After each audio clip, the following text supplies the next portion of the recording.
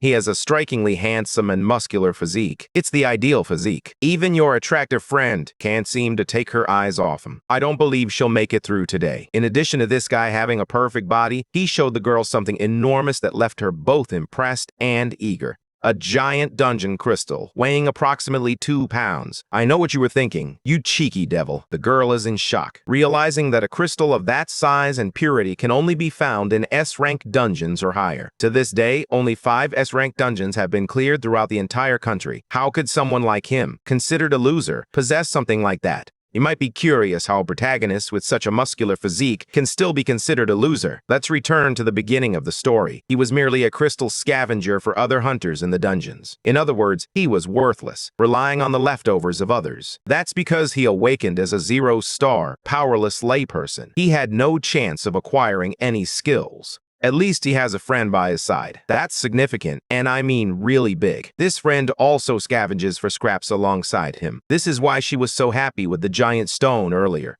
But a tiny pebble like that was only worth around $30. For him, it was just another day marked by failure. Everything changed when a lawyer arrived, informing him that his father had passed away and left him something. The child has little memory of his father. Just another case of a father who went out to buy cigarettes one early morning. What he left for his son was a unique necklace. His friend, upon seeing it, remarked that it was a return stone. However, it could only be used within dungeons to facilitate an escape. Is it just me? Or is this girl becoming more and more beautiful? Even the protagonist is feeling awkward. I think it's about time he makes his move with her, don't you? At home, he watched TV as the strongest hunter was interviewed about his group's successful clearance of an S-rank dungeon. This man was wealthy, handsome, and charming, captivating everyone around him with his charisma and style. Meanwhile, the protagonist was left with only a strange item that had belonged to his father. As he grips the artifact tightly, his hand starts to glow. It glows so brightly that he begins to panic. He is then teleported to another world, where the system welcomes him. He awakened his mana, which began to circulate through his body. But until then, he was simply seen as talentless trash. Suddenly, the system announces that he has achieved the impossible. He entered Hell difficulty while being the lowest level among all players, earning him the title of SSS rank. Good luck. To compensate for his low level, the effects were significantly boosted. Additionally, he secured first place in the Hell difficulty ranking, earning the title of Hell's strongest. Now, he stands as the last remaining survivor.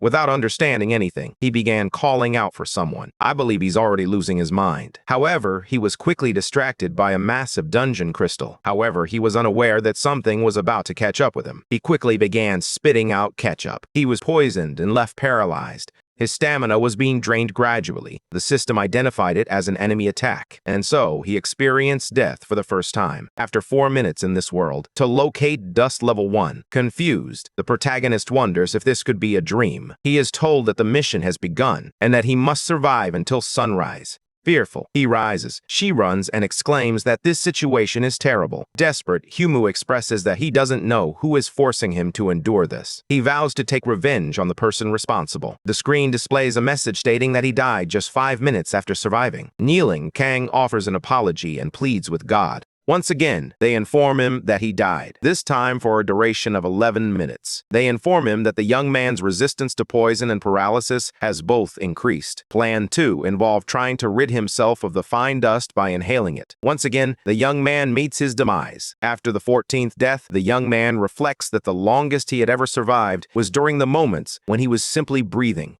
He tries to recall what that type of thing was called and whether it involved breathing techniques. Concentrating, Hummel remembers when he learned the importance of keeping his breath lower in his lungs. As a child, the boy had access to these skills. The man who was teaching stated that, among all the children he observed, the young man had by far the most potential. He sits on the ground, trying to concentrate. Once again, he dies, but this time he survives for 1 hour and 41 minutes.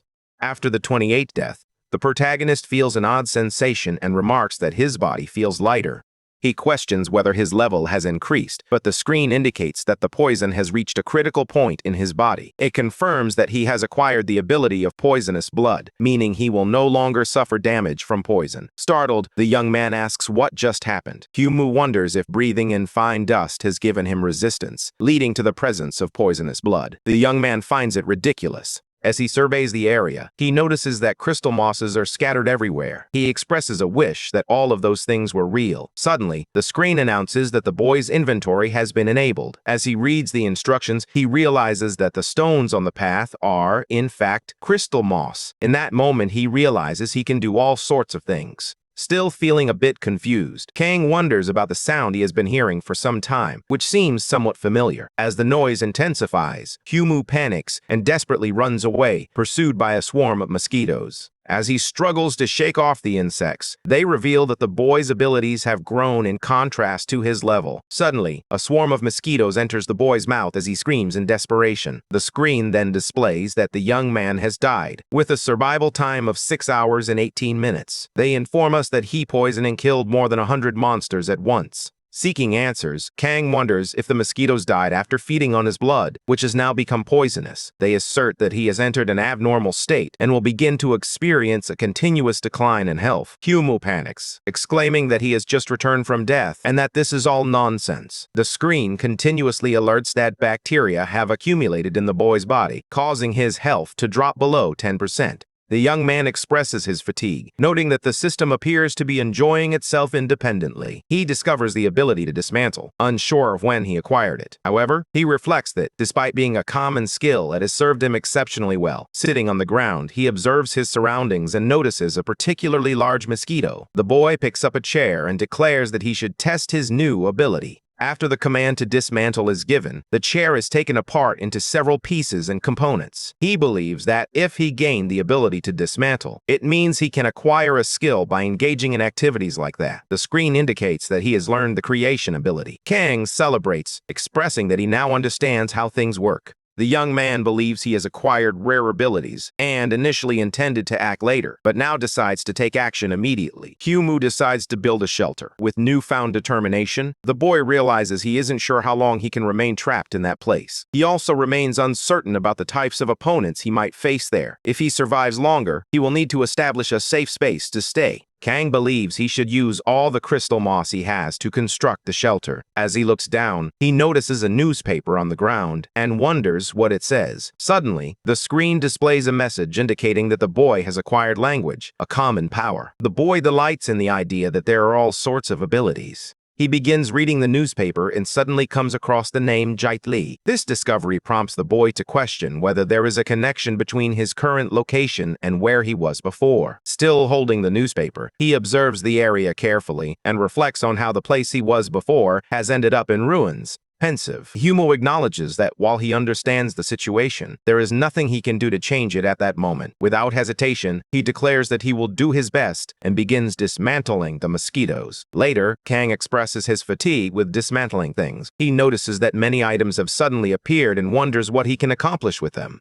A dart suddenly appears, leaving Hayamu confused. He carefully observes the surroundings. The man remarks that it appears to be a consumable item and seems easy to acquire. Before taking any action, he understands that he needs to conduct some research on the object. Reflecting on everything he has acquired, Kang questions whether these are all the resources at his disposal. Upon activating production, it reveals that he successfully produced a legendary unknown egg. As Hayamu observes the egg, he is taken aback by its size. The system alerts that the egg must be monitored to reveal what is inside. There is a 50% chance that it is either alive or dead. Kang places the egg inside his shirt, closes his eyes, and becomes contemplative. Suddenly, a noise grabs the boy's attention, prompting him to wonder what it could be. He then notices the presence of a goblin.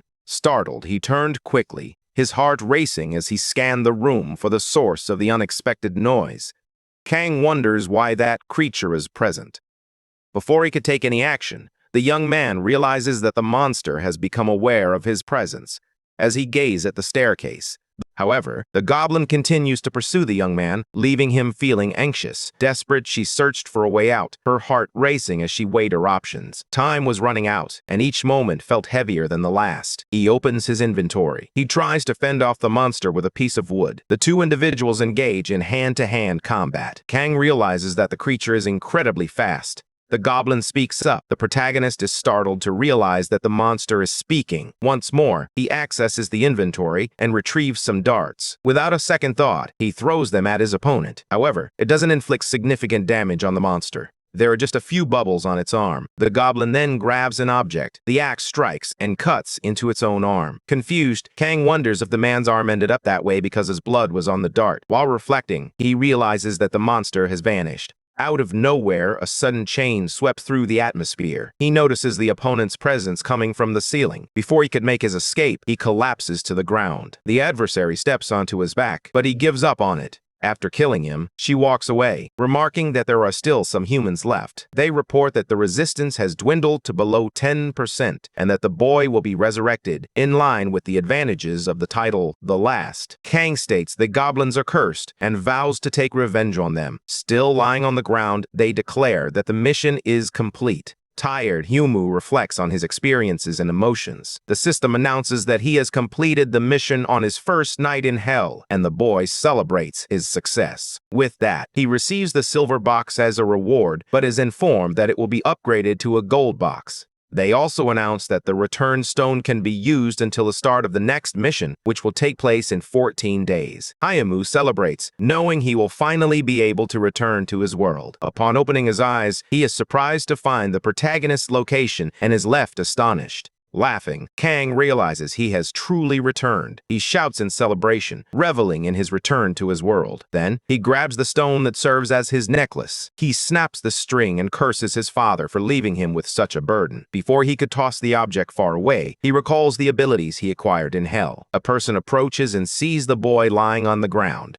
Yu-min calls out to her friend, a hint of worry in her voice. She rushes toward him, insisting that he can't stay there like that. Startled, the young woman emphasizes that if things go wrong, he could end up suffering from mana poisoning. Yu shouts for Hyun-moo to leave that place before the poisoning occurs. As the girl speaks, the boy attempts to speak with her. The young woman claims she has a mana contamination remover. She hands it to her friend, insisting that he must use it as a precaution, even though he insists that it's all right. Completely irritated, Yu-min shouts that the boy isn't taking this seriously and warns that he won't be able to regret it once he's dead. After being persuaded to use it, Hyun-moo takes a shower, and upon exiting, he questions the date when he is told it's September 11th. This information leaves him feeling a bit confused. Noticing her concern, Yu asks if something happened and explains that she worked alone for 2 days because she couldn't reach her friend. Kang wonders if he was gone for just 2 days, as it feels like he has been absent for years. As she reflects, the girl feels embarrassed and asks her friend to compose himself. Yu-min declares that she will buy whatever the boy needs. After all, he can't remain in that state, so he asks her about his other clothes. Pointing to a trash bag, she insists that he cannot wear them because they are contaminated and torn. The young woman then leaves the room, asking her colleague to wait quietly.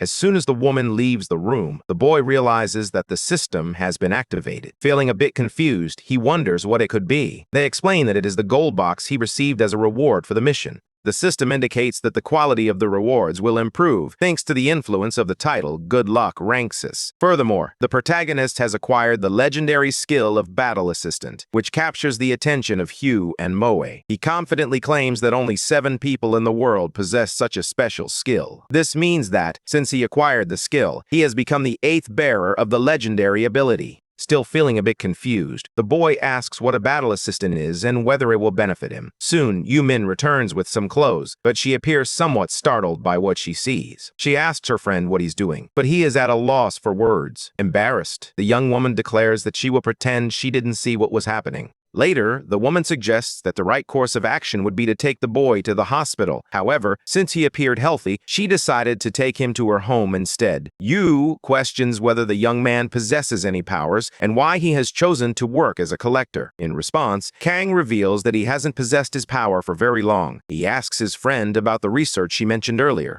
He asks her to take a look at something for him. Curious, Yu inquires about the object. Hugh Moe displays the crystal moss he collected and admits he is uncertain of its value. The young woman stands in shock at the sight before her. The protagonist holds a kilogram of crystal moss in their hand. He asserts that since his friend is in the midst of researching the subject, she should know more than he does. However, Yu disagrees, insisting that it's impossible, all while she remains perplexed by the crystal. The young woman asks her friend where she got that. He explains that it's not easy to find crystal moss of such purity, describing the stone as a 5-star gem. Mo wonders if his friend identified herself as a collector due to the research. Stammering, the girl replies with a hesitant yes. The young man makes it clear that he has no intention of giving the stone to his friend. In exchange, he promised to reveal how she could obtain his crystal moss. Kang asks Yu for help selling the precious item. Min responds that it's ridiculous, noting that with its size and purity, the boy would need more documentation. She adds that if the stone were smaller, it would be easier to sell, but that isn't the main issue. Before she can finish, Moe breaks the stone into 2 pieces.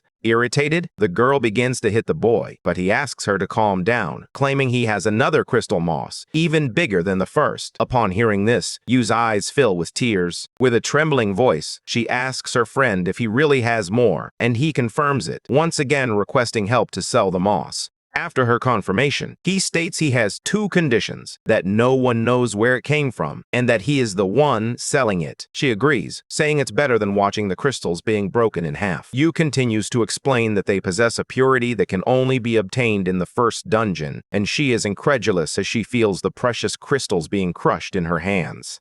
Mo says he will make his decision later, depending on how well his friend sells the valuable product. He gets up, takes the clothes from the trash bag, and announces that he is leaving. However, his friend invites him to spend the night at her house. The following day, the two wake up, and Yu announces that he is heading to the meeting point he arranged with the buyer. A week later, the 2 young people are seen together. The blonde girl tells her friend that he doesn't need to accompany her, but he insists he will go, just in case something happens. However, Yu believes it's not as dangerous a trade as he perceives. The protagonist realizes that while he is asking her to take action, many people in society are on the brink of losing everything. They both continue on their journey in search of their next client for the moss. They spot the buyer. Moi says it's good. He didn't go to the location alone. Yu approaches and mentions that he came with his partner that day. Kang realizes he has been focusing on the wrong man. The seller introduces himself as Park Hwa-so and shakes hands with Kang Hyun-moo. Just from the handshake, the protagonist is already aware that the client is quite strong. In the event of an attack, he would be unable to defeat his opponent. The sign warns that the boy's abilities have grown stronger. After examining the moss, the man asks if he should deposit the money into the same account as usual, and the girl agrees. He leaves the location, expressing his hope to meet Kang again. This leaves the protagonist feeling quite confused. Yu finds it strange considering the man has never greeted her that way before. Hyun-moo wonders if the man is behaving differently than usual, and if he might have discovered who unearthed the mosses. Laughing, Yu asks his friend if he really thought they would be robbed by the buyer. She encourages him not to be so downcast, reminding him that this type of negotiation is common. Thoughtfully, she asks her friend to share any other thoughts he has and inquires about how he feels, seeing $1 million entering his account. Meanwhile, they inquire about the success of the negotiation. Park Hwa-so confirms that he secured all the products available in the market. One man remarks that if all the mosses are combined, they will be quite substantial. The other person then questions how all those mosses ended up randomly in the market. Observing the piece, the boy asks Park for his thoughts. He notes that, in addition to possessing a crystal moss with a purity level typically found only in a 5-star dungeon, the young man appears to be a strong hunter. During the conversation, they mention that the boy can stay hidden if he explores the 5-star dungeons. They also suggest that the protagonist might belong to a clan from a foreign country. However, there's no reason for him to be interested in Korea. They inquire about the person who negotiated the mosses and whether anyone accompanied her. They affirm that such a significant quantity of goods represents a remarkable achievement. Park wonders just how strong a person must be to gather that amount of crystal moss in a 5-star dungeon. Concludes that Weimu should hold at least the rank of captain. He seeks assistance to investigate the boy, and the assistant, Yu Min, hears Hwa-so say to leave that to him. It is revealed that the boy speaking with Park is Captain Lee Jae. A few days later, the protagonist finds himself training once again in hell. On the 150th push-up, he drops from the bar. Weimu remarks that if he weren't in hell, he would have done another 1,000.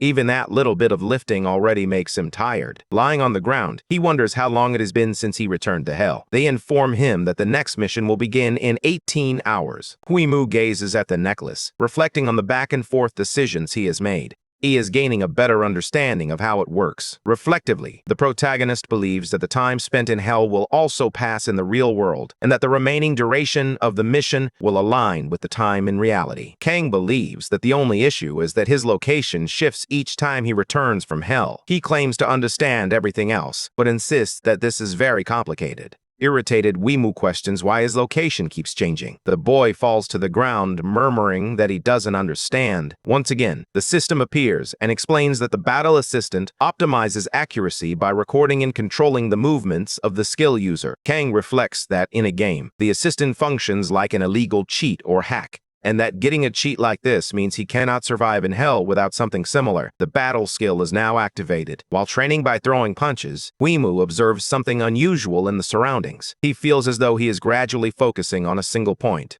The boy attempts to strike again, but frustration washes over him. He began to question himself. Kang asks if they have memorized all his moves and adjusted them, inquiring about what the assistant means. He finds the situation to be incredible. A new mission begins, titled Friend of a Beginner. In moments of uncertainty, Weimu reflects on the meaning of the word beginner. Kang states that he is already at level 7 and believes he shouldn't be assigned a beginner mission. He reflects on the comments made about scarecrows and asserts that he hasn't seen any in the area. Recognizing the need to improve, he decides to take action. The boy walks through hell, exploring until he finally comes across a staircase. Feeling a bit scared, Weimu expresses that it feels as though he's trapped in a horror movie. Several scarecrows emerge, standing face to face with the young man. Curious, he ventures into the unknown, eager to uncover the secrets that lie ahead. Although he doesn't initially understand what they are, he soon realizes they are beginner-level scarecrows. Weimu asks them to at least look cool. As he observes, he notices that the opponents have no levels and concludes that they should not suddenly gain experience. Unaware who his opponents are, the young man believes it won't hurt to throw the dart. He prepares to make his throw. After releasing the dart, he hides behind a piece of wood, but his opponents remain motionless, leaving him uncertain if they are truly just scarecrows. With minimal action from the monsters, the boy believes the mission will be a breeze. When attempting to throw a punch, Kang is taken aback. He insists he struck the opponent with all his strength, yet it appears he didn't make contact at all. Suddenly, the scarecrow's eyes glow red as they announce they have completed the opponent's recognition and are ready to begin sparring. Frightened, Kang realizes that his opponents are adapting to match his level and asks them to discuss the monsters before the battle. Fortunately, his opponents are slower than the goblins. Fawful, reflecting on his experience, notes that being 7 inches tall in the real world feels like being treated as a bodyguard or soldier with at least 5 years of experience. However, in hell, he's regarded simply as a beginner. Irritated, he threatens the scarecrows and learns that the battle assistant skill has been activated. In that situation, the protagonist must defeat all those robots. Feeling nervous, he readies himself for the first attack. Suddenly, one of his opponents lunges forward with a punch. Noticing the danger, Kang Weimu focuses on the movement and successfully dodges with ease. Recognizing a good opportunity, he launches a counterattack, striking his enemy. However, he is captured by a robot that attempts to put him in a chokehold. He delivers a powerful elbow strike, hitting his opponent squarely. However, he is unable to break free from the robot. With a swift motion, he pivots his body and delivers a blow to the android's head. The metal starts to exhibit defects as it becomes dented. Confused, Kang Weimu wonders if the attack had gone as planned. At that moment, the robot identifies the opponent and begins level 2 sparring. As he stays distracted, the other enemies attempt to close in on him. One of them manages to seize his hair with incredible force. Another attacker targets his arms, restricting the boy's movements. His legs are also the target of the effective attack, leaving him completely immobilized and unable to move. Desperate, he pleads with the robots to release him as he notices his opponent drawing near. A punch connects with his face, causing immediate, intense pain. The protagonist can't believe the situation he's in and knows he must find a way to defend himself. Suddenly, his physical strength, along with his resistance to bleeding and pain, begins to grow. The boy continues to endure relentless blows from the androids, which seem to come without end. Shortly after, his resistance drops below 10%, and he is resurrected due to the benefits of the title, The Strongest in Hell. Injured and bearing severe wounds, he attempts to recover, but soon realizes it is already too late. His body was nearly exhausted from the relentless attacks. Unable to land a single blow, he began to doubt his strength and contemplate the possibility of fleeing. Even weak and unsteady, he rises from the ground. Noticing that their opponents were employing martial arts, he starts to unleash his energy, determined to use something powerful to defeat those enemies once and for all. Soon after, the energized baton materializes in front of him. That hideous wood was reinforced, boasting high attack power but lacking in durability. He ran with determination, intent on ending the fight with his wooden baton. His eyes reflect a fierce rage and unwavering determination to conquer any enemy. The robots were in combat position, poised to confront the threat. With a powerful strike, he hits one of the opponents with all his strength. The outcome was a completely shattered arm.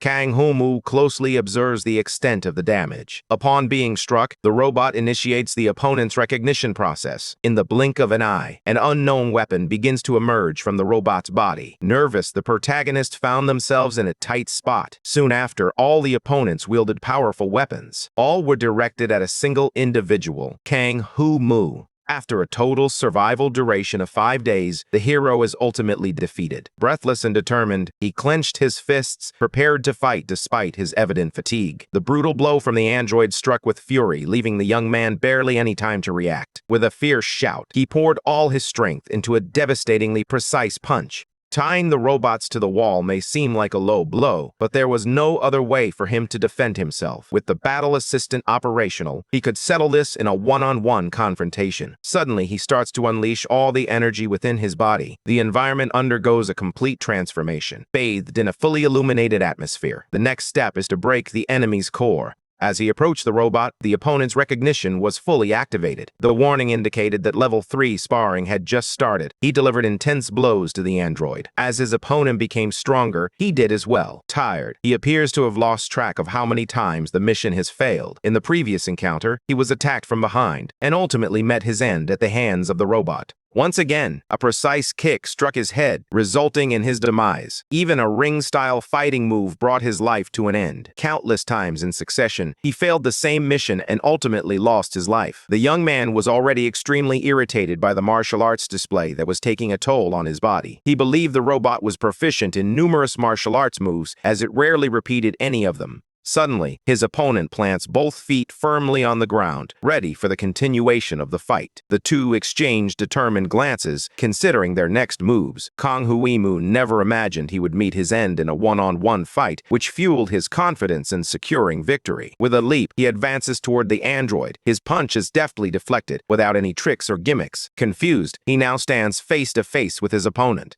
He plants one foot on the ground, searching for some semblance of balance. With a swift kick, he aims for the robot's head. At that moment, the opponent fully recognizes the situation, initiating level 4 sparring. Happy, the protagonist realizes he has finally reached this new milestone. But before he can celebrate, his eyes are drawn to the robot's metal fingers. As it opens its mouth to bite him, he lets out a scream of utter despair. His leg suffers a crushing bite that brings intense pain. Kang Hu-mu is terrified as he witnesses this absurdity. The robot has completely destroyed his leg. In complete anguish, the young man starts to compare all that metal to a dog before dying once more. At the conclusion of his 9th attempt, Kang Hu-mu came to understand 3 important facts. First, the combat level caps at level 4. As a result, the patterns remain consistent and do not change. While battling the robots, he began to draw new conclusions. Even though he was tired and sweat dripped down his face, he never gave up on any attempt. Second, the scarecrows follow a set movement pattern.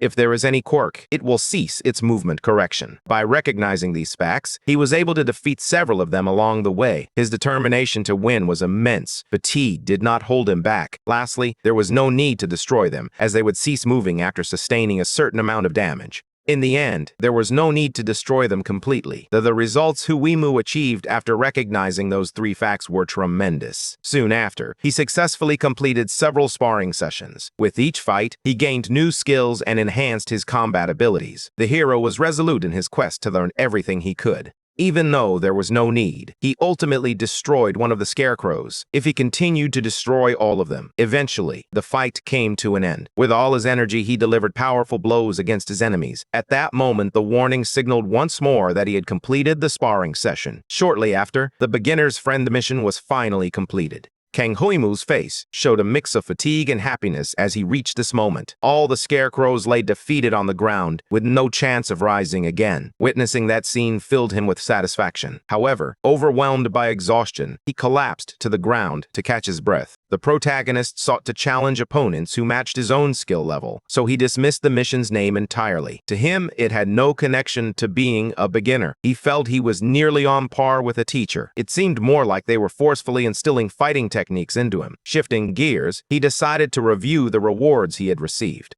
The quality of your rewards would increase thanks to the title Good Luck rank SSS. Without understanding anything, he takes a wrapping cloth in his hands. That was the legendary Celestial Cradle, a cloth item known for accelerating growth and fully restoring any bodily damage. The young man feels both happy and disappointed, unsure of how to use the item. He begins to wonder if wrapping the cloth around his head might make him smarter. Unsure, he wraps the cloth around his head, but nothing happens. Feeling embarrassed, he is grateful that there are no spectators around. He had thought the cloth wouldn't be of much use, especially since the boy had died and returned to life in perfect condition. Recognizing it as a legendary item, he decides to sell the cloth and keep the money for himself. As he examines the system, he notices the egg he acquired while dismantling the mosquitoes. Reflecting on the development of the cloth, he contemplates whether it could be compatible with that other item. It seems that his new idea does not have the desired effect on the egg. Kang Huimu believes the best course of action is to sell the ineffective items. Suddenly, the egg starts to undergo a complete transformation. Pieces scatter in every direction, raising the young man's suspicions. Calmly, the eggshell begins to crack.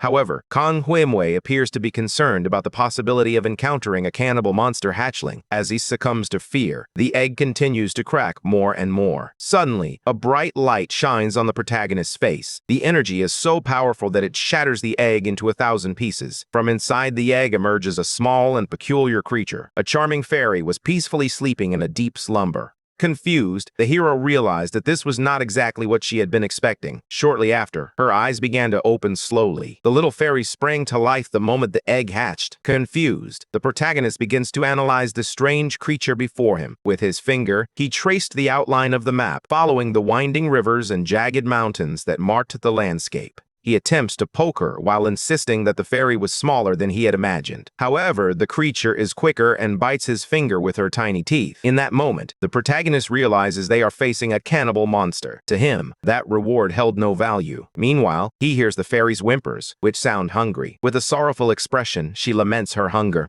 As he watched that scene unfold, the hero realized he had to help her. He reaches into his pocket, pulls out a candy, and hands it to the fairy. However, she immediately refuses without a moment's hesitation. Suddenly, the creature points at the protagonist, who appears utterly confused. It seemed that the fairy was interested in him. In the end, it turned out to be a cannibal monster. In an effort to satisfy her hunger, he offers a taste of his blood. The fairy would stop the bleeding as soon as her craving was fulfilled. To the boy, the entire scene was utterly disgusting. However, he couldn't voice his complaints, as he had earned the egg by showcasing the mosquitoes. Besides, that fairy resembled a mosquito, perhaps even a mosquito fairy. Happy, the creature claims it had a very satisfying meal but is eager for dessert. Irritated, Kang Hayu can't believe the audacity of that monster. Retracting her earlier words, she expresses her gratitude to him for the meal prepared by her butler. As he releases the little one, he asks her name. However, the fairy begins to stretch her memory to its limits. Suddenly, she realizes that she can't recall her own name.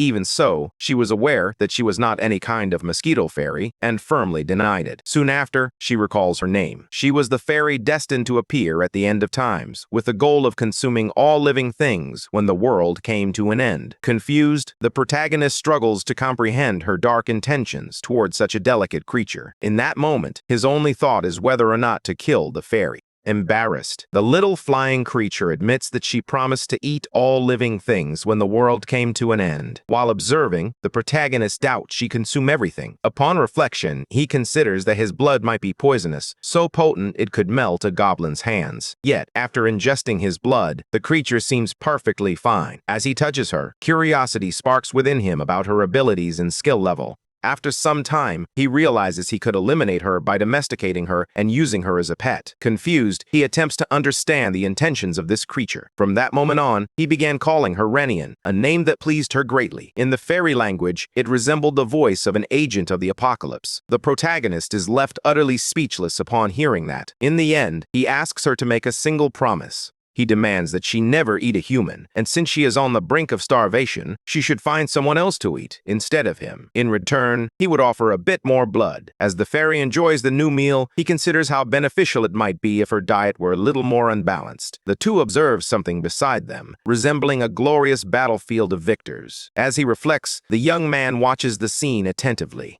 He observes that one of them is split in half. This led to feelings of strangeness and concern. He can't believe he was capable of such brutality. The system opens before him, revealing an alarming yet intriguing notice. The brave energy has been integrated into the battle assistant. I can see those words. He contemplates the new trait while lifting one of the robots. He strives to find balance. He made the decision to stop overthinking and to put everything into practice immediately, without hesitation. With renewed confidence, he quickly decided to test his new ability. With a powerful punch, he strikes the dummy, feeling the force reverberate through his body. I was struck by the magnitude of my current and undeniable strength. Even Renian was astonished by the powers I exhibited. Determined to give it her all, she starts to strike the robot with fierce resolve. At that moment, they receive a warning about recognizing their opponent. Suddenly, all the fallen robots on the ground begin to rise. Ready for battle, the protagonist takes his position. With each step, they began walking in his direction. He had been identified as a superhuman, and the lock was deactivated.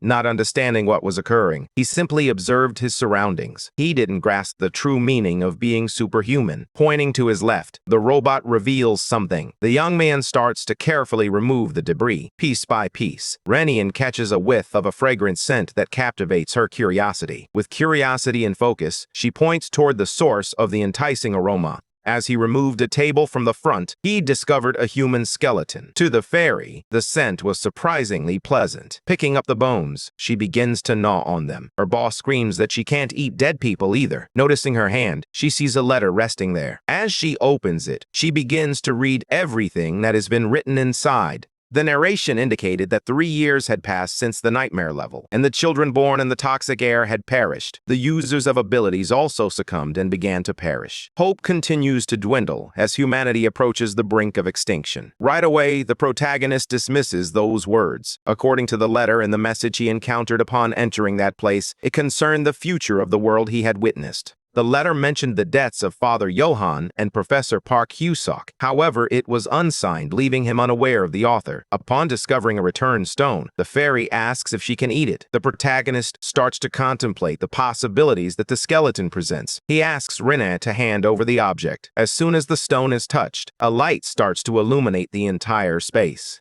Desperate, they struggled to comprehend what was happening. His hand was firmly stuck to the stone and unable to let go. The young man kept it frozen in place until the stone shattered into multiple pieces. As the boy began to experience a sharp, intense pain, he examined the palm of his hand and noticed something truly strange and disturbing. In an inexplicable manner, the design of the stone had been transferred to his skin. A warning revealed that the stars were watching him. Suddenly, everything starts to change around them. Saying goodbye to the friend he called Butler, Renian leaves, urging him to survive and return on his own. As he is gripped by his supernatural force, his desperation grows. Suddenly, he finds himself in the heart of the universe, surrounded by countless stars. Confused, he struggles to understand what is happening. As he walks through space, he calls out for the fairy. Another warning indicated that the advanced star Werewolf had detected the absorption of the star fragment. Werewolf felt disappointed with the values he had upheld until that moment. He took the fragment and set off in search of answers. Feeling scared, he starts to make jokes about the possibility of dying. He couldn't believe that his star could be disappointed in him. Suddenly, a warning indicates that the lock has been opened. The owners of the stars are beings who possess absolute dominion over their own territories, scattered throughout space. These beings invest their absolute power in fragments and share them. They do this in the hope that their descendants will harness this power to become rulers and expand their territories. The user Konghimu possesses one of those fragments. They long to see one of their own. His eyes widen as he pieces everything together. The stone discovered by Renian was not a stone of return, but rather one of the fragments of stars. As he listens to the strange sound, he becomes more aware of his surroundings. Looking up, he sees something emitting an intense bright light. The colors start to intertwine, drawing closer to the protagonist. The star whispers that Monstrile is in search of its charm, which will deceive everyone. The conquering star Arden offers him command of an army of fire and steel. Meanwhile, the hungry star Yogalam urges him to follow in the quest for the snake that completely swallowed the previous world. The brittle star Golas is presenting a world behind a screen for him to govern. The green lamenting star foretells his dominion over all that has come before. Those beings were eager to invest in the boy after witnessing his abilities. Therefore, he should select a star to follow. Furious, he insists that it's essential to know at least a few things about the stars before making a choice. The brittle star Golas is an absolute ruler, orchestrating a plot he devised while operating secretly in the shadows. The green lamenting star embodies the father of all pain and melancholy, commanding an army of the dead and observing the spread of despair. The insatiable star Yogalam is a serpent of greed and desire, yearning to consume everything in this world.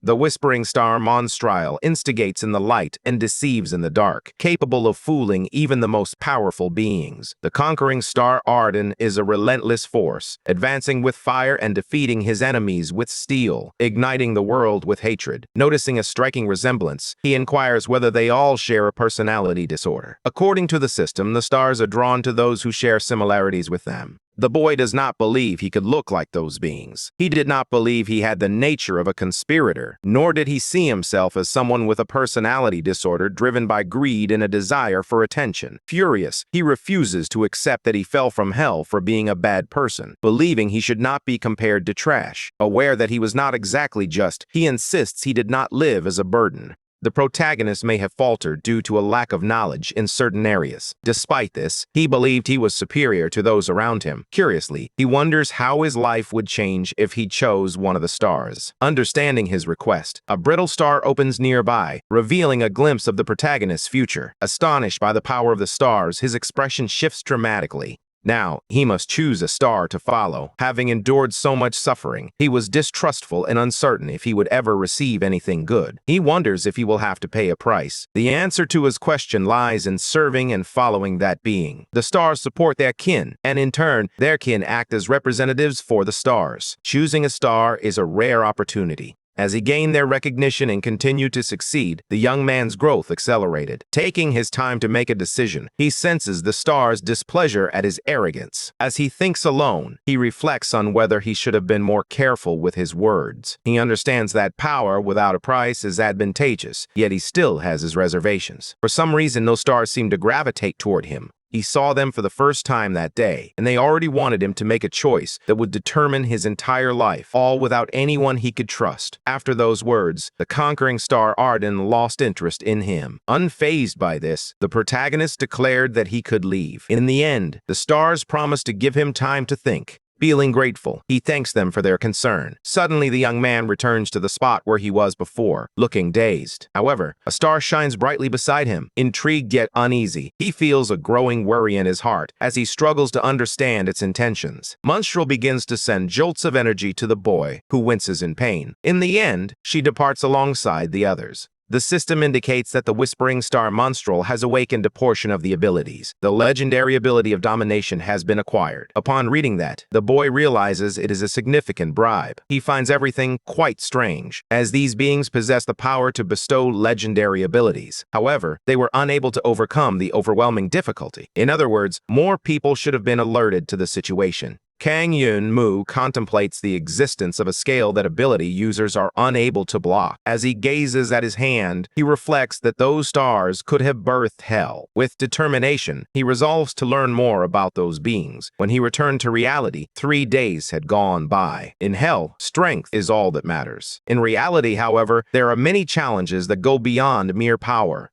For example, knowing exactly where to return can help avoid the disapproving looks of those who don't recognize you as you make your way back home. Our protagonist reflected on this while at home, contemplating the desire to buy his own place. Min is left feeling confused, wondering about the reason for such a sudden change in attitude. Hyun repeatedly expresses his desire for a simple house with enormous walls and a hospital wing for sterilization. The woman responds, explaining that it doesn't work that way. Surprised by her reaction, he asks if there are no houses like that in the area. He is confronted with a harsh reality. Houses like that did exist, but he appeared to be just another poor guy without the means to attain one. He is completely shaken by her words, and she reassures him, saying she didn't mean to imply that he couldn't buy one if he wanted to. A little later, the protagonist reflects that she is correct, but first, he should find a house that he likes. However, he noted that people would look at him strangely if he suddenly bought a house. He should focus on accumulating a substantial amount of money, strengthening his abilities, and improving his ranking.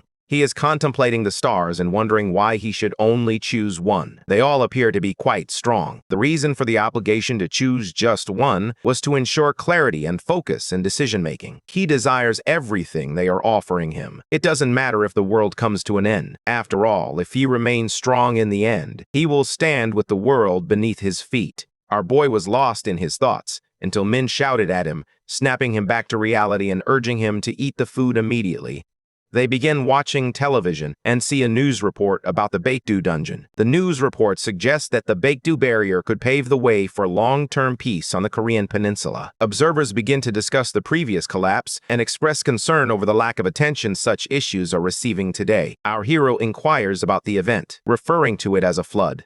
We are given an explanation. A flood occurs when monsters from a dungeon break free from containment, including 5-star monsters. To defeat them, weapons imbued with mana are essential. Attempting to invade such a place is a shot in the dark. If Chai Tai Lee's team succeeds, it could lead to significant changes. After all, the clans unanimously believe that defeating the North is impossible. Our protagonist wonders if they were successful, as he struggles to recall the details. The news plays on as our boy shovels instant noodles into his mouth. A test will take place over 3 days to select a talent. This test will be as comprehensive as possible, as it will select a group capable of entering Baekdu. They are gathering a wide array of talented individuals, which catches our protagonist's attention. He immediately turns off the television to focus, but this seems to have annoyed Min. In reality, she was simply angry because he constantly paused his eating to chat, which left him feeling embarrassed and apologetic. In a different part of the registration area for the test, the place is crowded, and our hero is visibly annoyed by the throngs of people around him. In the background, a random guy is shouting, adding to the commotion. He glances back, furious, shouting at the man who had been bothering him. The man concocts an excuse, claiming he wasn't speaking to him, but rather to someone else.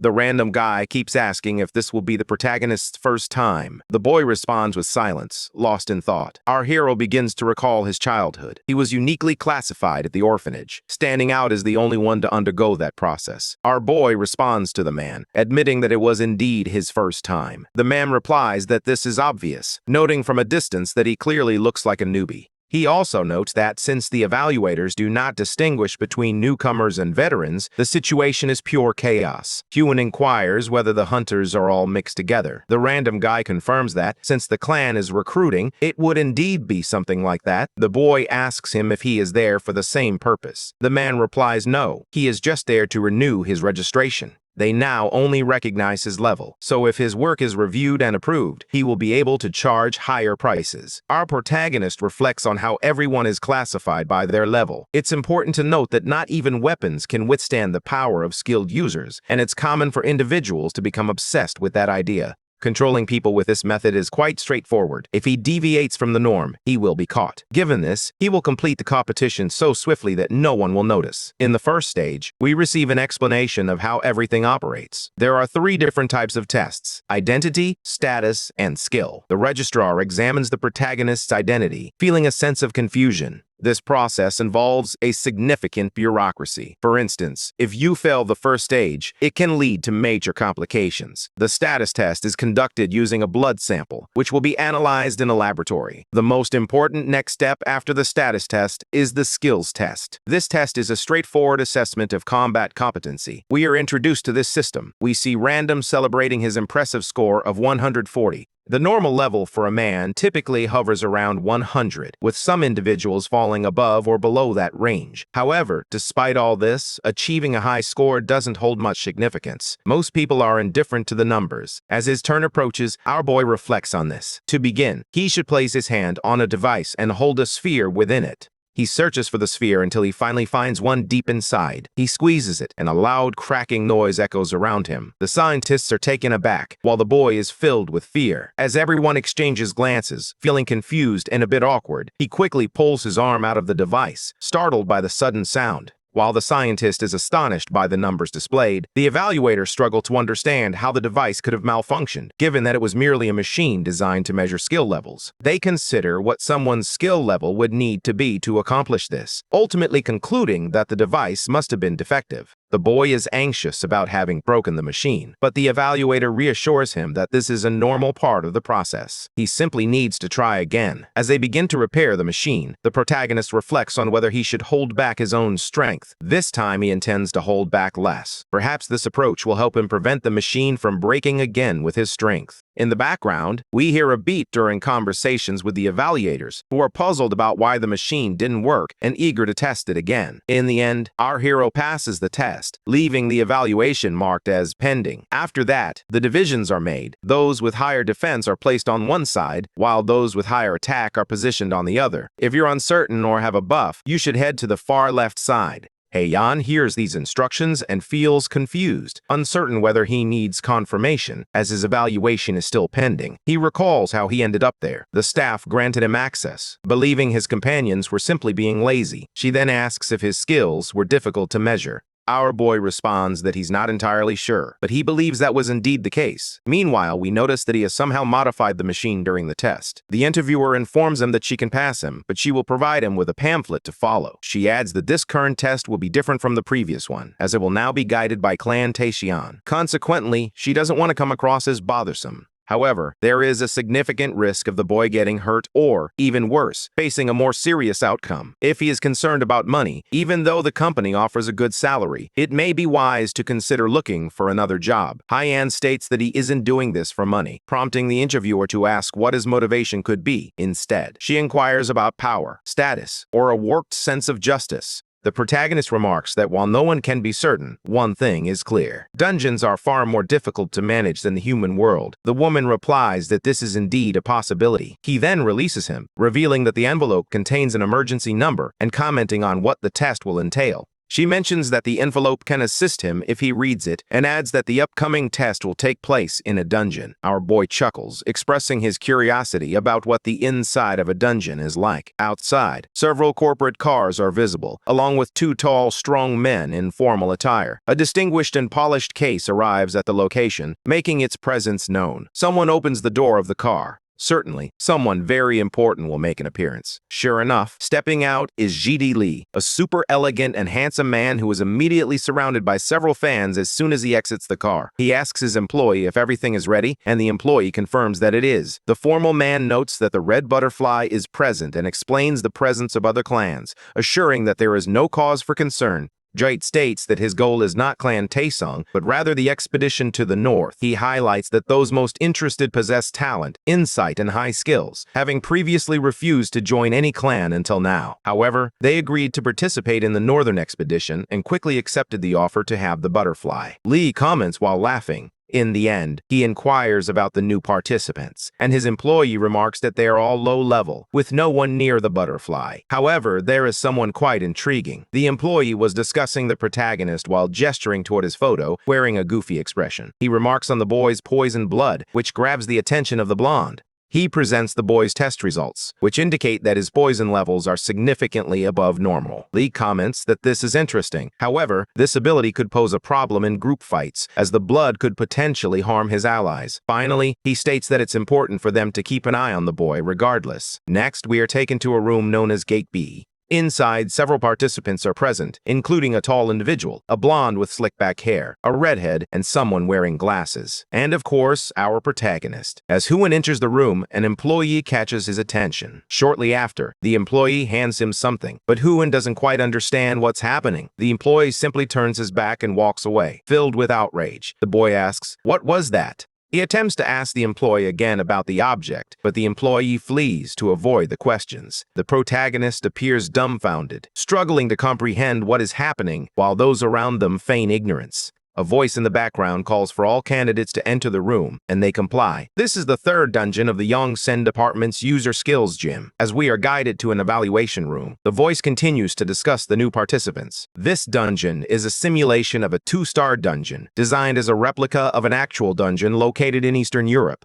The participants aim to collect as many cards as possible by the end of the test, which is themed around a dungeon. For the next 3 hours, everyone will immerse themselves in a genuine dungeon experience. Each person will have 1 piece, while the monsters will have 3 pieces. The individual who collects the most pieces will receive the reward. This means that, in addition to the monsters, humans are also prey in that situation. The nerdy one explains while asking if Humu would like to join them. The protagonist responds to the invitation, casually scratching his ear as if it didn't matter to him. He concludes with a straightforward no. The others are taken aback by his unexpected answer. He flashes a mischievous smile, surrounded by several lights, and makes a cheeky face. He repeats his denial, insisting that he doesn't want to. The one with glasses attempts to argue that they have more people and still possess defensive and recovery skills, but the protagonist remains indifferent. He concluded his argument by stating that, since the person with the most points wins, it doesn't make sense to have a group, as they would have to share the prize. His opponent questions whether that is truly the reason, to which he replies that there would be no other reason to refuse. The tallest member of the group attempts to discuss the upcoming battles against other factions, while Hu Mu simply wishes them good luck. But this response didn't end there. The tallest one grabbed the shortest by his clothes and pulled him along while cursing at him. They suggested that if Hu Mu is going to be robbed, he should at least hand over his weapon to them. Our boy simply looks back and says that if that's what he wants, then fine, he was right. In a swift motion, he lowers himself beneath the tallest. He delivers a lateral punch straight to the middle of his face, sending him flying. Casually, he takes the item from the person in front of him as if it were nothing. With a wicked expression, he remarks that he had forgotten to take the pieces from those amateurs, threateningly asking the others who would be next to hand over their items. The short man with glasses raises his hands and surrenders without a moment's hesitation. The protagonist questions whether that boy truly believes he can just turn his back and walk away after someone has surrendered. Meanwhile, the shortest one simply tosses his weapon on the ground in front of the strongest. Our boy asks if the 4-eyed one needs the item more than he does, but he argues that there was no information to support that claim. He concluded his argument by stating that the one who was knocked out was the only fighter with defensive skills, and that no one else could have stopped him. Meanwhile, Kang concludes by stating that he doesn't care as long as he has the pass. In a different setting, characterized by formality and structure, the boy's actions were clearly being monitored, as the figure in white remarked that the red butterfly was indeed impressive. They praised her talent for stealing several cards and even suggested that she could venture into 3-star dungeons. The other person beside him remarks that this is very impressive, but he adds that the girl could achieve even more with the right support. She concluded by stating that there was no need to watch over her now, as only the most talented would be able to overcome that challenge one that tested endurance. We see the girl confronting a humanoid figure clad in armor. The man continues, stating that when the time comes to confront monsters, even the most talented individuals would face serious challenges as they witness the mechanized monster preparing its attack. When asked what kind of creature it is, the blonde boy responds that it is a unique android produced by D&W Industries. These monsters are created using spores and skin materials harvested from mushroom monsters found in the sea or noble dungeon. Its official name is Mushroom Droid. Despite the rather unappealing name, it stands out as one of the best technologies available today. It possesses exceptional combat skills, remarkable durability, and an impressive ability to expand mana, along with auto-repair capabilities, all thanks to the unique characteristics of mushrooms. This explanation unfolds as we watch several robots engage in combat with the test participants, punching one of them and sending it flying into the air. The man continues to explain that the weaker individuals would struggle against that monster. However, this isn't as dire as it seems, since even the weakest have a chance when part of a group. The real challenges arise for those who fight alone, like the red butterfly herself. She would face significant challenges fighting even a single one alone, especially since the card is very deep, which complicates extraction. In addition to the monsters, there is another concern. Other participants might take advantage of this situation to eliminate her. He provides a complete explanation until something catches his attention, prompting him to tell his companion to be quiet. He asks if he noticed anything on the map. a large red dot, completing by noting that something intriguing was about to unfold. The robot watches the fighter before him intently. This fighter, the protagonist, is consumed by a mix of rage and anxiety. He bursts into laughter, saying he was expecting a real monster as his opponent approaches. Our protagonist swiftly lunges forward at the humanoid. It delivers a precise punch to the monster's face, deforming it, and shouts that the creature doesn't say anything. The mushroom fighter struggles to resist the blow, gripping the ground tightly. But before he can take action, Yunmu is already winding up for another punch. The robot's movements were quite simple, yet it delivered a precise hook to its chin. The monster loses its balance with the fighter at that moment, giving the fighter the opportunity to grab one of its legs. He finished his move by tossing his opponent aside, remarking that their skills were lacking. The boy grits his teeth and hyperventilates with rage, shouting to the skies that this situation is far from enjoyable. His surroundings reveal the aftermath of his battles. He has not only defeated numerous monsters, but has completely destroyed them. He takes one of the fallen creatures and uses his dismantle ability to break down its body. From inside, he retrieved the card he wanted, calling it too easy, something he hadn't expected. He looks at the card in his hand, questioning how it could have been so easy, while expressing his growing frustration with the situation. Meanwhile, the event narrator announces that 34 minutes have elapsed since the game began, with more than 30% of the points already collected. It's time to reveal the ranks. In third place is Karmazim, with a total of 7 points.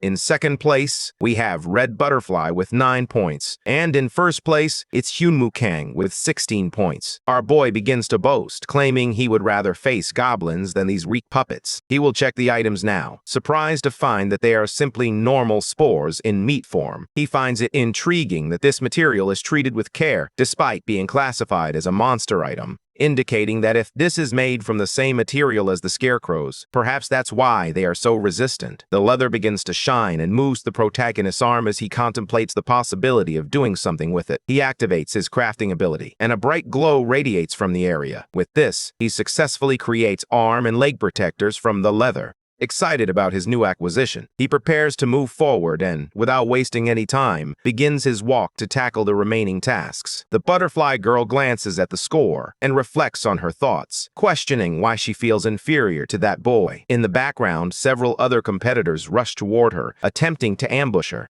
They unleash a barrage of spells at her simultaneously, but she responds with a powerful leap that even cracks the ground beneath her. Soaring high into the sky, she starts executing various maneuvers along the walls. She jumped and ran, dodging all the attacks, making it seem as if she were truly flying. In a graceful leap, she evades a series of blows simultaneously while spinning through the air, as if she were dancing in perfect harmony with the attacks that sought to surround her. The attacks detonate in the air as they try to strike the woman at the center. However, she was already descending, effortlessly evading the explosion. She lands on the ground and gazes intently at her opponents. Having just touched down among those she had already defeated, several others watch her incredulously, unable to comprehend how she managed to perform all those movements. The butterfly assumes another combat pose, poised and ready for the others to approach. Before anything else could unfold, several fighters were launched into the air one by one, accompanied by someone shouting her name. That someone was Karmazim, who expressed concern for the butterfly, fearing she might get hurt if she continued to push herself so hard. The redhead attempts to argue about her second-place ranking, but her companion insists that it is not relevant.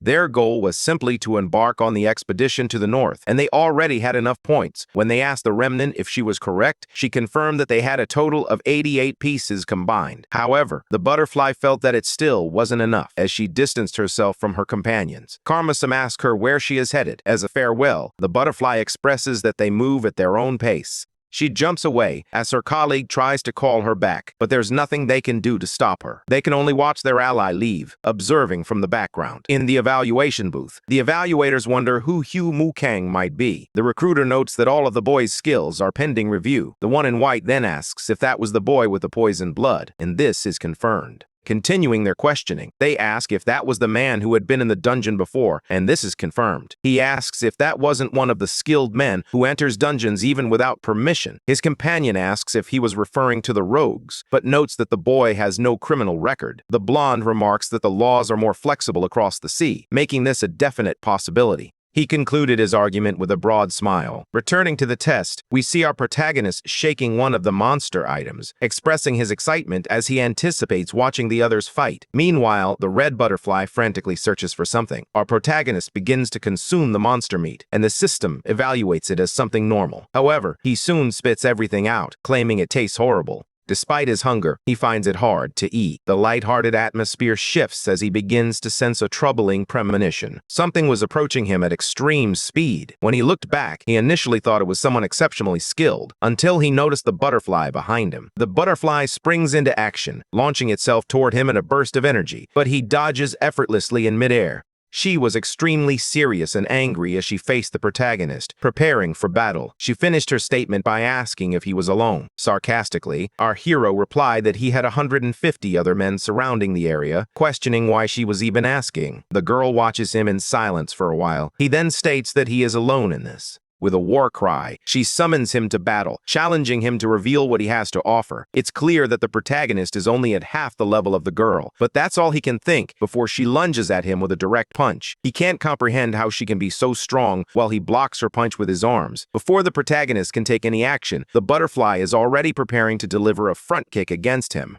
This time, instead of blocking, our hero dodges the blow, reflecting that a well-placed punch could send him to the afterlife. The butterfly, having missed the initial kick, prepares to strike back with the bottom of her foot aimed at the boy. Once again, he dodges as her kick strikes the ground, causing significant damage to the floor. Helen begins to laugh nervously as he realizes he is in big trouble without a battle helper. Another kick goes straight past him as he dodges by bending backward. He reflects that having one makes it easier to adapt and evade the blows. But before he can finish his thought, the woman is already gearing up to deliver a kick at him. This is also a dodge, as the protagonist concludes in his thoughts that there is no opportunity to launch counterattacks. He starts to feel fatigued while attempting to distance himself from the butterfly, expressing his dislike for the situation. Hume reflects that he was holding back something that could be too dangerous for humans. He believes it's acceptable to confront someone so powerful. More importantly, he knows he won't be able to sustain this fight for much longer, while also defending against the butterfly's counterattacks. One of his fists begins to glow with a bluish hue as the redhead charges at him head-on, moving at an incredible speed.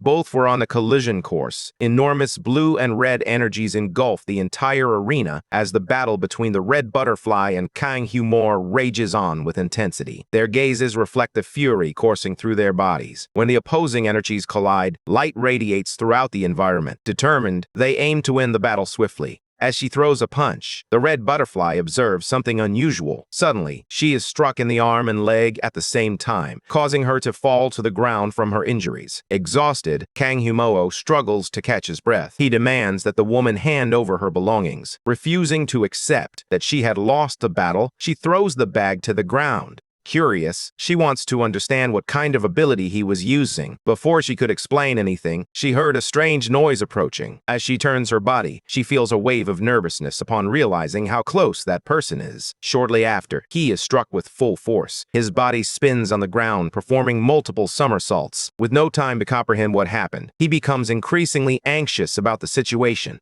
He recognizes the individuals from earlier who had been causing trouble for the protagonist. The man introduces himself as the Red Snake. Hong Ryong becomes irritated when she sees the injuries on her friend's body. She attempts to calm her down, knowing that the opponent is quite strong. Kneeling, Kang Humoo declares himself the bastard who hurt the red butterfly. As he speaks, the announcer reveals that the match has concluded after 3 intense hours. Upon hearing that the rankings would be announced, the protagonist becomes anxious about the possibility of not securing first place. In third place, with 21 pieces, is Ha Yun Taik. Kang Humoo is stunned to discover that he finished in second place with 69 pieces. The grand champion was the red butterfly, which amassed a total of 88 pieces. Hong Ryong is not surprised at all by her friend's victory. Meanwhile, the red butterfly feels confused by the situation, but soon realizes she has many pieces surrounding her. Kang Humoo realizes she received more pieces while he was distracted, but she insists it's a misunderstanding. Feeling pain in his back, he drops the subject and attempts to leave. However, Hong Rong isn't going to let the boy leave without receiving an apology for what he did to Unnie's arm. While he couldn't afford to draw attention to himself, he also didn't want to apologize. Reflecting on the situation, he notices his teammate's concern as she rushes over to check on him, but there was no need. Ultimately, he fought fairly and secured the victory, even after having first place taken from him. Moreover, he knew he wasn't a bad person, so he was prepared to teach them all a lesson. With a single word, he casts the domination spell. Meanwhile, Hong Rayong shouts, desperately trying to get the boy's attention. However, her expression shifts as she notices something unusual about her body. Worried, the red butterfly stands up and asks what happened to her. The protagonist remains silent as the spell spreads throughout the area. Suddenly, the powerful monsters behind him make their presence known. Huang Weiyong collapses to the ground in despair, amplifying all those fears. A terrifying figure looms near the woman, addressing her directly. Only she can see those creatures, which is why she felt such desperation. Meanwhile, the teammates come together to support their friend, who appears to be very frightened. A team of doctors and paramedics rushes to the scene. Kang Huimu comes to the realization that the situation he created is far worse than he ever imagined. Before the situation could deteriorate further, he quietly slips away. Meanwhile, the men observe everything unfolding as he talks about the red butterfly. The light-haired man believes that, despite being a misunderstanding, it was a very calculated move. Noticing a user with impressive skills who wasn't even at level 10, he concluded that the hunters could soon be surpassed. Nervous, the man asks the captain if they should arrange a meeting with the red butterfly. But first, he wanted to have a conversation with Kang Huimyu. Meanwhile, the young man appeared quite tired, using a cold can to soothe his discomfort. While the battle-assisted displayed brave energy, the act of domination drained a significant amount of his mana. At that moment, he regretted using it, feeling as though he had just wasted his mana. Suddenly, a mysterious figure calls out to the boy. It is Ta Min-su, the leader of the Taesong clan's secretariat team, who congratulates him on successfully passing the test. Handing over his card, he expresses that his clan would be eager to provide everything necessary for the young man to enhance his skills. Moreover, they would ensure that Kang Huimui could reach his full potential as a hunter. Confused, the protagonist carefully examines the details on the business card. He murmurs something that leaves the man confused and unable to understand his words. With curiosity in his gaze, he asks if they can help him reach the stars. Meanwhile, the captain sits in the back of his car. His gaze intently analyzes the video on the laptop. He repeatedly watches the fight between the red butterfly and Kang Huemwei, and a smile spreads across his face as he examines each of the strikes. For him, it felt like watching a movie. With a tap on the glass, he notices his subordinate returning, apologizing for being turned down by the young man. He noticed the boy's lack of interest, even after explaining the conditions. However, the captain had anticipated this reaction. Ta Min-su then shares that after rejecting the proposal, the hero speaks about the stars. At that moment, the man explains that it might be a new term among the younger generation. Curious, he wonders if the leader understands the meaning, but it was the first time he had encountered the term. The red butterfly accepted the offer, as her sole goal was to put an end to the northern expedition. The captain expresses his gratitude for the information and informs everyone that he will be heading to his house. As he bids farewell to his boss, Ta Min-su reminds him to be careful on the way back. Inside the car, the man in the white suit attempted to decipher the meaning behind that type of response. Unable to reach a satisfactory conclusion, he realizes he must keep his eyes on Kang Huemu. Meanwhile, the young man sat in the car with a woman who appeared curious about what he was holding in his hands. The protagonist reveals that it was a reporter's card from the recruiters who approached him after the test. The woman was curious about the large box resting on his lap. As he opens the box, he starts to explain what it contains. In front of him, Yoon-hee desperately apologizes, explaining that Hong Rayan had intended to do her best. At that moment, he recalled the strong woman from earlier who had been terribly scared. Hong Rayan needed assistance from her teammates. The young man reflects on the past, urging the red butterfly to forget it all. Claiming it should have been his by right, he hands over the prize for first place in the test. The young man had no choice but to accept the item. Inside the box were two sturdy gauntlets that enhanced both the strength and defense of his hands. Beside him, the blonde reveals that she sold the crystal to Park Huizo, who expressed genuine interest in the item. Confused, the protagonist wonders if all of that was meant for him. He believes that someone working behind the scenes could explain why they needed the crystal moss so urgently. In that case, it would be more beneficial to contact them directly, without an intermediary like Park Weezo. At that moment, he realizes that the old man is extremely suspicious and not an easy target. The conversation continues as a girl asks whether the gloves were the only prize for the test. As he rummages through the box, he contemplates the cash prize. Moments later, a piece of paper slips into his lap. He extends his hand, presenting it to the woman beside him. Excited, he asks the blonde if she would like to enjoy some meat to celebrate their newly acquired prize. The total prize amount was 50 million won. Soon after, she parks the car in a spot and arrives home. The two discuss the association, which appeared to hold much greater respect for hunters. Concerned, she wonders if the young man should be more careful, but he simply shrugs. Suddenly, he catches a whiff of a suspicious odor. As Human presses the elevator button, Kang Hoo-moo realizes it's the scent of blood. The smell intensifies. Sensing that something was wrong, he ordered the girl not to enter the house and to return immediately to the car. Kang Hoo-moo instructs her to lock herself inside the vehicle and not to leave until he returns. As he walks, he follows the scent that beckons him. Suddenly, he finds himself confronted by a horrifying scene at the back of the building. A mysterious figure swiftly took down several men with powerful strikes. Old Park Hwa-so-sai appeared delighted to reunite with the protagonist after such a long time. He explains that those individuals were members of the Japanese Yakuza who were in pursuit of the mysterious crystal moss. If the old man hadn't shown up, Human might have been hurt. However, the man had ulterior motives, and as a small gesture, Kang Hoo-moo was asked to form an alliance with Tae-song.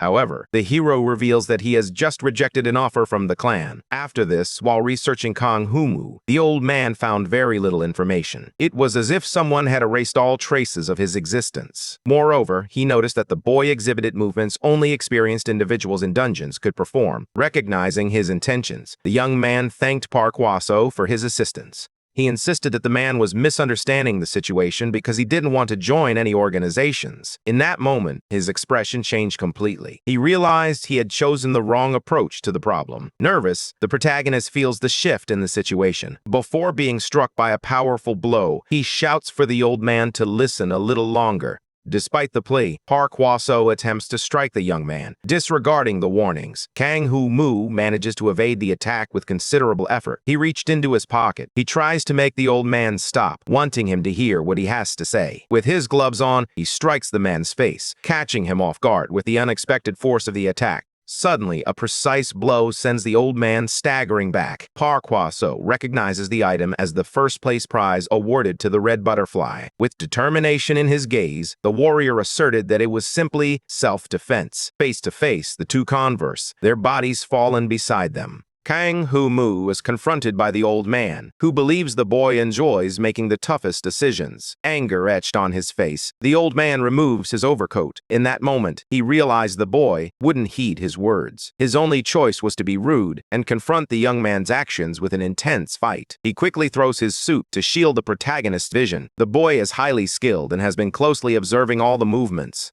Suddenly, Park Hwa-so transforms his cane into a sword. Determined to end that discussion once and for all, he was willing to resort to cheating. However, Kang Hoo-moo screams desperately, indicating the activation of the battle helper skill. The man charges forward, weapon drawn, without a care in the world. As they exchange intense blows, the young man struggles to dodge effectively. Shortly after, he leans against the ground for support. Determined not to give up, he gains momentum and leaps forward. Kang Hoo-moo soars over the bewildered old man. In an instant, he lands on the other side, unnoticed by his opponent. Happy, the young man realizes he has achieved his goal of getting ahead. However, his happiness is short-lived when he notices a blow heading his way. Despite the challenges, he manages to dodge and close in on his adversary. With determination in his eyes, he casts the domination spell to defend himself. Park Hwa-so observes his opponent's intentions and, recognizing the man's distraction, Kang Hoo-moo manages to restrain him. With his eyes rolled back, the old man appears desperate in that moment. Meanwhile, the protagonist is resolute in their determination to eliminate him once and for all. The young man pauses for a moment, sensing something unusual. Park Hwa-so, having awakened from his trance, brings his weapon close to the boy's face. Sensing something unusual, he comes to the realization that it is an illusory spell. Suddenly, a deep cut strikes the warrior. The sweat on his face betrays the pain coursing through his body. The old man had no intention of killing Kang Hoon. Instead of targeting the neck, he made a cut on his wrist. In that moment, his primary goal was to extract specific information from the person issuing the orders. Confused, he hears strange laughter coming from the young man. His expression shows his irritation as he questions whether the old man is forgetting something. Confused, Park Hwa-seo struggles to understand the mysterious words. However, he notices smoke rising from his sword, which appears to be corroding. As he observed his instrument, he contemplated the possibility of poisonous blood. He reaches out with one hand toward the face of the distracted old man. Using his gloves, he pushes the man's body until it collides with a thick wall. At that moment, Park Hwa-seo had already dropped his sword. He was struggling to defend himself against that immense force. Despite all his experience, he likely still lacked resistance to poison. With a smile on his face, the young man realized he had just shifted the game in his favor. However, his opponent was highly skilled and was already gearing up for a counterattack. Using his elbow, he strikes the protagonist's arm. Screaming in pain, he realizes it was a powerful blow that saps some of his strength. Suddenly, Park Hwa-seo delivers a powerful kick to his enemy's stomach, sending him flying. Face to face, both men bear the scars of battle. Meanwhile, the old man rummages through his vest and discovers a small vial containing a mysterious liquid. Without hesitation, he pours it all over his face. Kang Yoon taunted him, claiming it was a highly effective medicine. As he stood up again, he asked to be informed if there was any left. Confused, Park Hwa-seo was certain he had broken the young man's arm and ribs, yet here he was, standing normally. To him, the protagonist may have a healing ability, but his true desire is to engage in more battles. Park Hwa-seo closely examines his weapon, keeping it near his body. However, he declares that the fight has come to an end. Rising to his feet, he states that his goal was to offer an agreement to the boy, not to engage in battle with him. Upon facing more resistance than anticipated, he began to question who was orchestrating Kang Hoon-moo's actions. With determination, the boy insisted that he was entirely alone, with no one pulling the strings. Park Hwa-seo wanted him to join Tae-sung, but the young man had no interest in working for anyone. Although some thoughts crossed his mind, they captured the old man's attention. With a smile on his face, he asserted that everything could change if Park Hwa-seo chose to work for him. The mustache man noticed the absurd things coming out of the spoiled boy's mouth.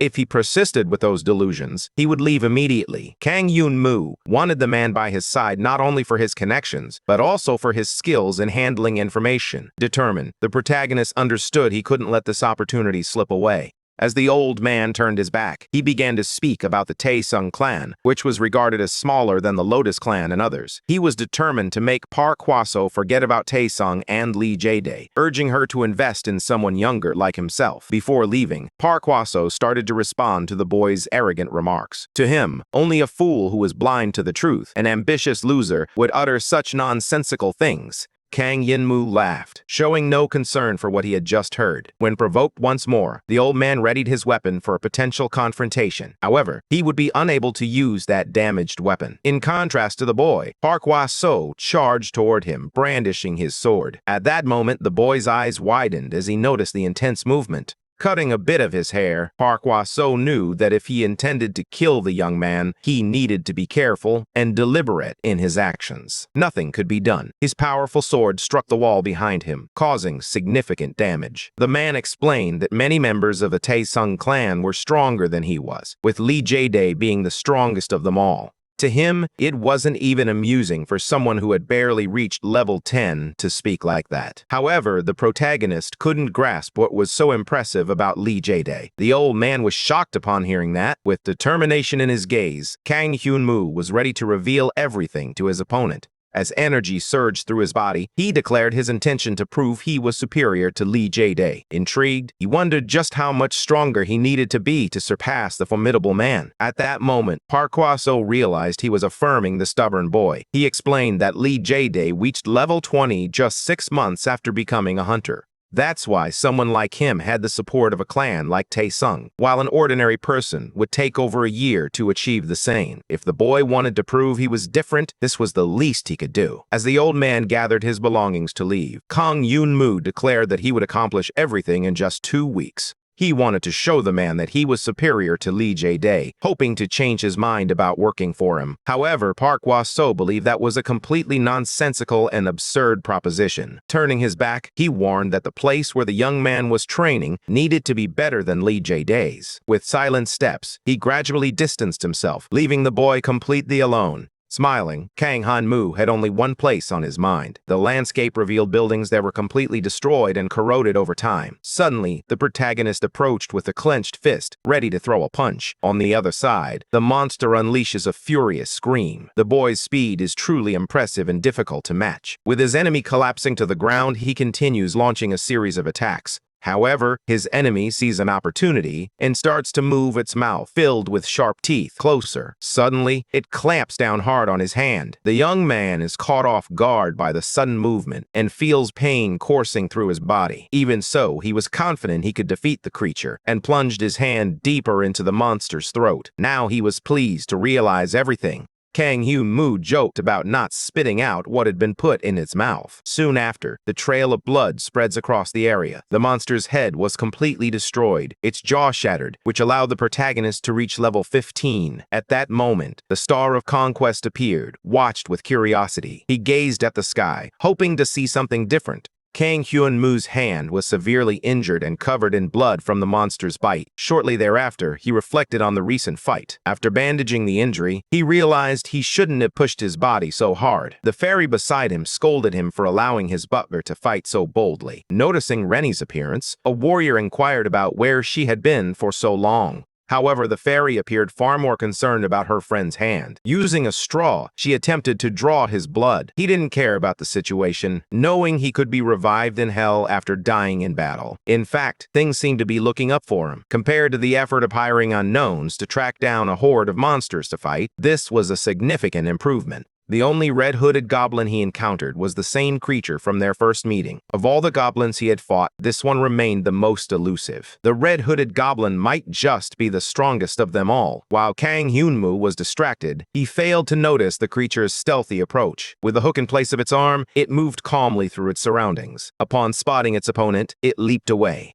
In a moment of desperation, he shouted for Rennie to hide as quickly as possible. However, the fairy had long since abandoned the protagonist, leaving them completely alone. Meanwhile, the beast approached the pile of bodies, sniffing each one. Suddenly, the red-hooded goblin let out a furious scream. It looked at Kang Hyun-moo, fury burning in its eyes. It was profoundly sad to realize that its own kind was gone. As it placed weapons into its injured hand, the warrior, eager to avoid any further delay, readied himself for battle. On the opposite side, the goblin appeared intent on ending the life of the young man. Its terrifying face revealed all its rage and intent to destroy its enemy with its own hands. Soon after, the system indicated that the protagonist had died. The new mission began on a wooden bridge, where the objective was to defeat the black-handed goblin. Recalling his opponent, Kang Hyun-moo realized he had left the monster in a state of terrible rage. In that moment, he found himself unable to defend against his opponent and ultimately faced defeat. As he lay on the ground, he reflected on the fight. In the end, it was just a goblin, and there was no need to worry. Determined, he got up, ready to start the new mission. His plan was to,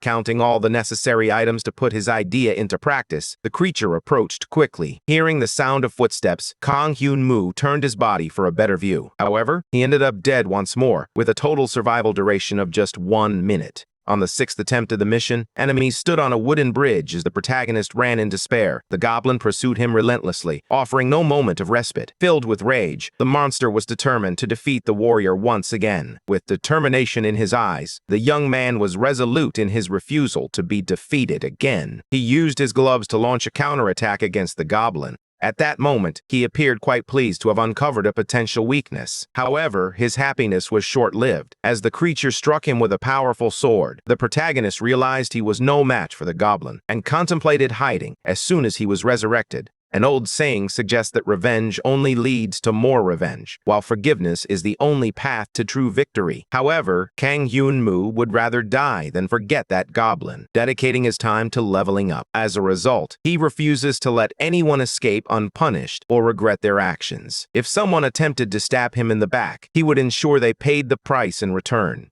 However, if he couldn't confront them and continued to flee, he doubted his pride could withstand the consequences. As his thoughts raced, the Red Chaos Goblin wandered through the wreckage. After a long period without conflict, the presence of the human led him to assume that he might have finally escaped. Even so, it was still too early to relax, as his opponent had the ability to revive and was extremely cunning. His ultimate goal was to keep humans away from his kind. Suddenly, a monster calls for Curson, tears streaming down its face. The creature arrived to warn its friend that everyone was perishing. Someone had poisoned the entire water source, and as a result, the powerful goblin must return. The situation was dire, as many goblins were ill and struggling to survive. Someone apparently mixed poison into the water supply, making it impossible for them to even eat the animals. The two discussed the motivation behind such cruelty, but Curson already had someone in mind. His eyes betrayed his anger upon realizing that Kang Hu-mu was the only one capable of doing that. The goblin felt a deep sense of guilt for failing to capture the young man and end his life. Shortly after, another creature called for Curson, fully aware that he was very busy. However, his presence was requested to observe an important event.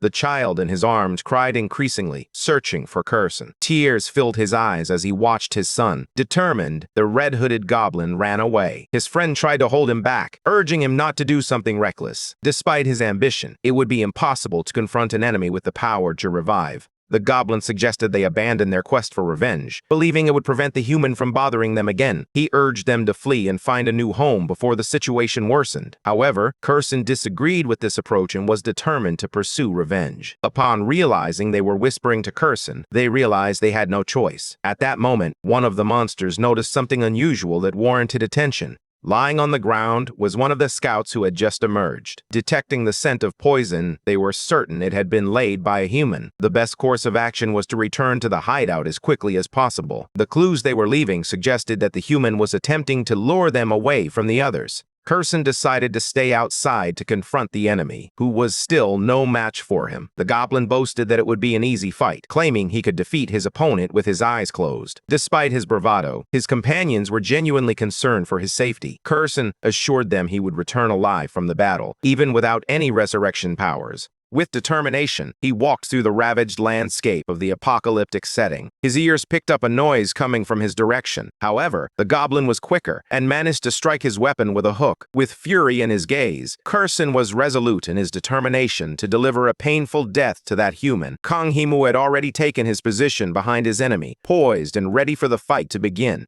Smiling wickedly, he announced that he would give the goblin a chance. However, he was toying with his adversary, claiming he was giving him the opportunity to die by his hands. Feeling completely lost, Curson did not understand the significance of his actions. It seems that his opponent was attempting to buy some time.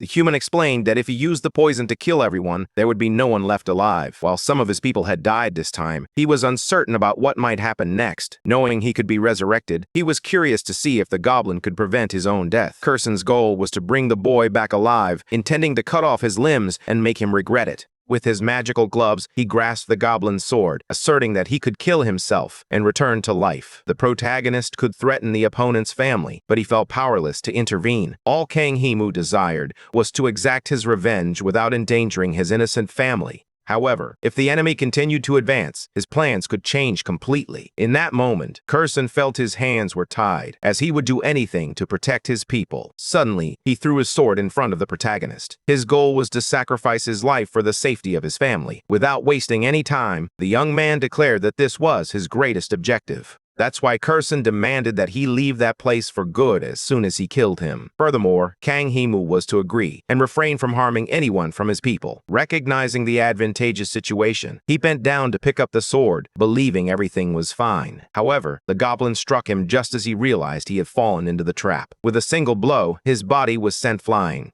Shortly after, he falls to the ground and hits his head. Irritated, he realizes he has been deceived by his opponent. Without wasting a moment, Curson takes to the sky, determined to end the man's life. With a powerful strike, he draws his sword nearer. However, he senses some reluctance and decides to apply more force to eliminate his enemy. His expression betrays the anger he feels toward that repulsive human. On the other side, Kang Himu attempts to defend himself using his magical gloves. The goblin shows no signs of giving up easily as it readies itself for another attack. With a fierce determination, he brandished his sword, signaling his intent to oppose everything that had been said. Curson was resolute in his mission to ensure the most painful death imaginable. Despite the challenges, the protagonist carries on with a smile on his face. Even at a disadvantage, he thinks his enemy is a complete fool for not eliminating him sooner. At that moment, his health was under 10%. As regeneration began, the warrior regained his strength and launched a counterattack. The monster recoiled in pain from a powerful blow to its stomach. Soon after, Kang Himu seized his opponent's neck with great force. Curson attempts a new strategy, seeking to retaliate against the attack. Suddenly, he decides to use his hook-shaped arm. However, the boy skillfully dodges the attack. Showcasing all his abilities, he sends the goblin flying, crashing into a wall. Despite this, the goblin refuses to end the fight, unwilling to let his opponent go unpunished. With a smile on his face, the boy appears completely energized. Desperate, the monster is taken aback by the audacity of the young man. With a powerful attack, the hole in the wall grows larger. Moments later, a bright and unusual energy rushes toward him. Despite his injuries, the protagonist is recovering quickly and efficiently. Curson sensed that his opponent was concealing a formidable ability. Despite taking numerous hits, he appeared unharmed and was determined to defeat the goblin. A knockout lands on the creature's face, leaving it unable to defend itself. Suddenly, his enemy grew 10 times stronger, delivering increasingly powerful blows. Meanwhile, Curson was convinced that something unusual was occurring. It seemed impossible for someone so close to death to accomplish all that. In that moment, he was struggling to regain his strength amidst the rubble. For the protagonist, it was nothing remarkable. The goblin's actions were simply a result of carelessness. Throughout all the time he always struck him down with the same blow. As a result, the two had never experienced a genuine fight. This is why his enemy believed he could take his life at any moment. In the end, the blame fell on Curson for his carelessness. Exhausted, the monster declared that the human was overly arrogant and could be easily defeated. Rising to his feet, he declares that he will break his opponent's neck. Shortly after, blood spurts from his mouth, prompting the young man to smile. It seems the battle has concluded with Kang Himu's victory. The goblin is losing all its strength, unable to stand on its own 2 feet any longer. Unlike someone else, the young man was determined not to be careless. In utter despair, Curson pleads for forgiveness for all the times he took a human life. The souls that cannot be blessed are unable to reside in that place, and if he dies, all his people will perish as well. Curson recalls the boy's words, stating that he had no intention of harming his family. With focused attention, Curson waits for the boy's response. However, he appears resolute in his intention to end the life of that goblin and all the others. In the end, he wondered if he would gain the experience of all the others by defeating his opponent. Laughing with satisfaction, he drew his weapon closer, ready to put an end to his enemy. Curson's gaze betrays his nervousness about the situation. Without remorse, Kang Himu decapitates the goblin and tosses its head aside. The red sky casts an eerie glow over the entire landscape, highlighting the surrounding buildings. Kang Himu takes a deep breath as he surveys the landscape. With his arms open wide, he reflects on how pristine everything appears. The system informs him that he has defeated the level 21 red-hooded goblin, successfully completing the mission titled Enemies on a Wooden Bridge. As a reward, he received a silver box transformed into a gold box. In addition to having his return stone activated, he also managed to level up 3 times for defeating that goblin. Suddenly, Ranian appears, calling out for his butler. Once the body has undergone a thorough inspection, the fairy can drink all of its blood. The young man sought to uncover what made the goblin so strong, as its physical abilities seemed too formidable to be attributed solely to a weapon. Suddenly, his gaze fell upon something unusual. With curiosity, he took the creature's hand and observed it intently. On your skin, there were writings unlike anything ever seen before. At that moment, the fragile, Gaulish star guided your hand. An unusual movement began, leaving the boy completely lost. Soon after, something forcefully crossed his hand. His expression shows curiosity about what just occurred. The boy had absorbed a fragment of the Gaulish star, which left a tattoo on his hand. Now he had mastered the family of skills at a legendary level. In a white room, Yumin sleeps peacefully in her bed. With the curtains drawn, she attempts to rest a little longer. Suddenly, a voice begins to call out for her in desperation. As she opened her eyes, she attempted to understand what was happening. With her hair disheveled, Yumin turns her body to face the intruder. Not hearing the noise of the door, she realizes it was only Kang Himu, which puts her more at ease. She narrows her eyes to observe the situation more closely. Curious, she asks the young man if he has eaten anything. As she gets out of bed, she remarks that there aren't many things to eat in her house. She informs him that she will go to the nearest convenience store. At that moment, the boy grabs her arm, preventing the young woman from leaving as he attempts to discuss a delicate subject. He was unsure of what to do, contemplating whether to reveal the entire truth to Yu Min. Suddenly, she begins discussing how Park Waiso appeared 2 days ago, inquiring if something was wrong with the boy. The old man realized he needed to tread carefully. Yu Min's frustration was palpable as she pressed for answers about the secrets Kang Haimu was keeping, and his activities when she wasn't around. Losing her composure, she insisted on understanding the reasons behind his frequent disappearances and sudden reappearances. Recognizing her agitation, the old man knew he had to handle the situation delicately. The warrior reassured her by gently holding her arms. He nervously asked her to calm down. From that moment on, he began to explain everything to Yu Min. Despite everything, the protagonist grasped the girl's behavior. She was fully engaged in the unfolding events. Even in the face of something urgent, she acted as if nothing had occurred. It wouldn't be unusual for her to feel this stressed. Kang Haimu had always depended on her assistance whenever he needed it, until he reached the point where he couldn't imagine his life without her. If anything were to happen to her in the future, he would find himself alone in that dreadful place. Therefore, he had no choice but to reveal everything that was happening to Yu Min. Kang Haimu reveals the story of a returned stone that has the power to resurrect him countless times. Shortly after, the young woman starts to grasp the pattern behind the series of disappearances. For the protagonist, it was challenging to determine how long it would take to return. Nervously, Yu Min wonders about the possibility of not returning in the future. Feeling the weight of responsibility, he realizes he should have shared everything with her much earlier. In the end, it didn't matter how long it took, he would always return. The hero tells Yu Min that she will be his beacon in the midst of darkness. Recognizing the situation, she steps closer to him. Yu Min expresses that she wouldn't want to be merely a beacon. She also emphasizes that Kang Haimu can reach out to her if he needs any kind of help. If he needed her, she would do everything in her power to save him and ensure his safety. Nervously, he asks the girl to move away, explaining that he smells bad because he hasn't bathed. However, Yu Min appears unfazed by the smell and comfortably settles onto his legs. With a gentle smile, she tells him that she hasn't bathed either. At that moment, the protagonist realizes that the girl may be hinting at the idea of taking a bath with him. The day after that encounter, sunlight streamed through the apartment window. As we walked through the rooms, the young man appeared quite calm. Having spent the promised day with Park Waiso, he knew it was necessary to act soon. He was contemplating the best way to contact the old man. The worst option would be to show up unexpectedly in a car. The young man informs the old man that he has leveled up 13 times, despite being at level 7 just 2 weeks ago. With a joyful smile, Kang Haimu recognized that all of this was hard to believe. However, Park Waiso stood firm in his decision, stating that there was no way to verify that information. Without an agreement, he warns that he will stop trying to persuade the young man to join the Taesong clan. Additionally, he would raise the purchase price of the crystal moss by 15%. However, the boy appears uninterested in that proposal, insisting on double the price. Noticing his intentions, Park Waiso realizes that the young man is doing this deliberately. Irritated, he couldn't believe he had encountered so many problems just to satisfy the demands of the old man. As he listened to the man's laments, his anger began to rise. Despite all the effort the boy had put in, nothing had changed. With a smile on his face, he refuses to be intimidated. He understands that getting angry won't resolve any of his past issues. Suddenly, he begins to demonstrate his powers.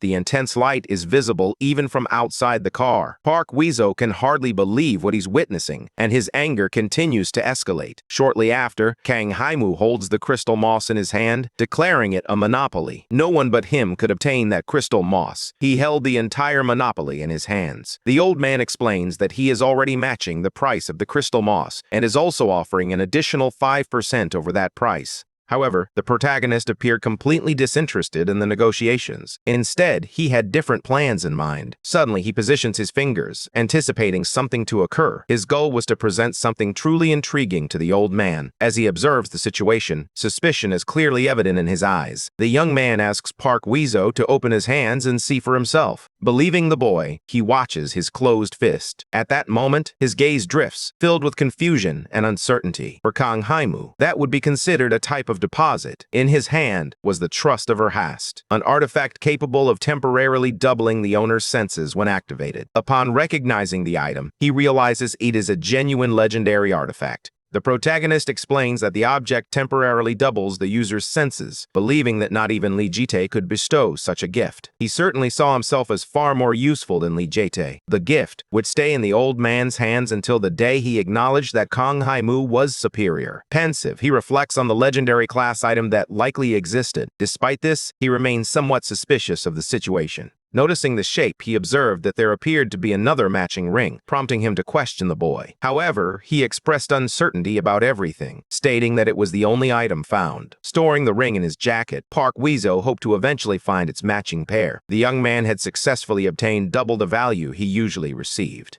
Park Weezo was exceptionally skilled, doing everything possible to ensure the other person was satisfied. That's why the protagonist made every effort to win him over. Meanwhile, Yu Kao Hart kept the obedience ring that tracked the other pair hidden in his pocket. After finalizing the negotiations, the old man inquires if there is anything else that might interest the boy. Fawful begins to reflect on all the possibilities. He curiously asks what the name of that car is. In the school hallway, Yu-min expresses her gratitude to someone near a door. Answering a call, she explains that Kang Haimu is a bit busy, but has asked her to leave work and meet him. Across the street, he waves patiently. Standing in front of the stunning car, onlookers snapped pictures, amazed by the vehicle's beauty. The protagonist took Park Weezo's car, determined to take the girl on a date during the ride back. Despite not having a license, he drove to school by himself. Noticing the recklessness, Yu-min asked him to wait a moment. The concern on her face showed her irritation with the young man who was violating traffic laws. On the way back, Yu-min drove the car because the warrior had a driver's license. Meanwhile, two fighters battled in the ring. The powerful man unleashed a flurry of intense blows at his opponent. Demonstrating his determination, he asserted that the clan was not the premier organization for skilled users. In fact, the clan serves as a training ground for hunters to prepare their bodies for the battlefield and the dungeon.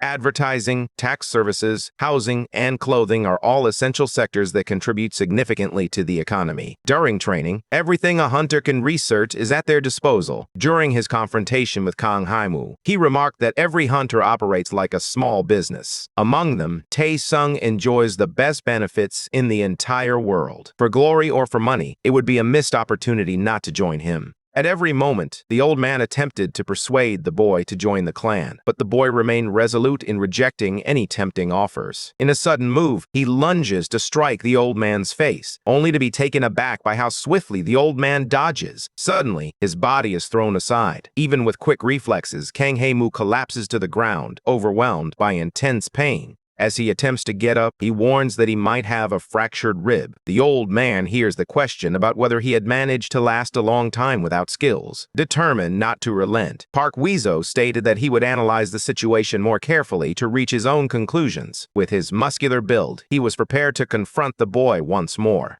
On the other side, the protagonist appeared exceptionally ready to counter any form of attack. The only known detail about the leader was his name, which he used to refer to the association called Anno. As they threw punches and kicks, they talked about the dark place. To the young man, everyone there was welcoming, and many were exceptionally kind. Despite this, some people feel it's overwhelming. Suddenly, he spots the perfect opportunity to take down his enemy. However, he is caught off guard by a swift blow that seizes his arm, declaring that the place shouldn't be bad. Park Weezo twists his opponent's arm downward. At that moment, his health falls below 10%, triggering the start of regeneration. The old man watches intently as the young man carefully puts the limb back in place, healing it with precision. He concludes that it must be the same formula as in the last battle. Moreover, Park Weezo was eager to see what could unfold from the boy's growth over the past 2 weeks. The old man had been summoned to the location solely to collect the car. Curiously, the young man sitting in the ring asks his opponent if he has ever heard about the stars. Confused, he realizes that the young man was referring to the user class system and its abilities.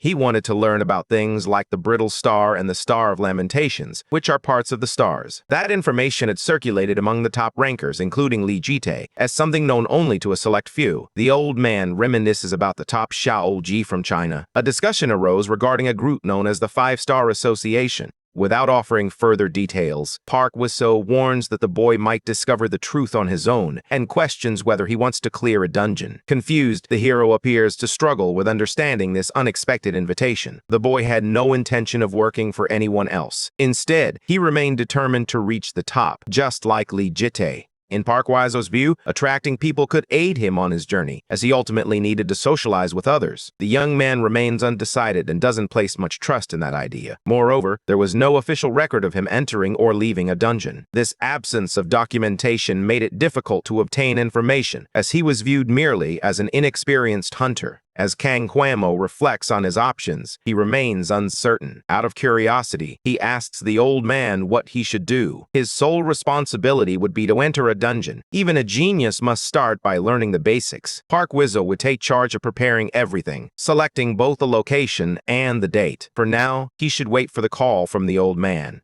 The street is entirely empty and tranquil. With no living beings walking on the asphalt, the protagonist spoke to himself, sharing his observations. At that moment, he stood atop Cheongi Mountain, a permanent one-star dungeon called Cheongi Dungeon, where novice hunters can test their skills. The place was bustling with a diverse crowd. Normal people strolled by, taking in the scenery. Suddenly, a woman called for the attention of all registered users with abilities. Kang Huemo appears to be completely unaware of what is happening. The woman appeared resolute in her efforts to gather as many users as she could. Shortly after, 4 people had already lined up near her. The 5th person introduced herself, making the situation even more intriguing. She was the supervisor of the Great Unknown, known as Know-How. As she spoke, a strong odor of alcohol emanated from her mouth. She knew that everyone must be wondering why they had received a supervisor. Many novices with inflated egos arrived at the mountain and began to fight among themselves. The number of accidents caused by that was more than sufficient, making it clear that such a situation should never be repeated. As a preventive measure, they were assigned a supervisor. An intermediate-ranked hunter from each clan would be closely monitoring the situation. As she stretched, she wrapped up the brief and straightforward explanation. Lastly, she cautioned that those who disagreed should also cooperate in the same manner. All the novices watched her instructions attentively. She explained the basic knowledge of the dungeon. The more stars it had, the higher the class, and the more difficult the challenges would be. An unstable dungeon constantly shifts its terrain, making it increasingly difficult to navigate and complete. On the other hand, permanent tight dungeons feature a defined terrain, which makes them easier to navigate.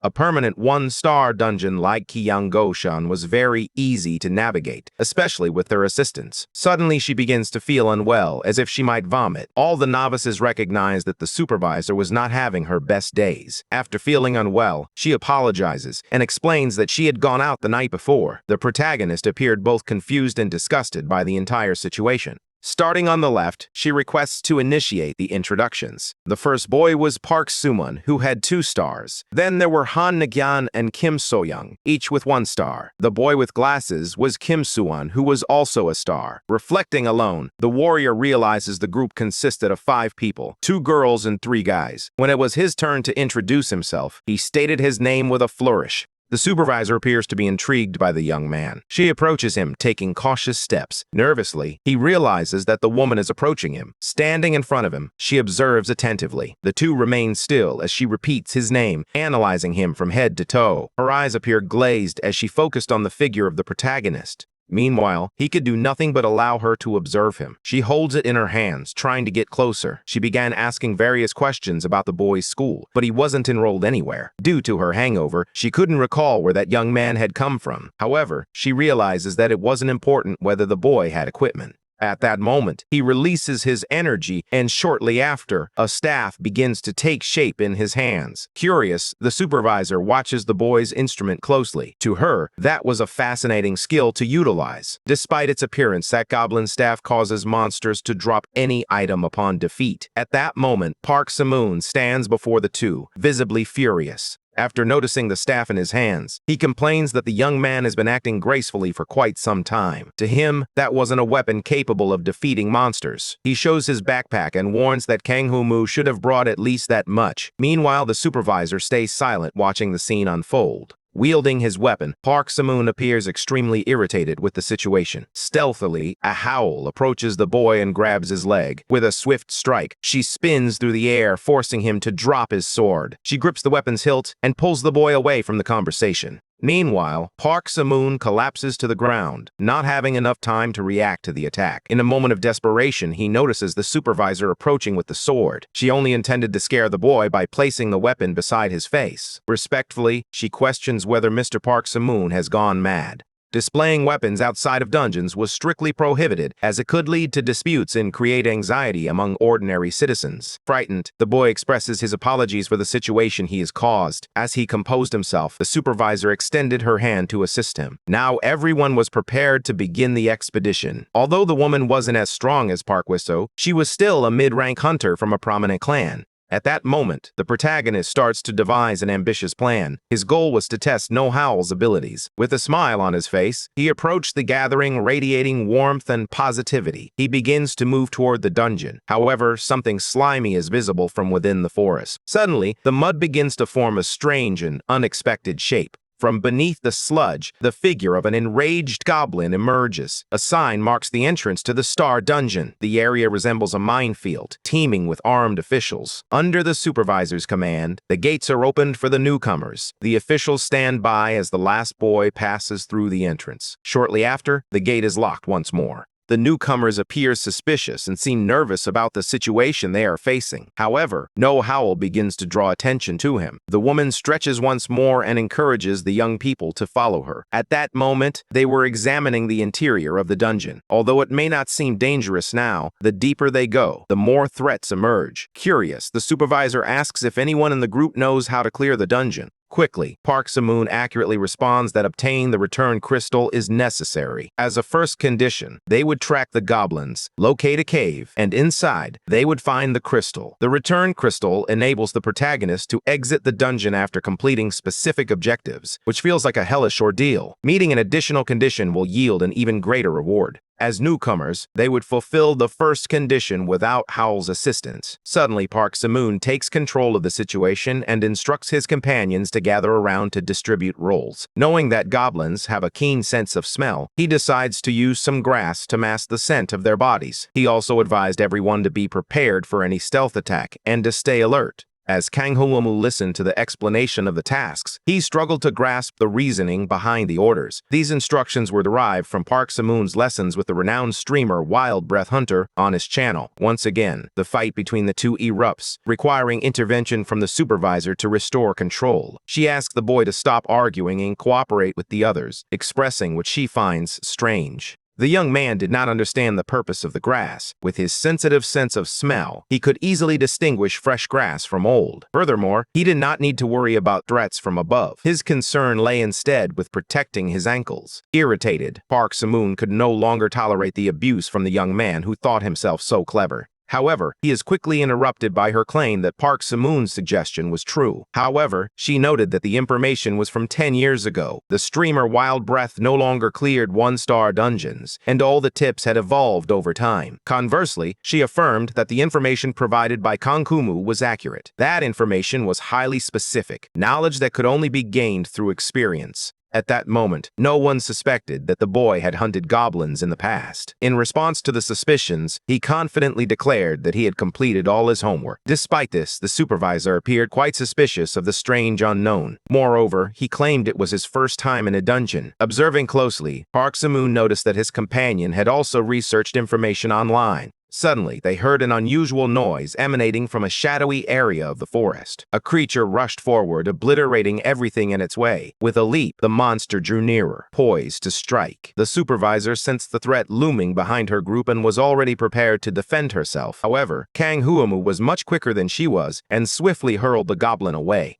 The creature soared through the air. With a single powerful kick, the protagonist defended everyone from imminent danger. As Park Sa-moon watched the scene unfold, he was left speechless. The other newcomers were in disbelief over what had just occurred, but Kang Ho-woo appeared completely unfazed. Now, those people would irritate him because of his simple weapon that had even been employed. Despite this, the supervisor remained highly suspicious of the boy's intentions. Furthermore, the best course of action was to halt the discussions and focus on the goblins that might appear along the way. Finally, the woman announced that they were ready to begin clearing the dungeon. Shortly after, another monster emerged in front of the group. A massive rope was hurled toward the creature. Without wasting any time, the girls sliced the goblin's body in two. They were determined to eliminate the approaching monsters without showing any fear. The creatures attempted to defend themselves using weapons and anything they could grasp. The newcomers were both powerful and determined in their mission. She cut into the enemy's belly, which had no way to react. Meanwhile, her colleague readied for a triumphant attack. The boy with glasses wielded his powerful sword to slice through the goblin. His expression revealed his objectives and unwavering determination. Another goblin fell to the boy's strength. Suddenly, they heard footsteps approaching, and everyone focused on what was coming. With his weapon drawn, Park Samoon showcased all his skills. With just a few strikes, the young man managed to defeat multiple goblins at once. Meanwhile, the supervisor remained vigilant, observing every movement closely. Taking a break to rest, she observed that no one seemed afraid of the mission. If they continued like this, it would soon end with only a few scratches.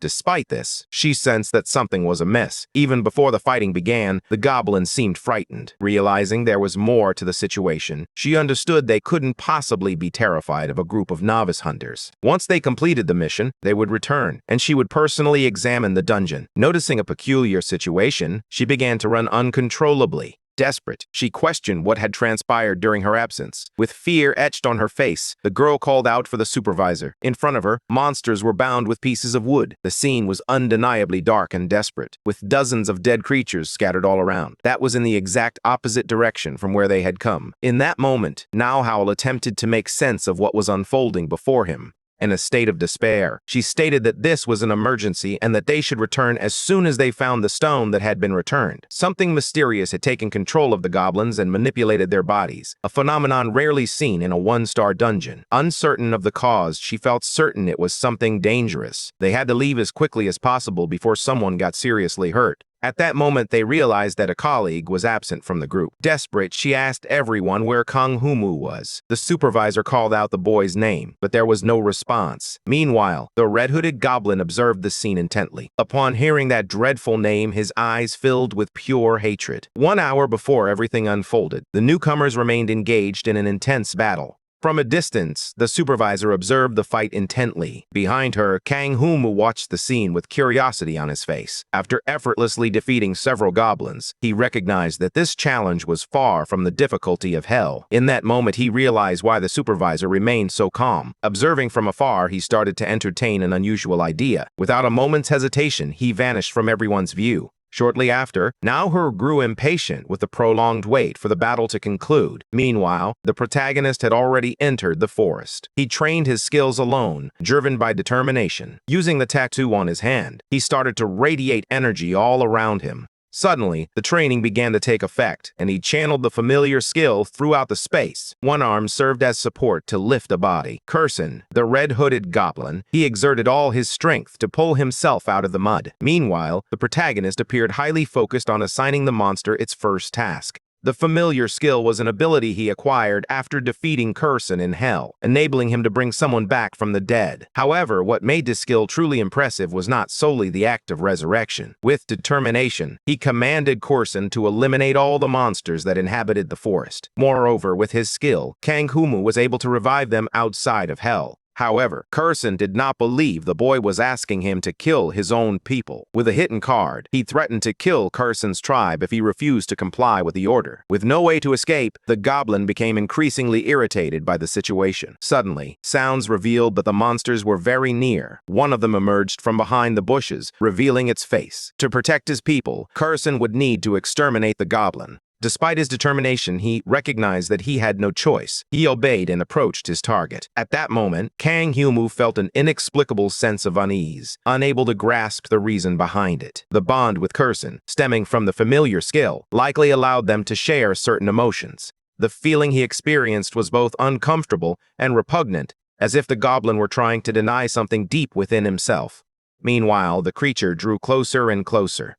Uncertain if it was truly a goblin, Curson readied himself to attack a target that bore no weapon. With a swift strike, he struck the creature, which was clad only in tattered rags. Irritated, he found it hard to believe that the two could belong to the same species. Ultimately, the situation struck him as quite amusing. He declared that the creature could not possibly be a goblin. The protagonist came to the unsettling realization that his feelings were rooted in hatred for his own kind, unable to accept that something he perceived as weak could belong to his people. Despite everything, Curson continued to be in complete denial. Suddenly, he heard a sound with his large ears. As he looked back, he noticed another creature watching him intently. The strange goblins were terrified as they watched Curson destroy them one by one. Without wasting any time, he launched himself purposefully at his enemies, determined to eradicate those disgusting creatures once and for all. Meanwhile, the monsters remained completely still upon sensing the imminent danger. Kang Haimu watched the latest victims of the red-hooded goblin. A splash of blood hit his face. Curson appeared completely out of control as he obliterated all those green monsters that were no match for him.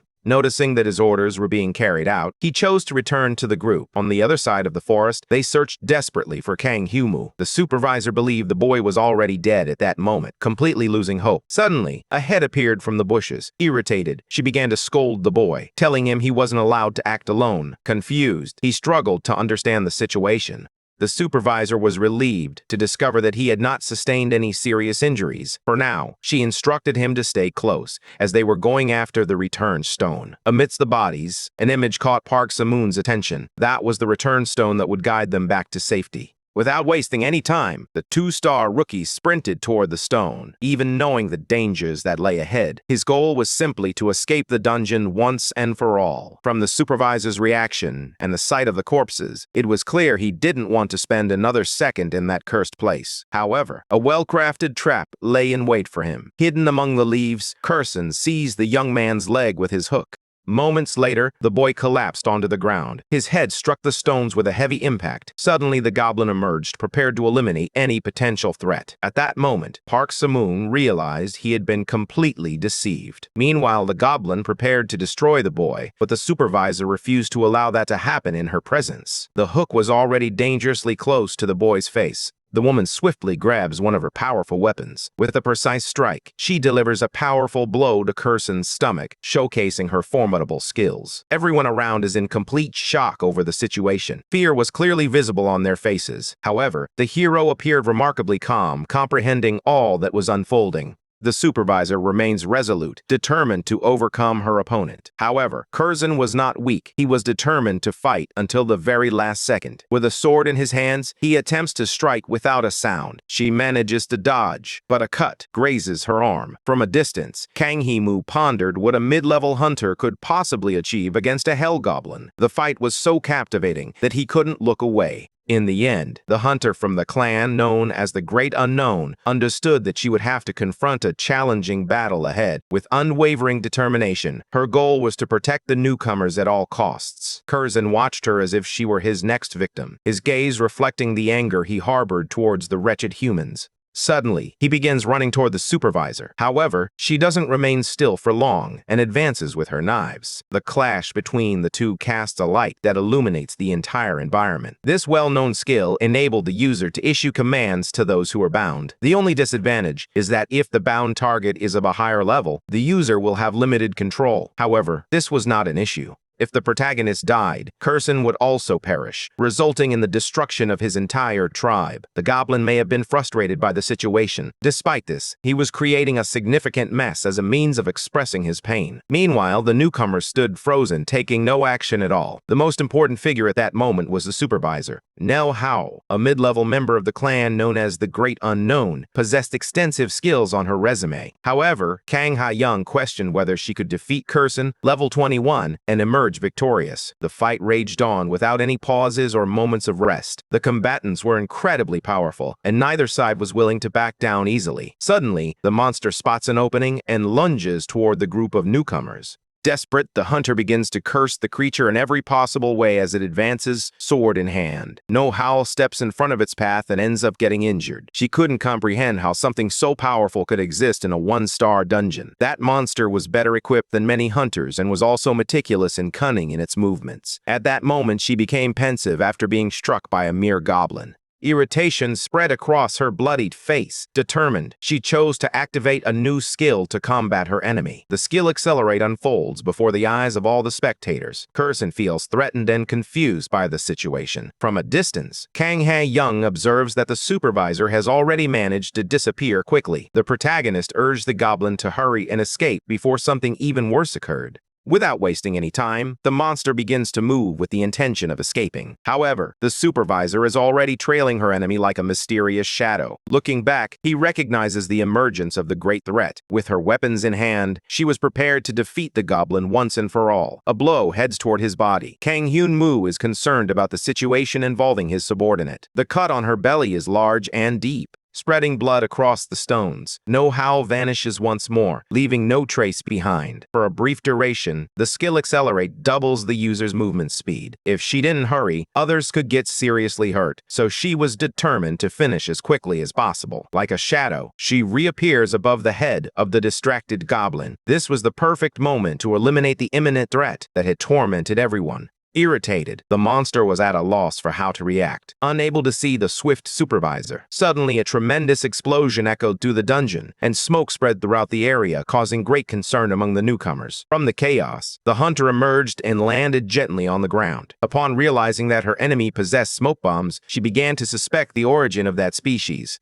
As she searches for her opponent, a voice threatens her, warning her not to move. On the other side, she sees Curson pointing a sword at Park Shumun's neck. If she makes a move, the goblin will kill the human without hesitation. The supervisor was astonished that the creature was capable of taking a hostage. Additionally, it was able to speak normally, which was quite unusual. Shocked, she realizes that this creature is not only intelligent but also capable of speech. First, she needed to assess the situation, prioritizing safety and the necessity of calling for backup. If they failed, they could encounter something even worse. As he silently evaluated his options, Kang Hyun-moo observed the supervisor intently. The woman appeared desperate, unsure of how to handle the situation. Meanwhile, the rookie Park Soo-moon looked increasingly terrified, silently pleading for help with his eyes, while apologizing to the young man. No Howl decides that he will not lower his weapons at any cost. Suddenly, a stone is hurled into the chaos. Kang Hyun-moo steps into the fray, insisting that one of those subordinates cannot meet their end in this way. Curson takes note of the boy's interference and assesses the situation unfolding before him. The stone's throw forces him to release the rookie, allowing him to escape. The force of the stone is so powerful that it pierces the tree with precision. The protagonist's stick had the potential to boost his attack power. Nervously, the supervisor begins to argue with the unruly boy who is interfering and acting on his own whims. She orders him not to show off anymore and tells the young man to take cover behind her for protection. However, his plans were different, and he smiled confidently, showing no fear. No, he did not understand all the disobedience from the boy he had just met. It seemed he had no interest in following anyone's orders. Terror fills the woman's face as she realizes she no longer knows how to proceed or control the rookie. To the young man, the hunter was far more disappointing than he had anticipated. He did not believe that everyone with a level close to hers possessed only those abilities. He found it hard to accept that they could be so weak. If no Howl had confronted Curson while he was alive, she would have surely perished in an instant. Moreover, she believed she had given clear instructions to the goblin not to harm any humans. Even now, with no Howl beginning to echo, Curson intended to kill the hostage, remaining only partially under his control. If things continued this way, he could end up taking the life of an innocent person. Clearing his throat, the boy chooses to have a clarifying conversation with the supervisor. He explains that Park Seo-moon's death would create significant issues for her. She was not being judged for her decision. However, if the goblin had disappeared, the situation could have worsened. It also felt somewhat cruel to sacrifice a rookie in that way. Kang Hyun-moo asserts that he had contributed nothing to this expedition and did not want to waste any more time. Thus, this was the perfect opportunity to intervene in the battle. With a stone in hand, he prepares for the next strike with his powerful stick. His only request is that the woman does not leave or interfere, and that she stays out of his way. Meanwhile, Curson realizes he is under attack as a stone strikes his face with precision. Fueled by determination, he begins to run, intent on finishing off the humans. The supervisor, no longer howling, quickly re-enters the fray and approaches the goblin.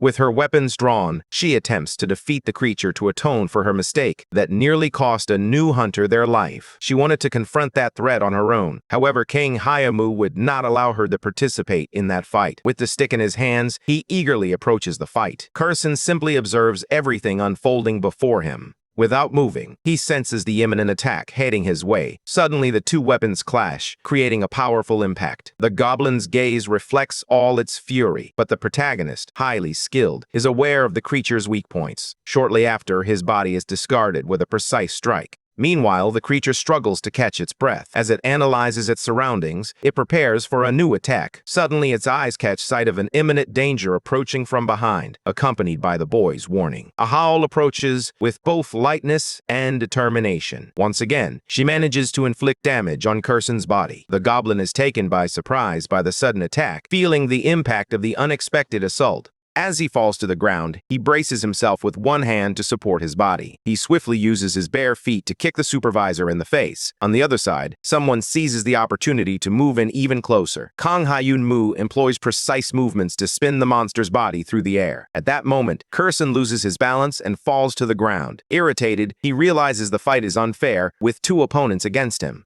There was no time for complaints, as he noticed a blow coming his way. The supervisor approached with her weapons drawn, her wide eyes revealing her true purpose, to defeat the feared creature. The battle between them intensified, featuring rapid blows and kicks that left little room for defense. Both stood with crossed swords, sweat running down their faces as the tension reached a breaking point. The goblin snarls, baring its teeth, but the warrior stands firm and does not back down. Suddenly, the monster feels something brush against its feet. Distracted, it turns its gaze toward that thing. In that moment, the howl seizes the perfect opportunity to attack. On the ground lies the unconscious body of Park Si-Yoon-moon. Without a moment's hesitation, he kicks the boy toward the supervisor. With a thud, his back slams against the ground. The young man's weight enables her to get up immediately. Meanwhile, the creature draws near, prepared to put an end to the irritating situation. Recognizing the danger surrounding him, Kang Ha-Yun-Mu decides to find an escape route. Using his abilities, he commands Kurson to stop at once and depart. However, the goblin appears unwilling to obey that command, yet it is powerless to resist, due to the familiar's ability. Meanwhile, the supervisor watches everything unfolding before her with growing nervousness. A smoke bomb is thrown, filling the air with chaos. Seeing her enemy flee, she attempts to say something. With trembling hands, she pushes Park Si-Yoon's body aside to help herself get up. Alone amid the destruction, she gazes into the thick smoke. Supervisor No Hao becomes increasingly frustrated upon realizing she has allowed her opponent to escape. The other rookies observed as the intense fight drew to a close. On the ground, the young man with 2 stars lay unconscious. Kang Ha-Yun-Mu's first dungeon exploration was nearing its conclusion when an unbelievable accident occurred. He observed intently as another of his plans came to fruition, maintaining a calm demeanor without revealing any suspicious reactions. Yet deep down, he questioned whether that was truly good enough. As the smoke began to clear, No Howl started to notice details in the environment. The woman discovers a trail of blood and resolves to track the goblin, insisting that the others can leave if they choose. At that moment, the protagonist could hardly believe what he had just heard. Before they could intervene, the supervisor ran desperately after the opponent who had escaped. Shortly after, she rested her hand on the office desk. While speaking with an employee, she learns that no one has discovered any hidden conditions. Moreover, there appeared to be no signs of change in the dungeon, and none of the hunters observed anything similar. Nervously, the man admitted that he could do nothing to assist the supervisor. However, she remained unconvinced, fully aware of what she had witnessed. Outside, she removed her cap to take a moment to rest. Sitting on a wooden bench, she found it hard to feel satisfied, even though no one was hurt. Disheartened, she reflected in solitude as a voice began to draw her consciousness back to reality. Suddenly, Kang Ha-Mu appeared beside her. Startled, the huntress couldn't conceal her shock at the boy's appearance. He was concerned about the woman's situation. As she appeared deep in thought, the protagonist wondered if she had successfully dealt with the goblin. She paused for a moment before responding to his question. In the end, she remarked that she had discovered the creature. While displaying the red hood, she mentioned that she was unable to recognize the monster. It appeared that someone had dismembered it by the time she found it. She assumed that other goblins had noticed its injuries and attacked when they had the opportunity. With a smile on her face, the supervisor expressed her gratitude to the boy for his assistance inside the dungeon. Extending her hand, she praised the young man for the good job he had done earlier. Although she nearly lost someone's life because of her decision, none of that occurred due to the boy's actions. Boffle reflected on the supervisor's words and asked her not to forget to express her gratitude. Curiously, he asked her if he would one day be able to enter 2-star dungeons with his abilities. However, the supervisor was convinced that the goblin could originate from a 3-star dungeon. In the woman's opinion, The hero's abilities were truly remarkable. She even speculated that he might be a hunter who took a break or selected the one-star dungeon because of ranking restrictions. Without confirming with complete certainty, the protagonist suggested that the second option might be more accurate, stating that it was something along those lines. At that moment, the woman began the interrogation by asking if the young man belonged to any associated clan. Notably, he appeared to be unaccustomed to working with others. Now was certain he was searching for a clan to join. She extended an invitation to the great unknown. As long as he was affiliated with a clan, he could register to enter challenging dungeons and would receive assistance. With a smile on his face, he appeared genuinely excited about the offer. Nevertheless, he stands firm and asserts that it's wise to take a moment to think before making a hasty decision. All along, he had been doing very well on his own and found the process of sharing spoils with others to be problematic. As he turns his back and walks away, the supervisor is taken aback by his attitude. Before leaving, he expresses his expectation of receiving a positive report from the supervisor soon. A man in a suit hurries past, holding a clipboard in his hands. In the corridors, the man arrives at his destination. Shortly after, he knocks on the door of the research team leader's office. Inside the room, a woman types on her computer. Suddenly, she becomes increasingly irritated as she hears someone calling her in desperation. The man, growing weary of waiting outside, opens the door with determination, fearing the leader's reaction. Sweat feels the tension as he informs her that he has received something. The researcher strives to maintain her composure and stay calm as she absorbs the information. The man begins to discuss how to determine the rank. However, the woman begins to rant, expressing her frustration at being bothered about that subject. Before asking the employee to leave her office, something catches her attention. As she reads the report, she focuses on each detail. Nervous, she suspects there has been an error in the machine. Everything was checked and functioning properly, while also observing the use of drugs in the investigation of the supervisor. The woman calmly removes her glasses and contemplates her response. What she held in her hands was extremely strange and unexpected. She felt uncertain about how to respond, or what kind of reaction would be appropriate. Suddenly, another employee enters, holding a clipboard from the user management center that outlines the abilities. No matter how many times I checked, the result remained unchanged. Shortly after, the boss receives information about a phone call from the great unknown. They stated that if they released information about the results before the official report, they would receive $1 million in cash. Startled, they are puzzled to hear the same analyzed name. Kang Hyun-moo is a prominent figure known for his work in the entertainment industry. With a smile on her face, the researcher starts to consider an effective solution. Determined, she orders that the request be disregarded. Despite this, one of her employees encourages her to reflect on the donation of $1 million. Suddenly, Wan Young throws a clipboard containing the protagonist's information onto the floor. To her, that report was worth far more than $1 million, and the boy needed to be investigated as quickly as possible. Furthermore, all information should remain confidential. The release of the official report would be postponed until the boy was found. She swiftly instructs her employees to leave the office and gather as much information as possible about Kang Hyun-moo. Pensive, she finds herself alone with that powerful name, determined to uncover the true identity of the young man. Meanwhile, the protagonist lies sleeping in a cold chamber, undergoing testing. A properly protected employee approaches the boy who is waking up. He calmly looks at the figure beside him and waits for the next steps. For users with abilities, there is a ranking system divided by levels. Each rank contains specific levels that a user can achieve, but once they reach a certain level, it becomes impossible to advance any further. As a result of this exposure to mana, ordinary humans can awaken from 0 to 1 star. Recently, the young man reached level 20, the highest possible rank, and now he was contemplating how to further increase his standing.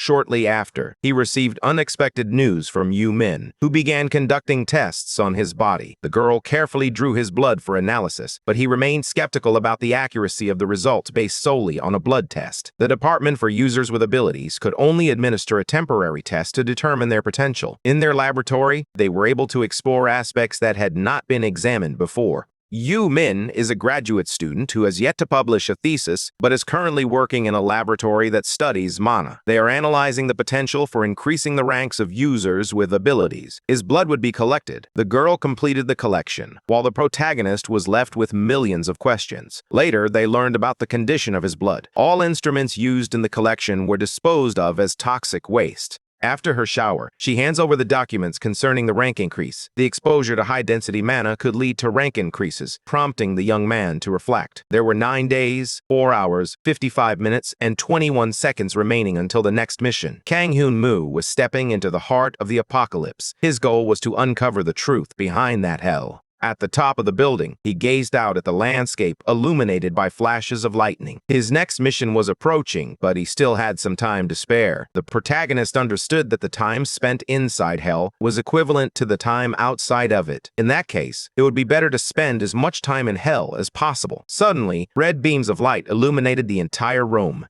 Sweat dripped down the hero's face as he engaged in intense training, aiming to enhance his abilities and push his limits. Through synthesis, he successfully crafted legendary items, including the blood-soaked short blade. Excited, he realized how incredible that moment was, all while being watched by the hungry star, Yogalumi. The crystal stone is a highly efficient item that can only be obtained by dismantling rare items using the dismantle skill. Renyan explained that it was a material produced by refining crystal moss. Placing it near his body while he slept would aid in blood circulation and drive away evil spirits. The hero seemed strange and desperate for greater power. His smile appeared suddenly upon noticing Kursen's arrival. Fearful, the goblin obeyed his master's orders. Kang Hyun-moo demanded that his subordinate hand over half of his rare equipment. However, none of that raised any concerns, as he would ultimately be rewarded for his efforts. Outside, the landscape remained unchanged, with the sky a deep, ominous red. Soon after, the hungry star Yogalumi began to emerge. As it shone brightly, it approached and surveyed the entire situation. 9 days later, the warrior continued to pursue his goals with determination. His new item was the Grand Arm of Oshet. Now he possessed 2 legendary items, the blood-soaked short blade and the Arm of Oshet. Although it was old, it would serve well enough as a shelter. The powerful energy radiated throughout his body. His strikes grew more intense and fearless, creating a fissure in the wall. Despite his concern about having only 1 glove for his left arm, he realized he was already starting to get the hang of it. In the past 9 days, Ki endured the agony of his body dissolving in acid, which resulted in a new attribute for his blood. Additionally, Kursen had created a map that illustrated everything in the vicinity. Despite everything, he still felt it wasn't enough. Curiously, the hungry star watched him every day until the day of the mission at the bottom of the pyramid arrived. Confused by the name, he reflected on his next steps. Kang Hyun-moo had to survive for the next 24 hours, which meant the mission would restart each time he was killed. Once again, the system indicated that the hungry star Yogalame was observing intently. Without hesitation, the star issued a challenge, and the protagonist accepted it right away. In the sky, all the other stars revealed their brilliance. The stars of the brittle, destructive, conquering, monstrous, and battling feast were all observing. At that moment, a new mission was starting. The star's family members would now pursue the young man, who must survive for 48 hours. Feeling anxious, he came to the unsettling realization that he was cursed. Unsure of how to respond to that information, he stood frozen in place. Suddenly, he noticed the impact approaching him. His expression revealed the fear he felt in that moment. His body appeared as something delectable, poised to be devoured. Behind him, his companions watched the confusion in his mind as the young man appeared desperate. In that moment, he realized they were talking about his body. Suddenly, he felt a chill coursing through his veins. Kursen and Renyan were eagerly anticipating the prospect of devouring their boss. Frightened, he realized their intentions as the creatures approached his body stealthily. As they drew closer, it became clear that they were unpredictable and dangerous. He refused to let his colleagues savor him like a meal, a fate resulting from the curse placed upon him. In contrast, Renyan appeared unfazed, seemingly only aware of the pleasant aroma of time. If he were caught while under the curse, it would provoke the hunger of everyone around him. Furthermore, if he consumed anything cursed, he would become addicted. Renyan claimed it was due to a fairy with a promised end. All the inhabitants of the hungry star lived in a constant struggle, either consuming or being consumed. Upon hearing a laugh, the young man turned his attention to the other side. Kursen seemed to salivate instantly at the sight of his boss. After being struck by a punch, he flew back, trying to regain his composure. That curse would trigger an attack the moment any living being sensed the young man's presence. He curiously inquired about the people the fairy had mentioned earlier. Before she could respond, a loud bang echoed through the surroundings. Concern and nervousness were evident on the hero's face. His colleagues also felt an unsettling presence accompanying those noises. Kang Huimwei remained unfazed by the situation and was fully prepared for the fight. Armed with his legendary items, he felt confident in his ability to defeat any enemy that came his way. Suddenly, something powerful shattered the thick wall into 1,000 fragments. Confused, she looked around the room, trying to make sense of the chaos unfolding before her. The noise was overwhelming, and the faces around her blurred into a haze. She felt a knot tightening in her stomach as uncertainty settled in. The protagonist has recognized the type of creature or income he will have to confront, but his body is overtaken by swarming flying bugs that approach him. Quickly, they spread across his skin. The mosquitoes begin to suck his blood, piercing his skin with their beaks. However, shortly afterward, they fall dead from the potency of his blood. Upon realizing the nature of the creatures they faced, he starts to stomp on all of them. Realizing they were just mosquitoes, he sets out to destroy as many as possible. At that time, mosquitoes shouldn't have been active, which meant they were being irritated for no reason. Mosquitoes occupy the lowest position in the power hierarchy of Goblin. Renin explains that they are the youngest spies in Goblin. Mosquitoes are among the fastest monsters, so the others would soon be in pursuit. At that moment, the mosquitoes that arrived first had found him. Thoughtfully, Kang Huimu calmly listens to his friend's words. Shortly after, he decides to leave his hiding place to observe what is happening outside. Feathers drift down from the sky, heading in his direction. Soon, everyone under Yagalim's control will arrive at the location. Those awful and repulsive pigeons were already on the lookout for the perfect moment to strike. Upon noticing the other creatures of the Star People, he expressed some interest. When they were observed, the pigeons started to undergo a transformation. They quickly ran toward the protagonist, as those filthy birds were eager to catch him. Without hesitation, the young man started to flee from all the threats. Meanwhile, the mosquitoes continued to pursue him relentlessly. Using all his strength, he quickened his pace and ran even faster. His expression revealed fear stemming from a situation that was difficult to control. The mosquitoes and pigeons pursued him in large numbers. Desperate, the hero struggled to find a way to handle everything on their own. Curson stayed by the master's side at all times, while Kang Huimu urgently needed to devise a plan. Curiously, he asked the goblin if there was space in his village, but the creature was unable to assist in that regard. Recently, the growth rate in his village had increased, leading to a rise in the population. Nervous, the protagonist realizes he is ready for any type of mission, but he never expected it to be some sort of strange curse involving mosquitoes and pigeons. Moreover, Yogu Lim appeared to be relishing his sweet moment during that obscure mission. He noticed the end of the bridge ahead of him. With all his strength, he digs his heels into the ground. He launches his body an impressive distance while challenging someone to fight seriously. His expression slowly changes as he comes to understand what awaits him below. Countless hungry monsters were poised to attack Kang Huimu. That situation was clearly not suited for the protagonist, who appeared to grow more nervous by the moment. As he fell to the ground, debris flew in all directions. Thick smoke filled the air, obscuring everyone's vision. Meanwhile, the creatures eagerly anticipated the hero's arrival. Amidst the fog, he struggles to recover from the freefall. His eyes survey the situation he is about to confront. Equipped with his legendary items, he would need to give his all to survive the mission. However, he appeared shaken, as he had been anticipating a real fight. As the infernal creatures drew near, he declared that Yogu Lim should have sent them first. With determination etched on his face, he launched himself in the battle. The monster's enormous fangs could slice through bodies in half with just one bite. The young man feels a surge of fear. The creature's massive jaws reveal rows of sharp teeth glistening in the dim light. Kang Huimu struggles against its grip, understanding just how perilous his situation has become. He realizes he is doomed and begins to scream in despair. With little effort, the monster successfully devours the warrior's head.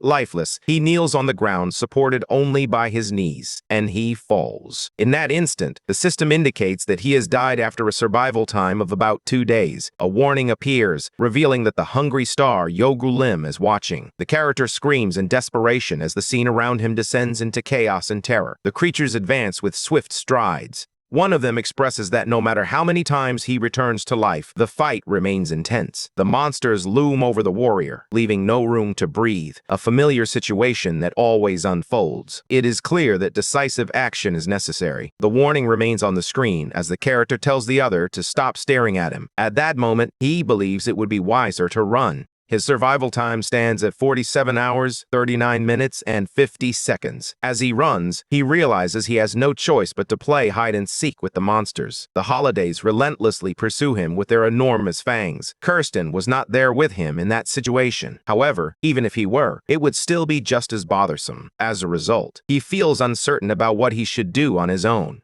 A voice guides him, instructing him to turn right. Listening to the voice, he takes the hint and decides he must act quickly. With remarkable precision, he stops and turns right, changing direction to evade imminent danger. Desperate, he keeps running, his heart racing and adrenaline coursing through his veins, even though he doesn't fully understand why he chose that path. The protagonist was evidently conversing with his conscience. He should turn right again at the next alley. After dying so many times, he assumed he was going crazy, but that was not the case. Confused, she looked around trying to make sense of her surroundings. The unfamiliar sights and sounds overwhelmed her, leaving her feeling lost and disoriented. He doesn't understand what is happening to him. With limited options and aware that this isn't his first experience with death, he continues to follow the voice. He believes a ghost has begun to possess his body. With a push, he turns to the right. Meanwhile, the holidays cannot keep pace with his swift movement and collide against the wall.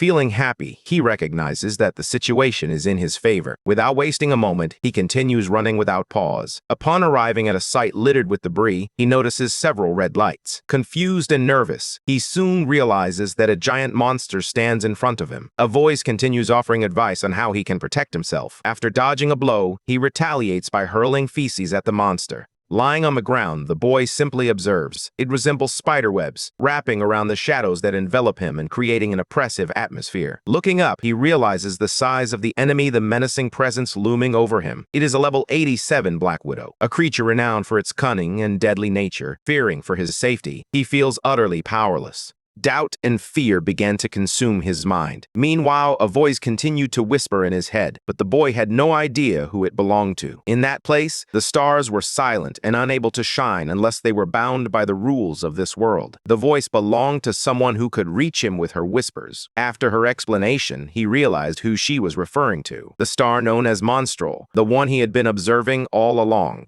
The star explains that all his actions would now seem rude to Yogolemi, who would assume everything was merely a coincidence. Moreover, the boy should not speak loudly from now on, so that Yogolem does not realize that something is wrong. However, the star could not read his thoughts. She could only communicate with him through his mind. After that discovery, the boy was curious about what she desired. Yogolemi planned to use the protagonist as food for as many family members as possible in order to increase their rank. The star's request was for him to end that senseless test before it was too late. Ultimately, she wanted to welcome him into her family. The boy does not understand the attention focused on him. The need for a new player was a top priority. Everyone was working to create a plan to resolve the situation, but at that moment, he was unaware of that information. The star tells him that if the young man understood the other's intentions, he would be eager to join her. In conclusion, the character believed she was superior to everyone around her. Compared to the other stars, serving should be straightforward. He simply had to love her. Touching his face, she asked him to praise her, adore her, and obey her, just as one would in a diamond relationship. In the same way, the star would return the compliments to be cherished, warrior. The sensation is sweet, as if he is sinking into a deep swamp. As long as he behaves like a lover, he could gain even more power. What he truly desired was approval from anyone, as enduring that hell alone was far too painful.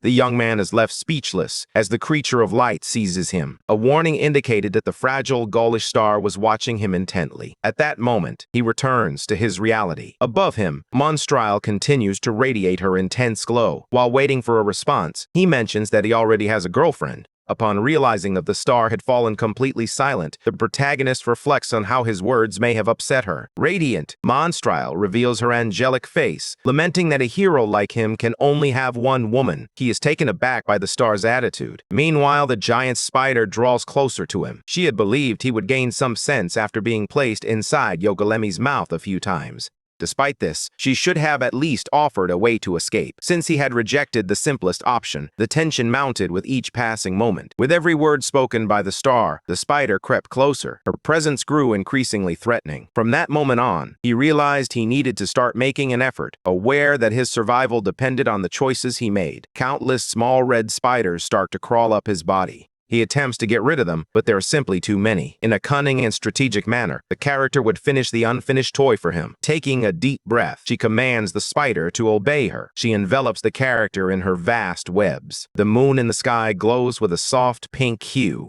Webs stretch across the corridors, filling every corner. A foot with enormous nails comes into view. A mysterious hooded figure appears as the character ascends the stairs, step by step. Upon entering the room, he discovers numerous bodies ensnared in silk webs. Filled with doubt, he poses a question to Kirok, who stands beside him. The small flying creature urges him to stop doubting her. With his hook, he tears through all the webs. A character reveals himself within the cocoon, slowly emerging from his prison, as if he is being reborn. With one hand, he carefully and determinedly pulls him out. He removes the boy's body, but he remains unconscious, showing no signs of awareness or reaction. His face appears lifeless, and his pale skin reflects the fragility of his current condition. Near his ear, Kirok whispers, "Butler." However, he remains motionless, staying still. With a decisive strike, she commands him to wake up immediately. Startled, he returns, tears streamed from his eyes. Upon regaining consciousness, the character feels extremely tired. The fairy said that if she drank a little of his blood, he would start to feel better. She rejoices at the realization that he is awake and well. The creature soars through the air as it continues to shout. By a hair's breadth, the protagonist avoided having to start the mission again. Clearing a web from his path, he was uncertain of where he was. He felt a sudden impact on his head. Startled, he gazes up at the enormous monster looming in front of him. The mysterious orc remains still. The two stand still, facing each other for a moment. The tension in the air was almost palpable, until small spiders began to crawl over the orc's body, their agile legs causing a shiver. In that moment, the protagonist started to grasp the reality of the situation he was in, understanding the gravity of his predicament. It was the same spider webs that had ensnared him. Apparently, this was some kind of bait, but as he reasoned, he did not want to be interrupted as he focused on finding a solution to the situation. In his left hand, he held an unnoticed item, an object that could be crucial to his plans. Curious, the subordinate did not recognize the item, intrigued by its appearance and potential usefulness. The protagonist felt a mix of anxiety and anticipation about the item, unsure of what it truly was. As he moved his left hand, which had 6 fingers, he realized it was an Osket gauntlet. In that moment, he recalls that the star promised she would finish his toy. Opening the system, he searches for something suspicious, looking for information that might help him. He touches the screens patiently, seeking anything that could provide an advantage amid the chaos. He asks Kirok if he remembers the location where they found the skeleton last time. It was the place where the two discovered during their investigation. They collected the skull, believing it could prove useful. Using the legendary Admiral's monocle, he examines the hand. It belonged to a 6-fingered Oshet, a glove that harnesses mana to shoot Black Widow webs. Upon closer inspection, he realizes it is a genuine item. Despite that, he had never encountered an item with that title before. This means that all the other items he had collected so far could potentially be fake. Like his blade, the Oshet arm, and the scythe, that item was a grade higher than legendary. Upon realizing he held something very valuable in his hands, he offers a slight smile and begins to reflect inwardly. With a toy like that, he could accomplish many things. As he gazes admiringly at the arm, his companions remind him that it's time to leave. Outside, the wreckage was evident, with destroyed buildings standing as a grim reminder. The holidays loomed, eagerly awaiting their next victim. They detected any hint of suspicion. Their flared nostrils detected the slightest hint of movement. As they approached a hole, they tried to observe any signs that could indicate the presence of prey. A trail of blood runs through the area, creating a visible path that the creatures cannot ignore. The scent captures the attention of every nearby creature, attracting them like a magnet in search of food. Desperate for a taste of the red liquid, they gather and move toward the enticing aroma, drawn in by the promise of a meal. Desperately, they enter the dark tunnel, the darkness enveloping them like a heavy cloak. As they walk, they encounter spider webs, signaling the dangers that lie ahead. With long strides, they press on, determined to uncover what lies hidden in the shadows. The creatures were thirsty for blood. Deep within the tunnel, a peculiar being approached, clinging to the body of one of the beasts. After a while, it delivered a sting to one of them. The poison courses through the monster's veins. This caused the others to become extremely agitated. Its mouth opens wide, showcasing its enormous teeth. The creature is soon overwhelmed by numerous bites across its body, its agony becoming increasingly evident with each attack. In that moment, the protagonist emerges from the darkness, appearing like a determined and relentless shadow.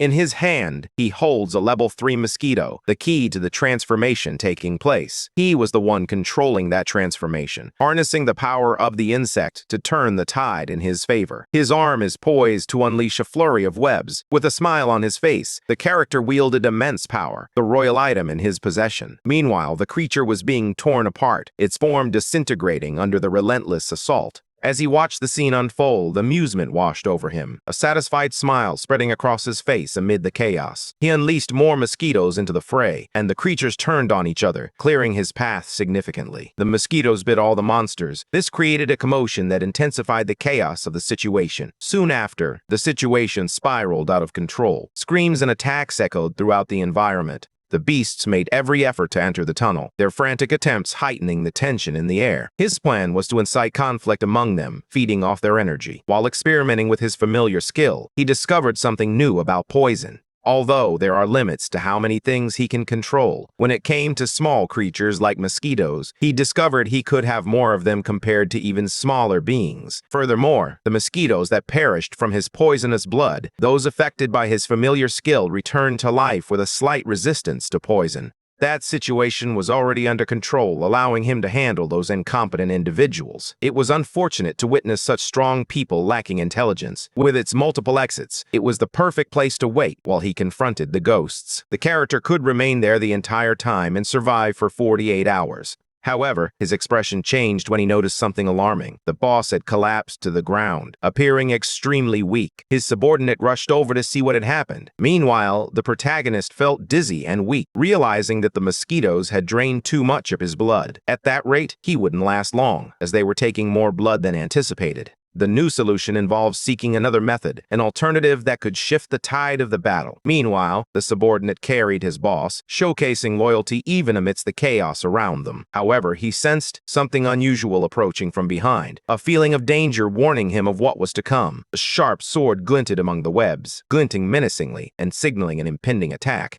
Someone was cutting the webs and getting closer to them. He pushed his friend and told him to stay out of the way. Those creatures had perhaps, that was no longer the best plan. As he prepared for combat, his gaze reflected intense concentration. With a dagger in one hand, he tells Curson to stay out of the way. Meanwhile, two glowing green orgs emerge from the darkness. The protagonist struggles to understand where they truly belong. Soon after, the lights begin to multiply. Upon realizing the number of adversaries he would face, he grows increasingly desperate. In the darkness, countless eyes watched. Suspicious, he struggles to comprehend how there could be so many enemies, their numbers exceeding even his darkest expectations. Moreover, the creatures continued to multiply, resembling an unrelenting plague with no end in sight. Suddenly, a figure in military clothing appeared before him, instilling a sense of distrust. He immediately thinks it must be a soldier. He remains prepared for combat, his determination unwavering in the face of the unknown. The enemy stays hidden in the shadows, shrouded in mystery and menace.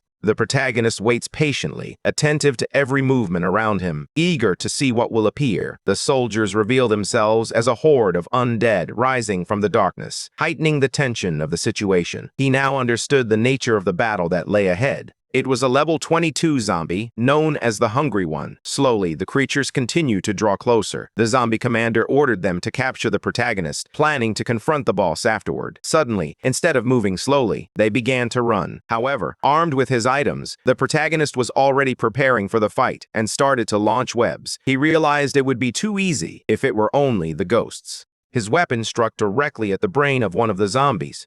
The short blade, steeped in legendary blood, possessed the unique ability that allowed the user to inject blood into their opponent. As he held the zombies at bay, he noticed they were emaciated and likely starving, consumed by an insatiable hunger. When one of the zombies received blood from the hero, it quickly became a target for the others, creating the perfect opportunity for him to escape. The commander, realizing the folly of his soldiers, watched in frustration as they turned on one another while he made his getaway. He continued climbing the stairs without looking back.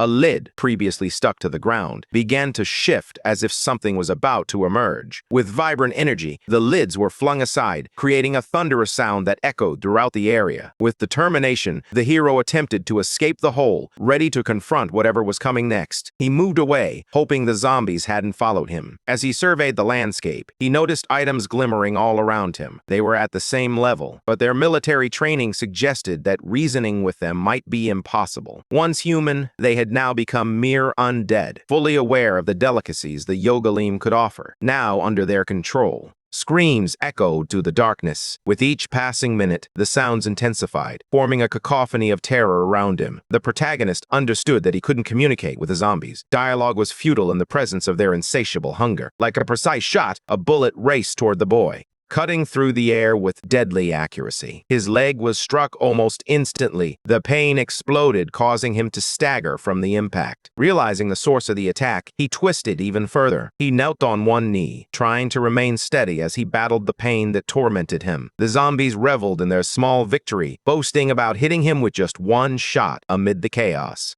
He decided to conserve bullets, knowing that every shot counted in this battle. Nervous and feeling trapped, the hero sensed the pressure mounting with each passing moment until an intense and powerful wind swept through the area. He looked up and began to reason through the sudden silence that enveloped his surroundings. After a moment of reflection, he recalled the blood, realizing that this might be his only chance for salvation. Nervously, his eyes revealed an unexpected fear. Reflecting the gravity of his situation, voices could be heard in the distance. The sound of hungry creatures draws near, approaching rapidly. They were the ones drawing nearer, their hunger growing stronger. Drawn by the smell of blood that permeated the air, the protagonist knew he could not survive in such an open space. Glancing at the system, he saw he had only 46 minutes and 46 seconds left. Though it was less than an hour, that time was more than sufficient for the creatures to kill him 100 times. One of the soldiers reported that all the zombies had emerged from the sewer. The system indicated that the boy's health had dropped below 10%, and regeneration would begin immediately. The captain of the undead aimed to ensure that the boy would be easy prey. Feeling apprehensive, he was unsure how to defend himself against so many attacks at once.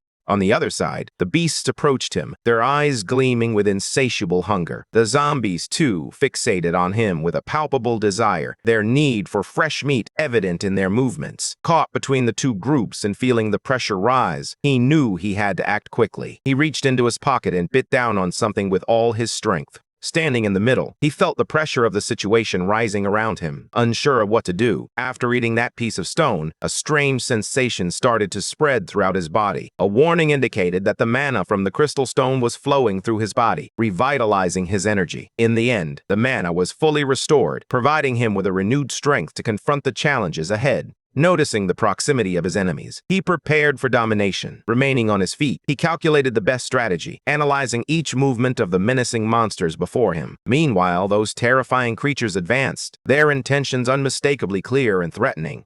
They hurled themselves at the boy, generating a wave of terror that compelled him to act swiftly. Yet, he felt invisible as the zombies surged toward the spears. Starving, they sank their teeth into his entire body. A battle erupted between the two factions. The protagonist wasn't truly controlling the monsters. Instead, he focused on gathering all the ghosts bitten by his mosquitoes and amplifying the scent they released. This tactic drew the undead toward the ghosts as they presented larger targets. Witnessing the chaos unfold, he stays silent. He wonders if humans before the devastation had regularly witnessed scenes like that.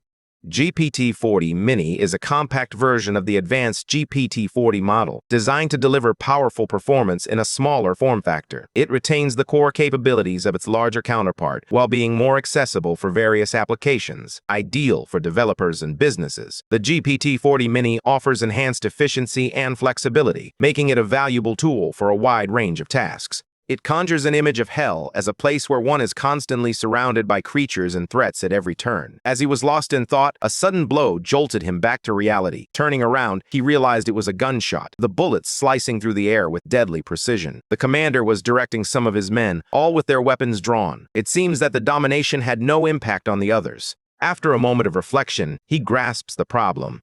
The men were too far away for the spell to take effect due to its activation range. The commander issued orders to the soldiers, his firm voice cutting through the chaos of battle. With weapons at the ready, they unleashed a barrage of fire, creating a symphony of destruction around him. As he commanded them to fire, they began shooting in perfect unison, showcasing their rigorous training. A beam of light shot toward the corpses, illuminating the scene with blinding and overwhelming intensity. With a precise strike, it severs all the heads in one swift motion. The hooded figure had returned to rescue his boss. He said he could save the thanks for later. The protagonist is taken aback when he sees his friend. The Green Goblin retrieves a weapon from his back. It was the Winter Collector's scythe, a powerful weapon capable of tracking living beings and freezing the surrounding area. The subordinate readies himself to defend his boss at all costs, resolute in his commitment to protect his life. Heads begin to roll everywhere, transforming the scene into a spectacle of chaos and violence. The protagonist realizes it was Curson, recognizing his friend's unparalleled skill in combat. Curson wielded the scythe with remarkable expertise, cutting down enemies with lethal precision and impressive grace. Meanwhile, he insists that his boss can save the thanks for later. He adds that he would be very grateful for the rescue. The character felt a surge of power from his recent actions. The commander couldn't believe that humans and goblins were able to fight against his soldiers. Stealthily, he grabbed one of his weapons, adrenaline pulsing through his veins as he prepared to act. He aims at the two characters, focused on neutralizing the approaching threat. However, he is caught off guard when he discovers that the machine gun is frozen. This surprise leaves him momentarily paralyzed. Unsure of how to react, he can only wait, comparing himself to a target, anticipating the fatal blow. Without showing any mercy, the goblin severed his arm. Confused, the captain realized he was about to lose the battle. He took a kick that caused his head to spin a full 360 degrees. Curson was indeed very skilled at that moment. In the past, the protagonist would have sought help whenever a friend was complaining. However, after he acquired that weapon, he listened to him much more attentively. While watching the goblin, the hero failed to notice the attack from the ghosts. However, he was very quick and managed to dodge.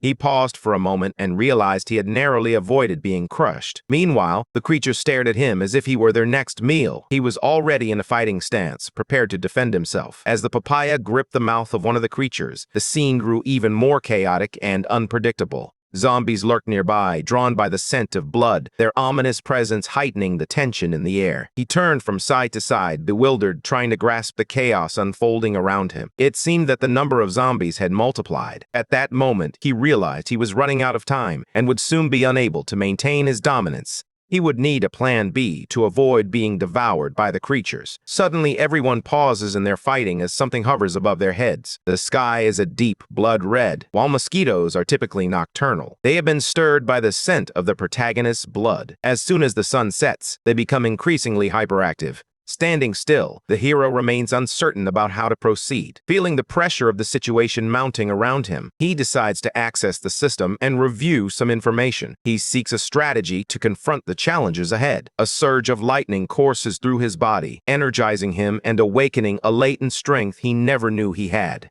He decides to test the spiderwebs, envisioning how they might aid in his escape or serve as a means to attack his enemies. His movements draw the attention of the ghosts, and soon, the zombies become intrigued as well. The hero wraps his body in the spiderweb. Meanwhile, the undead and the ghosts are already making their way toward him. The protagonist expresses his hope that the two will look after one another. At that moment, a swarm of mosquitoes descends from the sky, heading straight for the hero. The ghosts attempt to protect themselves in much the same way as the undead. While engaged in battle, Curson endures a relentless assault from the mosquitoes, hovering over every corner and occupying all available spaces. In a chaotic fight like that, it would be difficult to distinguish friend from foe, and due to the effects of the scythe, many were left frozen in place. If it continued like this, the warrior would be able to survive until time ran out. Although he was feeling a bit euphoric, he needed to stay composed and play it safe. He reminded himself that his goal was not to kill everyone, but simply to survive the next 48 hours.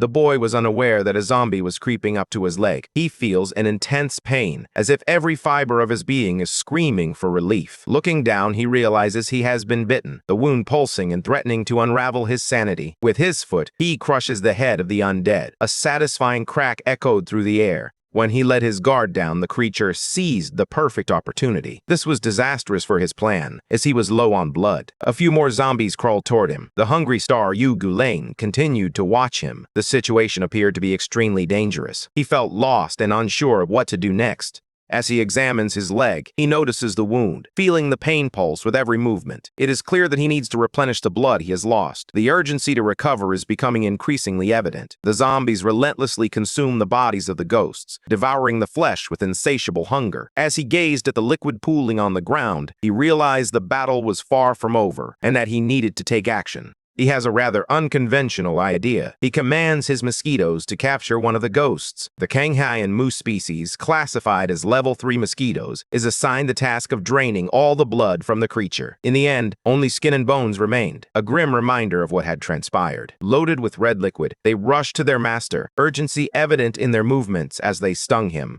transferring all the stored blood. This macabre exchange could alter the course of the battle. Even though it was a foolish idea, he had no other choice. He held on tightly as he endured several stings. In that moment, his fury intensifies. Kneeling on the ground, it seems that his body is completely sore. He leans for a moment, attempting to regain his strength. The ghosts are already closing in on his body, their ethereal forms casting an atmosphere of terror. They display their sharp claws, poised to destroy the boy and ready to attack without mercy. With a strike, they attempt to hit the boy, their speed surprising even the swiftest. Blood is splattered everywhere like a spray, staining the ground and showcasing the brutality of the confrontation. However, the boy doesn't appear to have suffered any attack. His agility surprises everyone around him. He soars away after severing one of the beast's arms, showcasing impressive combat skills. Now fully re-energized, he feels revitalized and prepared to confront new challenges. He throws the creature's arm to the ground, a disdainful gesture that symbolizes his victory over the enemy.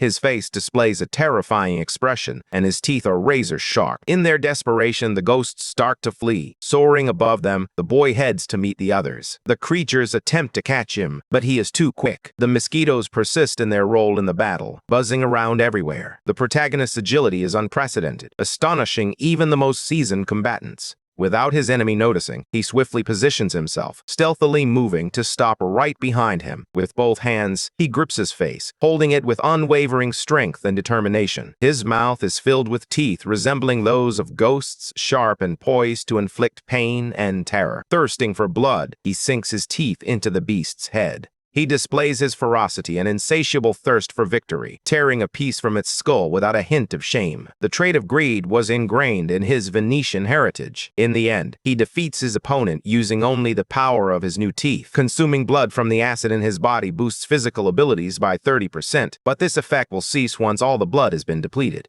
During the activation period, the user will experience intense suffering and rapidly absorb food into the body. However, if the user is in a fasting state, they could die when the skill depletes their body. While it may seem beneficial for a diet because it leads to muscle loss as well, it holds no real merit. That skill required the use of his physical body as a cost to enhance itself. It draws nutrients from his body to grow stronger. He experiences a strange sensation, as if something is about to happen, which disrupts his concentration. Crouched down, he feels a sharp pain in his chest, a clear sign that his body is protesting against the battle. The protagonist was hungry. The need for food became increasingly unbearable and urgent. It felt as though his stomach would digest him from the inside, crying out for sustenance amid the chaos. A zombie approached him, dragging itself slowly yet with a terrifying determination in its gaze. But he was already prepared for the attack, his arm positioned. He lifted the zombie high with one hand, showcasing staggering strength. Laughing, he recognized the immense power coursing through him. Adrenaline surged in his veins as he took control of the situation. More stars than ever were watching him, like a conqueror, whispering of the monstrous. Everyone's attention was fixed on the boy. He would inflict a pain worse than death, compelling others to submit to him. The stars looked down from above, and in that moment, a question lingered in his mind.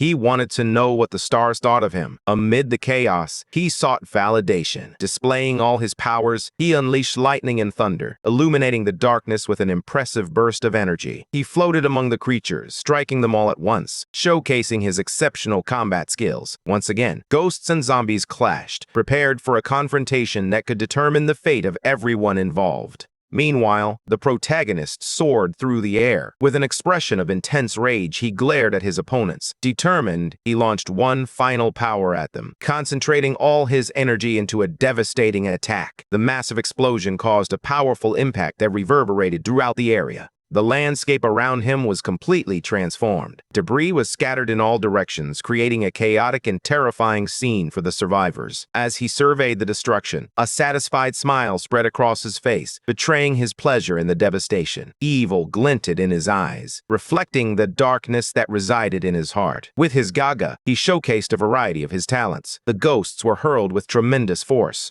His cuts were precise and swift, striking his opponents in the head, in the body, even slicing them in half. There was no escape for any of them as the protagonist's victory drew nearer. Nevertheless, the monsters continued their relentless assault. With a precise strike, one of them landed a blow to his face, catching him off guard with the force of the attack. He was thrown backward by the force of the impact, feeling the weight of the situation in his body. He fell to the ground, rolling backward, working to recover and bounce back swiftly. Hurt, he felt a sting from the blow he had received. However, his determination remained unwavering. Hearing a sound, he realized the monster was approaching him. He jumped directly at the boy, attempting to strike him. Using his hands, he slammed his head into the ground. All the other creatures gathered around, generating a powerful energy. A hand with razor-sharp claws was revealed. The protagonist attempted to curse his opponents, but soon realized he was losing the fight. Blood started to seep from his body. While the monsters were eager to end his life, they plunged into the protagonist's body. He endured all the worst pains imaginable, feeling utterly powerless to escape his dire situation. The creatures completely consumed him, and as his blood drained from his body, forming puddles around him, the gravity of his plight became all the more apparent.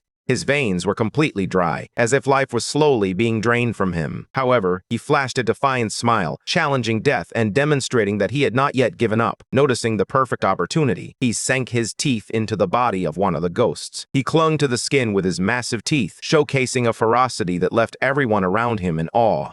He tore a piece from the enemy's body, relishing the victory in a brutal and bloody fashion. He refused to lower himself to the level of those corpses, as his determination elevated him above the situation. Determined, he would tear them apart, limb by limb. He charged forward without hesitation in search of revenge. His eyes, filled with immense fury, revealed the depth of his rage. As the undead and ghosts tried to reach him, he tore them in half and sliced through their bodies with his powerful weapon. He held the heads of his enemies and crushed them as if they were mere watermelons. He stood alone against all his opponents. With his smile, he appeared to be enjoying himself, as if the battle were merely a game. Attacks were launched from all directions, creating chaos that made the situation unbearable. At the end of the battle, only the bodies were left behind, silent witnesses to the events that had unfolded in that place. It seemed that everyone was dead, leaving a trail of destruction and despair in their wake. The zombie believed that none of them should have come. Despite this, they had chosen to bring the entire squad in response to the invitation they received. All were killed by that gluttonous bastard. The last undead attempted to flee despite being without its legs.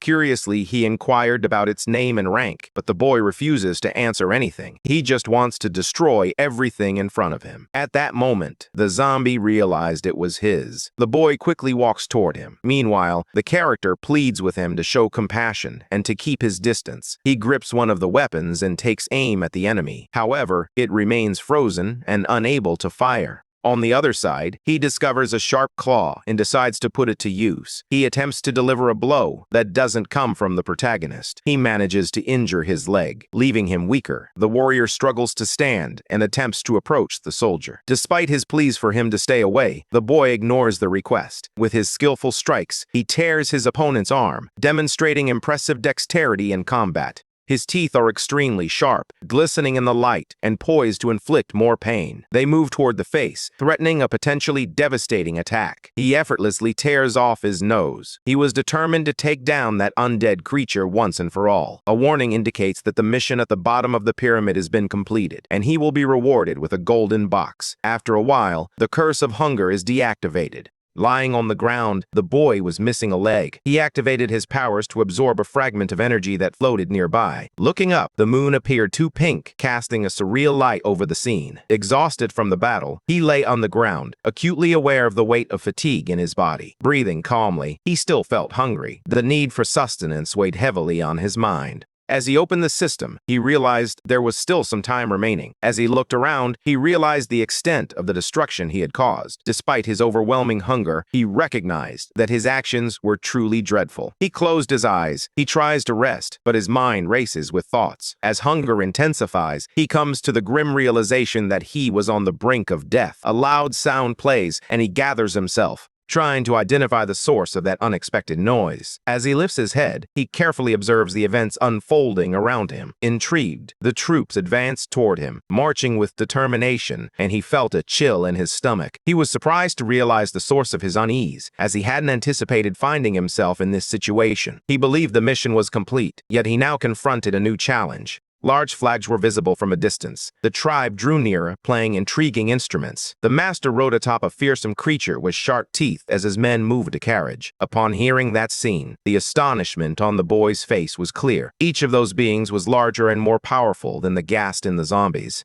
However, he still hadn't uncovered the reason they were protecting the carriage. The vehicle moved slowly, and a figure inside was visible through the shadows. Shortly after, the creature appeared in front of the protagonist. He appeared to have enjoyed the meal. Even though he wasn't completely prepared, it was Kawaro from the Society of Laziness at level 118. Feeling nervous, the boy was unsure how to respond. As the creature drew nearer, it became clear to him that he recognized the protagonist, who was already aware that he was being tested in that moment. Curiously, he asked how he managed to survive at such a low level, believing that all humans had gone extinct. They wanted to know if there were other survivors. The two characters exchanged knowing glances. The tension between them grew with each passing second. Suddenly, the boy felt a sharp cut on his skin, an unexpected blow that took him by surprise. The creature brought the blood to its mouth and savored it, relishing the essence of life flowing within. Upon tasting, it declared that it felt as if it had fallen from the sky. An irony echoed amidst the horror. After John and Maria Keller, some believed humanity had been extinguished like a candle. Therefore, the character would never suspect that a living human was nearby. He wouldn't allow a precious child like him to be out in the open. As the protagonist picked up the bodies, a wave of disgust and repulsion overwhelmed his senses. He urgently asked the creature to stop immediately, his voice trembling with the weight of the situation. But the creature was already making contact with his body, disregarding his request and moving forward with its intentions. It provided him with a new leg, enabling him to walk again and offering a second chance amidst the chaos. He stood up and motioned for the young one to follow him. However, the hero asked for a moment's pause. He wondered if the being's intention was to make him a member of the Eugene family. Before he could explain, an interruption occurred. The boy declared that he had no intention of becoming just a delicacy. Upon hearing that, the smile transformed into astonishment for just a moment. He placed his hand on his forehead and began to laugh. He claimed that the boy had misunderstood everything and asked if he knew what the most basic and simple desire was. He licks his lips and answers that it was hunger. Squinting his eyes, he remarked that Eugene's hunger is infinite. Influence, sexual discipline, capital, and power. He consumes everyone and uses them at his will. The creature revealed that when he was merely human, he struggled to achieve his desires because of his morality and self-discipline. The warrior listens attentively to his wise words. Continuing his tirade, he claims that everything should have been his, and that all accomplishments should be the result of his efforts. Irritated, the jewel-filled monster screamed that the rage was unbearable. He believed the young man was also consumed by greed and anger, convinced he deserved what was rightfully his. However, he stated that most people are unscrupulous, and that some electrons are entirely greedy. Attempting to understand the boy's thoughts, he asks whether he isn't curious about how high he could soar. As he observes everything intently, the boy remains silent. Concluding his explanation, he declares that this is why he would become a being capable of consuming the entire world. He alludes to a serpent that despises everyone and extends his hand, inviting the boy to join him in that existence. The boy remains seated, unmoving, lost in his thoughts and reflections. Meanwhile, the pages of a book are displayed, and a girl relaxes, leaning against her extensive notes. With a snap, she awakens from her dream. As she gazes out the window, memories of someone special flood her mind, prompting her to call out for him. At that moment, she thinks of her boyfriend. The city is filled with towering buildings and quiet streets, evoking a sense of loneliness and desolation. With a heavy sadness in her gaze, the girl observes the landscape, feeling the weight of the stillness surrounding her. Meanwhile, the light reflects off the despicable environment, illuminating details that stand in stark contrast to the surrounding melancholy. Smiling with a few missing teeth, the protagonist declares he wasn't afraid, his confidence radiating. At that moment, his arm starts to glow, emanating an intense energy that captures everyone's attention. With one foot planted firmly, he rises, resolute in his determination to confront whatever lies ahead. Confident, the creature recognizes that the boy has made a wise choice, while the subordinate remains motionless. He takes the hand of his new acquaintance for support. He rises calmly, regaining his composure after the attack. However, the creature experiences an intense pain, the suddenness catching her off guard. Without hesitation, the boy bites her hand, trying to gain an advantage in the fight. Infuriated by the attack, her eyes change, revealing a fury that makes her even more dangerous. She throws the boy away, the force of the movement causing him to lose his balance. He can't believe the audacity of that wretched beast. Even when tired, the protagonist attempts to provoke his opponent. He remarked that he tasted worse than zombies, and then wondered if all traitors had that same flavor. The monster is deeply affected by the taunts and refuses to be labeled a traitor. Noticing her fury, the protagonist realizes he has landed himself in a difficult situation. As he approaches, he states that there is no point in talking to her. Therefore, the only way out was to eliminate the last human. However, the hero was destined to survive. A variable is required for the game they are playing. The star had mentioned the need for a new player, and everyone was searching for a suitable solution. At that moment, he recalls that explanation. He realizes that the solution lies within himself. Although he could try to escape to another place, he refuses to let this opportunity slip away out of fear. He challenges the creature to proceed, prepared to confront death once more, knowing it wouldn't be his first encounter with it. As the creature holds him by the neck and lifts him into the air, he begins to contemplate what the most painful death might be: breaking his bones or completely crushing him. Noticing that his mouth wouldn't stop talking, he decided to intervene. He asked the boy to scream and unleashed all his powers. As he held firm, he felt pain coursing through his body. The character laughs, recalling how he was labeled a traitor, an accusation that feels deeply inappropriate for him. Not everyone supported the monsters in their quest to exterminate humans. Gripping tighter, he resolved to end his miserable life. At that moment, the monstrous Augustro was observing everything. The creature was startled to notice something unusual. The boy had grown stronger than ever before. He executes a defensive move, throwing his opponent aside. Shortly after, he loses his strength and collapses to the ground. His head strikes the surface with a thud, and his eyes begin to flutter shut. Meanwhile, his enemy is experiencing significant pain.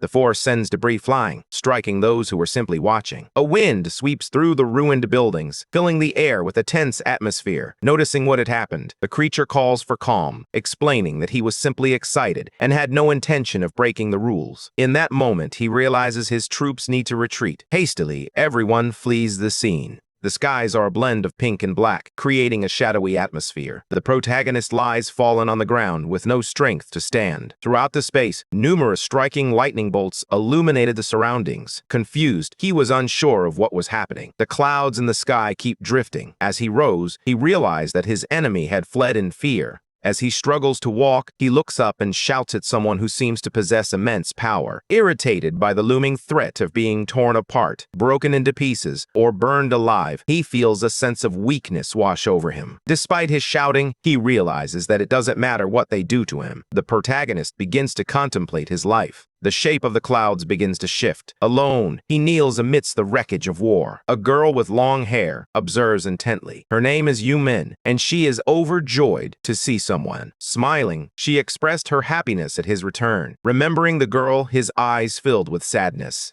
The girl with wings asks whether the butler was awake. She reveals her leg and asks to see the bite, having come to find him under the impression that it was all over. However, the man's eyes were a shining green and he simply bit. After he spoke of consciousness, he remembered nothing else. Finally, the fairy reveals that she made sure to eat beforehand. In an effort to forget what had just occurred, he was curious to see how many rewards he had earned. Looking at the system, he is surprised when the screen reveals something unexpected.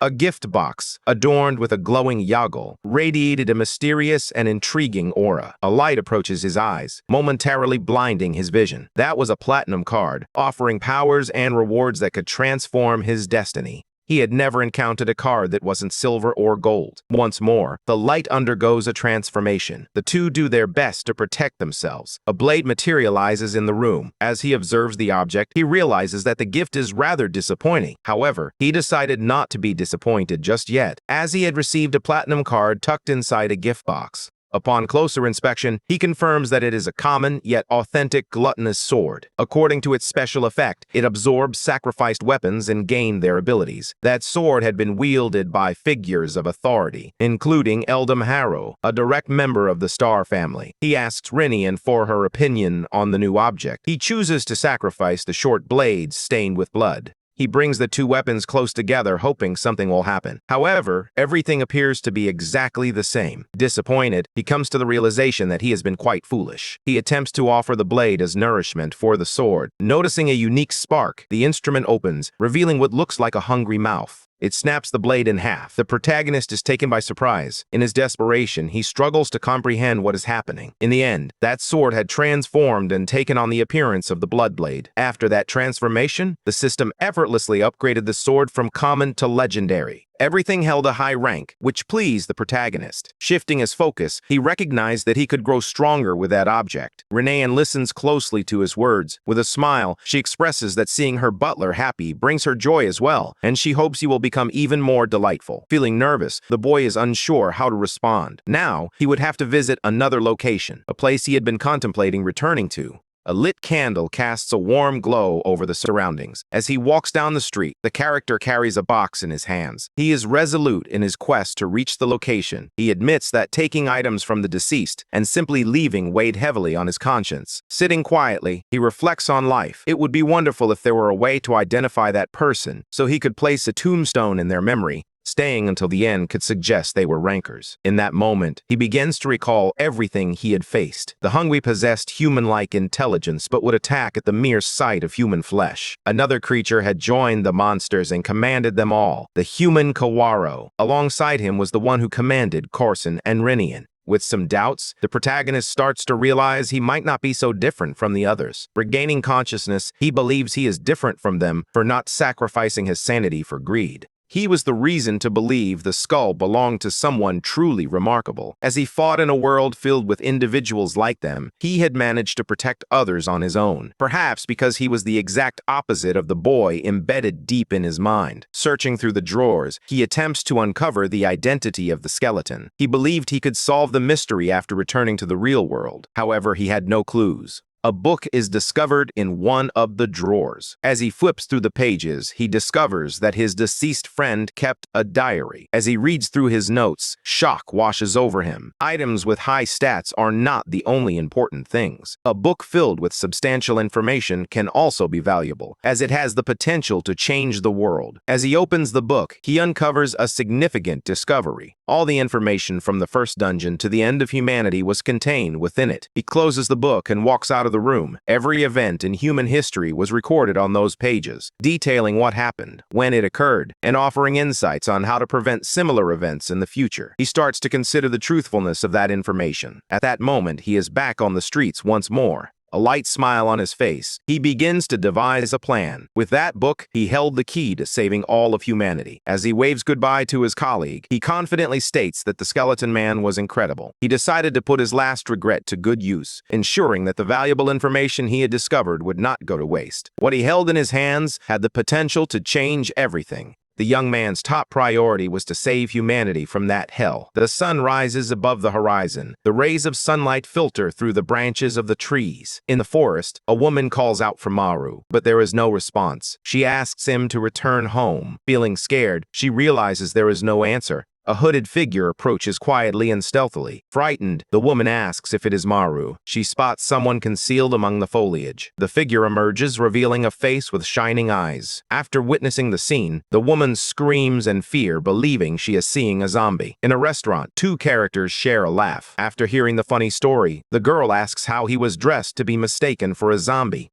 The man does not find the situation amusing, especially since the police have been called. The girl contemplates her thoughts as she sips a glass of wine. She wonders why he taught her how to use money. In today's world, many people indulge in extravagance, purchasing luxury products and high-end cars. One aspect the girl appreciated about her companion was his unique perspective. They raise their glasses to celebrate the luxurious experience, while the character expresses his desire to live like a minister. Intrigued, she leaned in closer to hear every word. She believes he thought their relationship was superficial. He believed that only those who had worked hard to earn money should be allowed to criticize. With each passing moment, the girl becomes increasingly enchanted by him. The protagonist longed for a life of luxury, but he was determined to achieve it through honest means. Despite having a tough exterior, he refused to exploit the loss of his parents for personal gain. He believes that nothing would have changed even if his parents were still alive. Amazed, she declares that he was the best person among all the men she had ever known. She feels jealous, believing that the graduate student has had numerous dates.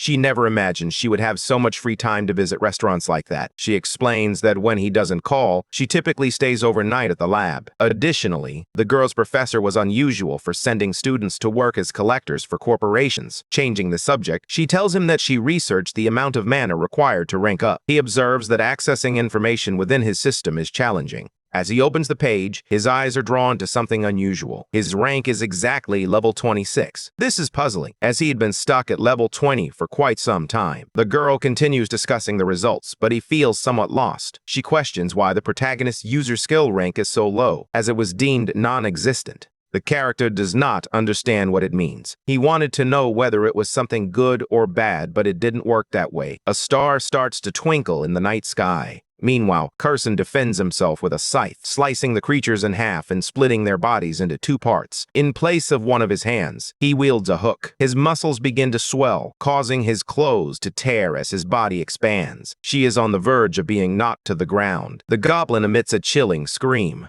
Now, at level 27, he was transforming into a hobgoblin. The creature was frighteningly immense, with muscles rippling across its entire body. The lights in the apartment stay illuminated. Books are scattered across the table. With focus, the protagonist reads one of them, coming out of the shower. The girl mentions that it seemed to be German. Thanks to his language skills, he was able to read. Despite his preparation, he still couldn't comprehend. The girl had already made a copy of the summary for him. She explained the differences between bacteria and viruses, and he listened intently to her words. Pointing to something on the sheet, she indicated that it was the blood and crystal accumulated in his danton, which are used as indicators to estimate his rank. One star resembles the shape of a needle. However, 3 stars form the shape of a triangle. However, the boy's crystal was shaped like a circle. That shape had never been seen before, except in the case of monsters. Upon hearing that word, the boy feels a surge of fear. Shocked by the revelation, the boy begins to see himself as a monster and breaks out in a cold sweat.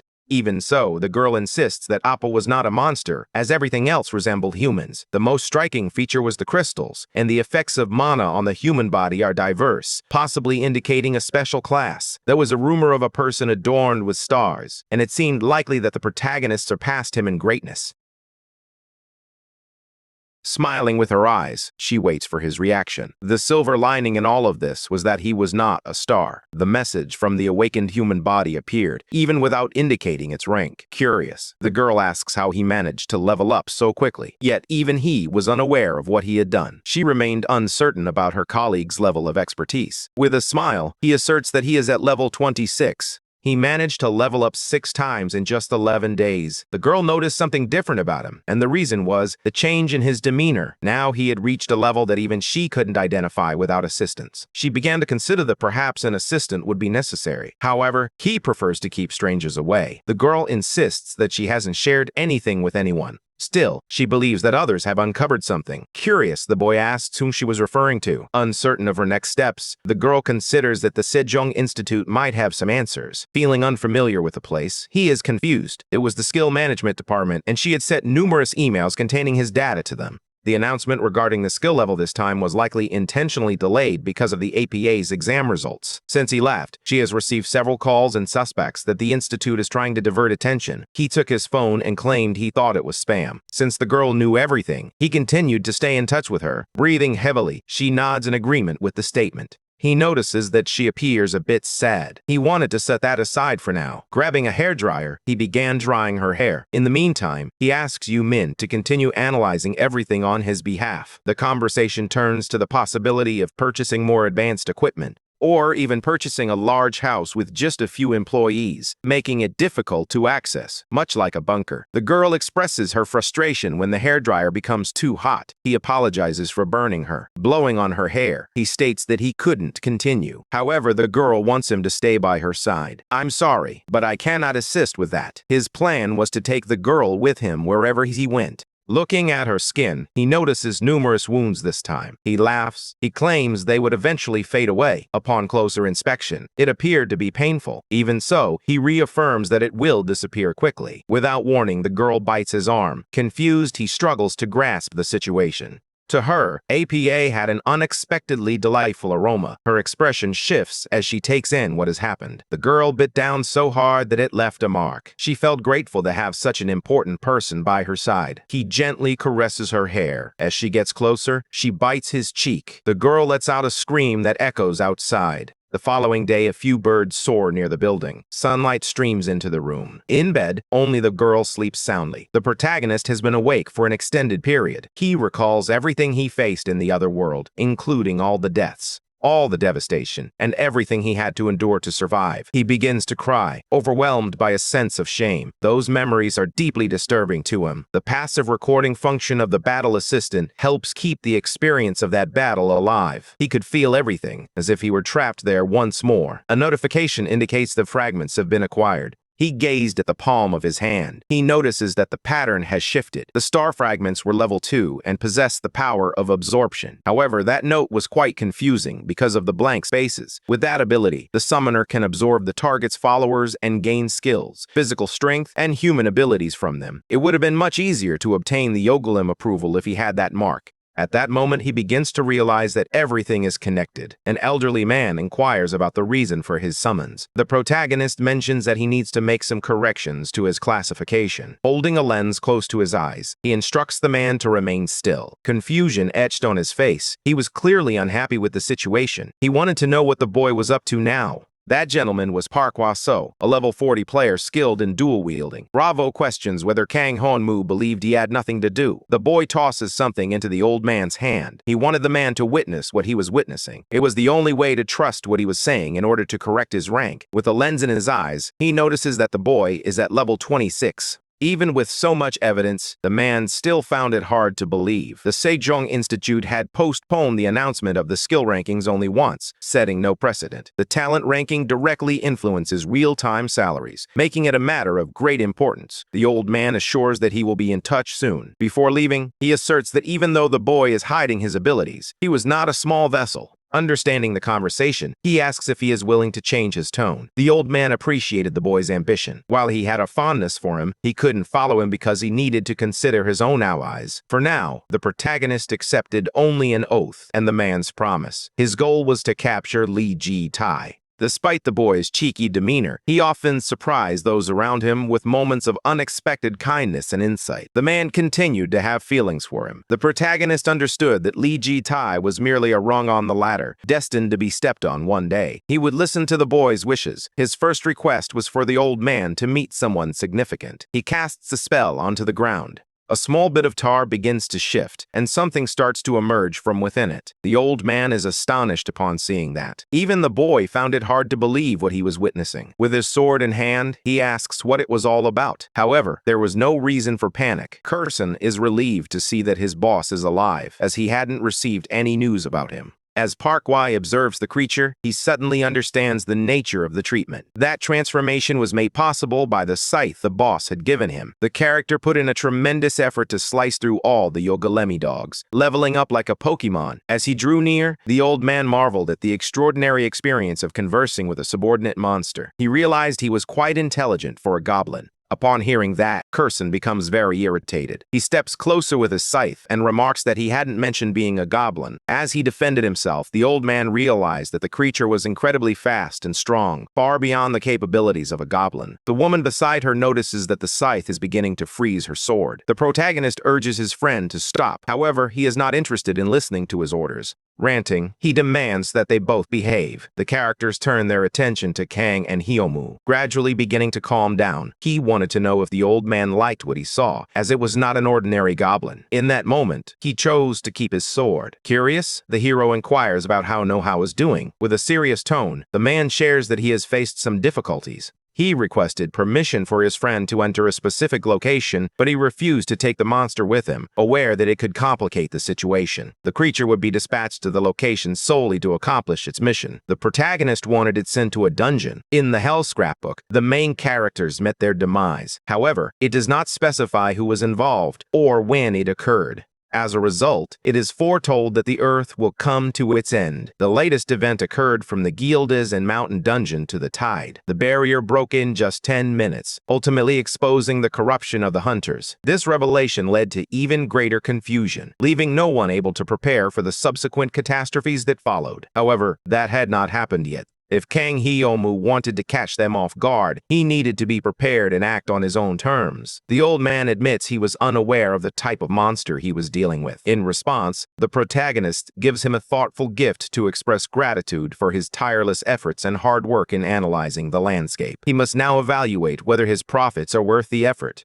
The old man calmly states that it was very difficult to increase by 150% like last time. The protagonist then requests to double the amount. Upon analyzing the situation, the man realizes that the boy is not a thief. Even so, he wanted to steal. Upon witnessing the abuse, he remarks that if the young man were not the sole supplier of the crystal moss, he would not be able to leave the place. However, the boy insists that he should listen to every sentence until the end. He was also interested in doubling the supply. The old man believes it wouldn't be possible, as he has never managed to increase the supply until now. The individuals who purchase crystal muscle are elite hunters. In a scenario where money holds no value, there is only one reason someone would seek to acquire more moss. Today, they aim for it to become stronger. The sky is a vibrant blue, dotted with clouds, creating a serene and beautiful scene. The characters stand side by side, sharing a moment of camaraderie and anticipation. A man in a suit confidently leads them as they enter the building. That wasn't a location he typically revealed to his clients, but he had to accommodate the unusual request. Upon arriving at a grand house, both are good and receptive.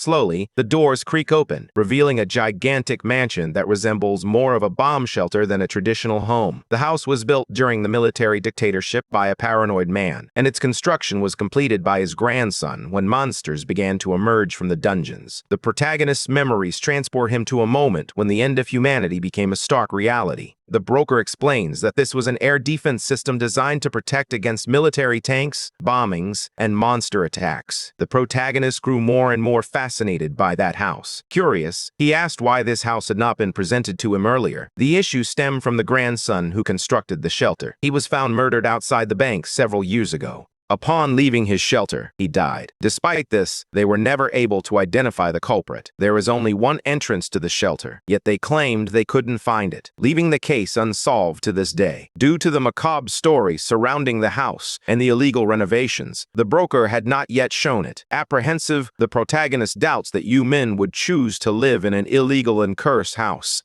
The girl is more intrigued by ghost stories than she is afraid of the place. She jumps with joy, realizing that this would be a lot of fun. The broker is taken aback when the boy declares he will buy the house and pay in cash. Crossing her hands, the girl prays that the asking price is reasonable. However, the negotiation would not be easy, as the man would need to make some calls. Meanwhile, the two waited anxiously for a response. He passes the phone to the hero and asks him to answer. On the other end of the line, he hears someone call his name. This is highly suspicious, as he had not revealed his identity to the real estate broker. Wan Kang introduces herself as the director of the Sejong Institute and expresses her pleasure in hearing about his interests. The woman wanted to meet him in person for a conversation. Min becomes desperate when he realizes he has been speaking with the director. Suddenly, a red car quickly parks next to them, and a woman in high heels steps out, exuding an air of elegance. She approaches the protagonist, eager to meet him, and comments that the boy looks quite different from the photos. The surprise was evident in her tone. Feeling awkward, he simply states that it is a pleasure to meet her, making an effort to compose himself. Noticing the girl by his side, he greets her with a friendly smile. She begins a conversation with the director, who asks if she is still working in the lab, suggesting that she is wasting her talent. The two exchange barbs, as Min has never enjoyed working with the director. Shifting her focus, the director turns her attention to the protagonist. She stated that she knew he didn't belong to any clan. Therefore, she refused to sell the bomb shelter to him. In that moment, the boy felt a wave of confusion wash over him. The director's plan was to provide him with the house, an annual salary of $8,000, and a public servant's pension.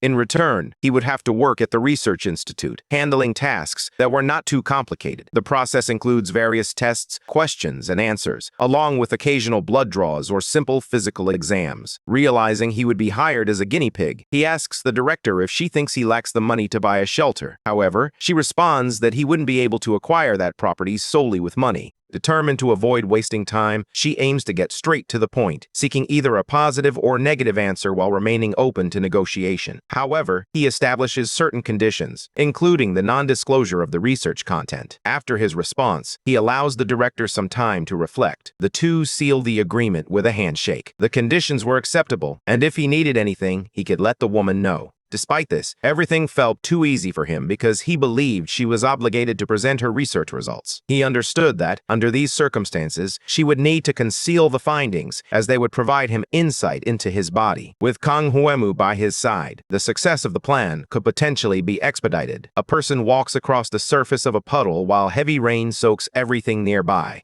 The suitcase is incredibly heavy, but it's something that cannot be left behind. The man stops when someone calls out to him. Identifying himself, he claims to be a hunter visiting the Juldison dungeon for business. The soldiers aim their weapons as they engage in conversation. One of them raises his hands in the air, while the man announces that the return of Song Jan-ha's team has been delayed. He presents his documents and asserts that he was only making deliveries. Upon reviewing the report, the soldiers realize that he was indeed telling the truth. His entry is cleared, along with a reminder for him to be cautious. They caution him about the monsters. As they heed the officer's advice, he departs. The man walks on through the heavy rain, each drop serving as a reminder of his journey. Upon discovering the portal, he crosses over, feeling a pulsing energy surrounding him. In an instant, he finds himself on the other side, the transition both swift and surprising. Carrying supplies to an unfamiliar cave, he opens the suitcase and is taken aback by what emerges, a monster that had been quietly transported. Soaked by the rain, the boy wonders what that creature might do. With a smile on his face, he gently tells the boy to go away. Not understanding Waiso's plans, he finds the talking creature quite strange. Holding the paper in his hands, he asserted that he owed nothing more to the man. He then tore it into 2 pieces. Soon after, he vanished completely into the darkness. Kristen believes that the monster hunter was extremely frightened. However, he started to hear noises emanating from the darker corners of the cave. He had already received a warning from Park Waiso. Most hunters take a week to clear that dungeon. Finding humans pathetic, the monster picks up the scythe in his hands. He was confident that he could complete the task in just 3 days. A book is hurled to the ground with tremendous force. Screams echo from outside the building. Meanwhile, Yeoman attempts to defend herself using spray and a lighter. Confronted with that strange scene, the protagonist struggles to grasp the girl's intentions. In a state of complete desperation, she insists that she has killed something. The mosquitoes didn't die even after she sprayed them with repellent, so she resorted to hitting them with an encyclopedia and then burned them. Desperate, the girl believes that the house's owner must have died due to one of those giant mosquitoes. Meanwhile, while lying on the couch, Kang Hyamu mentions that he is making some investments. Curious, she decided to explore the hidden paths of the forest, eager to uncover its secrets. Each step brought new discoveries, from vibrant wildflowers to the soft rustle of leaves overhead. The air was filled with the scent of pine and earth, invigorating her spirit as she ventured deeper into the woods. The girl was unaware that he understood that. He shows her his phone and asks her to take a look. She is very confused by his investments. In desperation, she asks if a nuclear bomb is going to drop on Seoul, since he had sold the blue-chip stocks but not the others. Although he thought he was an idiot, he couldn't predict anything about the future. His sole objective was to establish a base for Taesongdo before time ran out. When she discovered that the book was actually an album, her curiosity was piqued by the prospect of viewing the photos. Holding the object in her hands, she tells the girl not to be surprised. That was the diary of the final judgment, a record of humanity's end. Shocked, the girl doubts his words, suspecting he might be suffering from an illness common in the early stages of awakening. In that moment, her desperation to uncover the truth intensifies. She screams at him upon realizing he had been pretending to be nice all along, despite being terribly sick. He still insists that it was the Apocalypse Diary. Laughing, the girl flops onto the couch after hearing that ridiculous name. Wiping away her tears from laughing so hard, she asks if the message was from the lab. A notice confirms that the delivery was made today. He tells Yumin that it was the cornerstone of his splendid debut. However, the girl knows nothing about that topic. Mocking is a form of ridicule that often involves imitating someone in a derisive manner. It can be used to highlight flaws or shortcomings, but it can also serve to undermine and belittle, whether in jest or with malicious intent. Mocking can have a profound impact on relationships and self-esteem.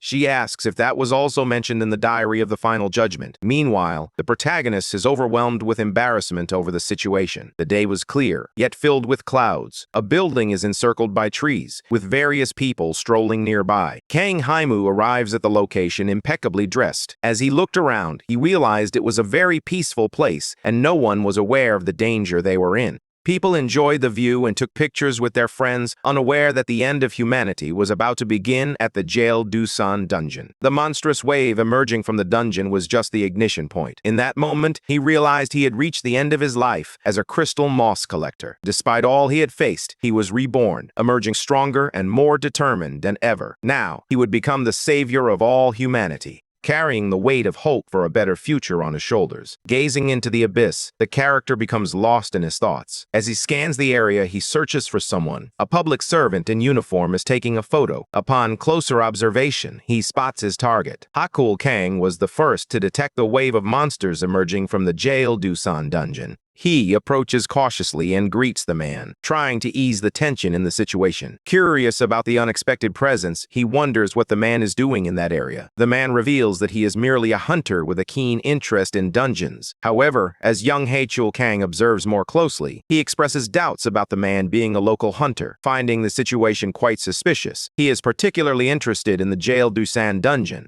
He expresses that he is a novice with many questions and wants to know what the man was filming. He replies that, as a novice, he wouldn't fully grasp what he was doing. The man explains that he was examining an unstable-type dungeon and contemplating the possibility of predicting which monster would emerge. The conditions in unstable dungeons change very frequently, and it's not something simple. An unstable-type dungeon features terrain and structures that change each time someone enters to explore. Moreover, the entrance to the dungeon is unstable, and unlike stable types, monsters can emerge from it unpredictably. It would be a great disaster if a monster were to appear in the center of Seoul. However, given the number of hunters and military troops stationed, it wasn't a cause for concern. The man was worrying unnecessarily, which was why his research wasn't receiving the attention it deserved. Even if a monster were to appear, it would perish unless something occurred. Similar to what happened in the Baekdu dungeon 8 years ago. Monsters can only increase in number within unstable dungeons. With their numbers spiraling out of control, a significant portion could break free and unleash a wave of monsters.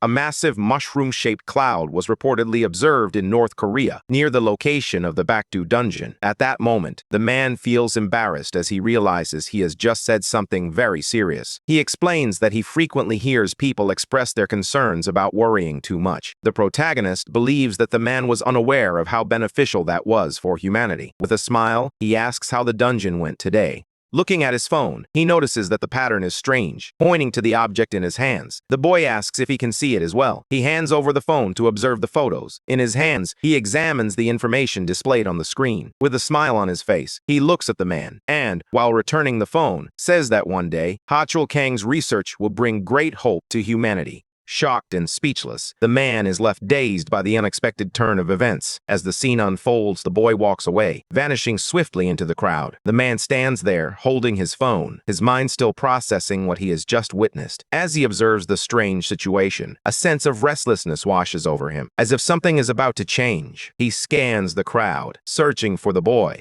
He realized he hadn't mentioned his name, yet the boy seemed to know who he was. A massive staircase is bustling with people moving up and down. With a book in his hands, the protagonist recognized it as the same image he had just seen in the photo. Looking back, he feels the tension in the air. He was fully prepared to take action. Records indicate that the barrier collapsed 10 minutes after the wave of monsters appeared. However, he was still a little premature. He arrived very early, as all of that was set to happen in 2 months. For this reason, he allowed Kurson to explore the dungeon, knowing that another opportunity like this would be hard to come by. He understood that once the game officially began, simply being a hunter might not be enough for him to survive. His goal was to become a clan leader, seeking both recognition and power. As he passed by the officials, he concluded his busy day by reflecting on the challenges he faced. He knew he had to be more than just what was expected of him. He had to go far beyond those imposed limitations. Nothing would be enough until he reached for the sky, with his ambition driving him to strive for great achievements. It would be sufficient if he could reach for the stars.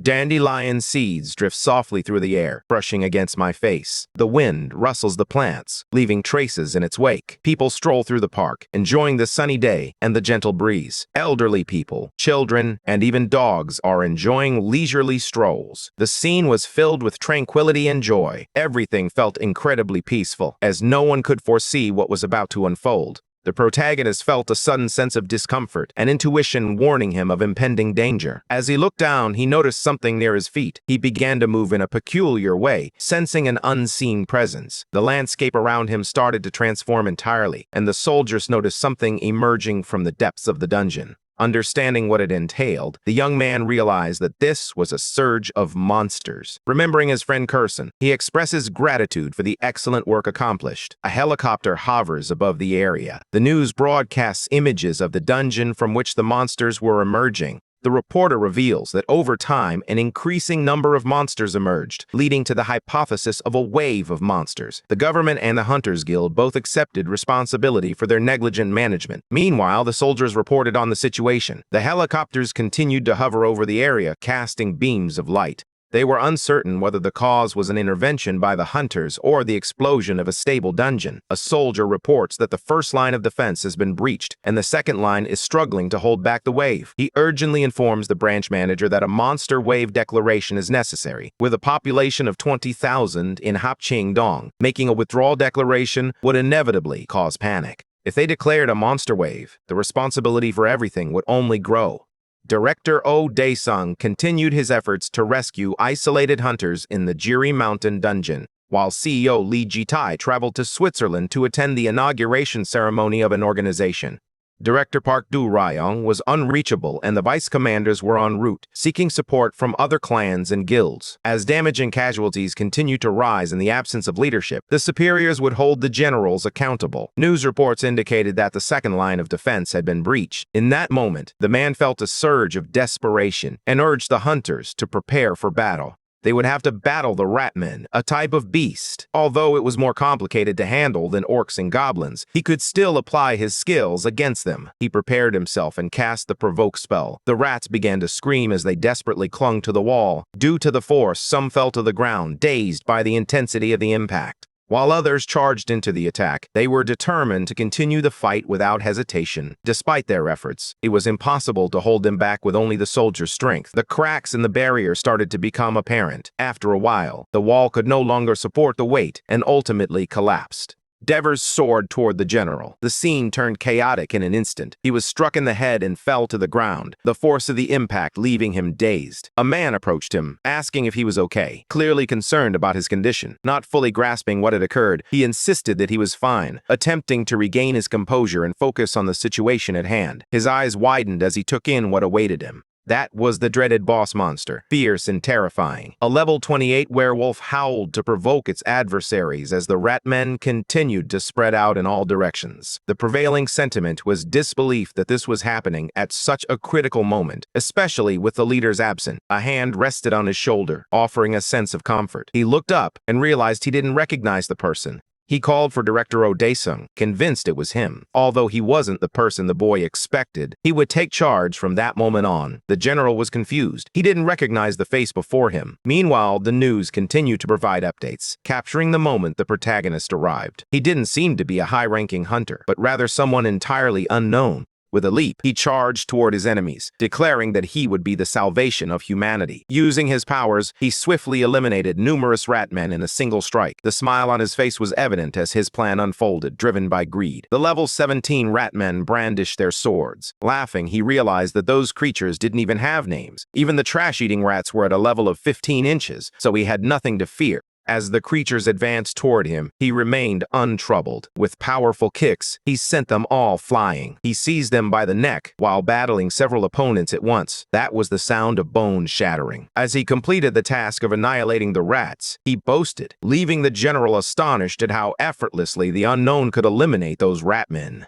The protagonist couldn't comprehend how those creatures fell with just a single blow. The ratmen outside of hell were significantly inferior. Meanwhile, he watched the werewolf from afar. Casting his domination power, he believed he needed to complete his plan first. Blood was splattering everywhere. Despite this, the boy appeared shocked by how easily the fight unfolded. The guards were startled when they noticed a movement. The werewolf approached to showcase all its abilities. Concerned, the general recognized that the situation was perilous. The beast bared its sharp teeth. All the soldiers stood up upon noticing the boss's movement. The boy is eager to confront the monster. In a battle stance, he waits for his opponent, the tension escalating with each passing second. He was anxious to see the results of the hell he had prepared, ready to face any challenge that arose. Meanwhile, the general shouted for the boy to be careful, his concern echoing in the air and warning of the imminent danger. His expression shifted dramatically as he witnessed the unfolding events. In the blink of an eye, the boy had the werewolf pinned down, successfully defeating him once and for all. The fight between the two was far from close.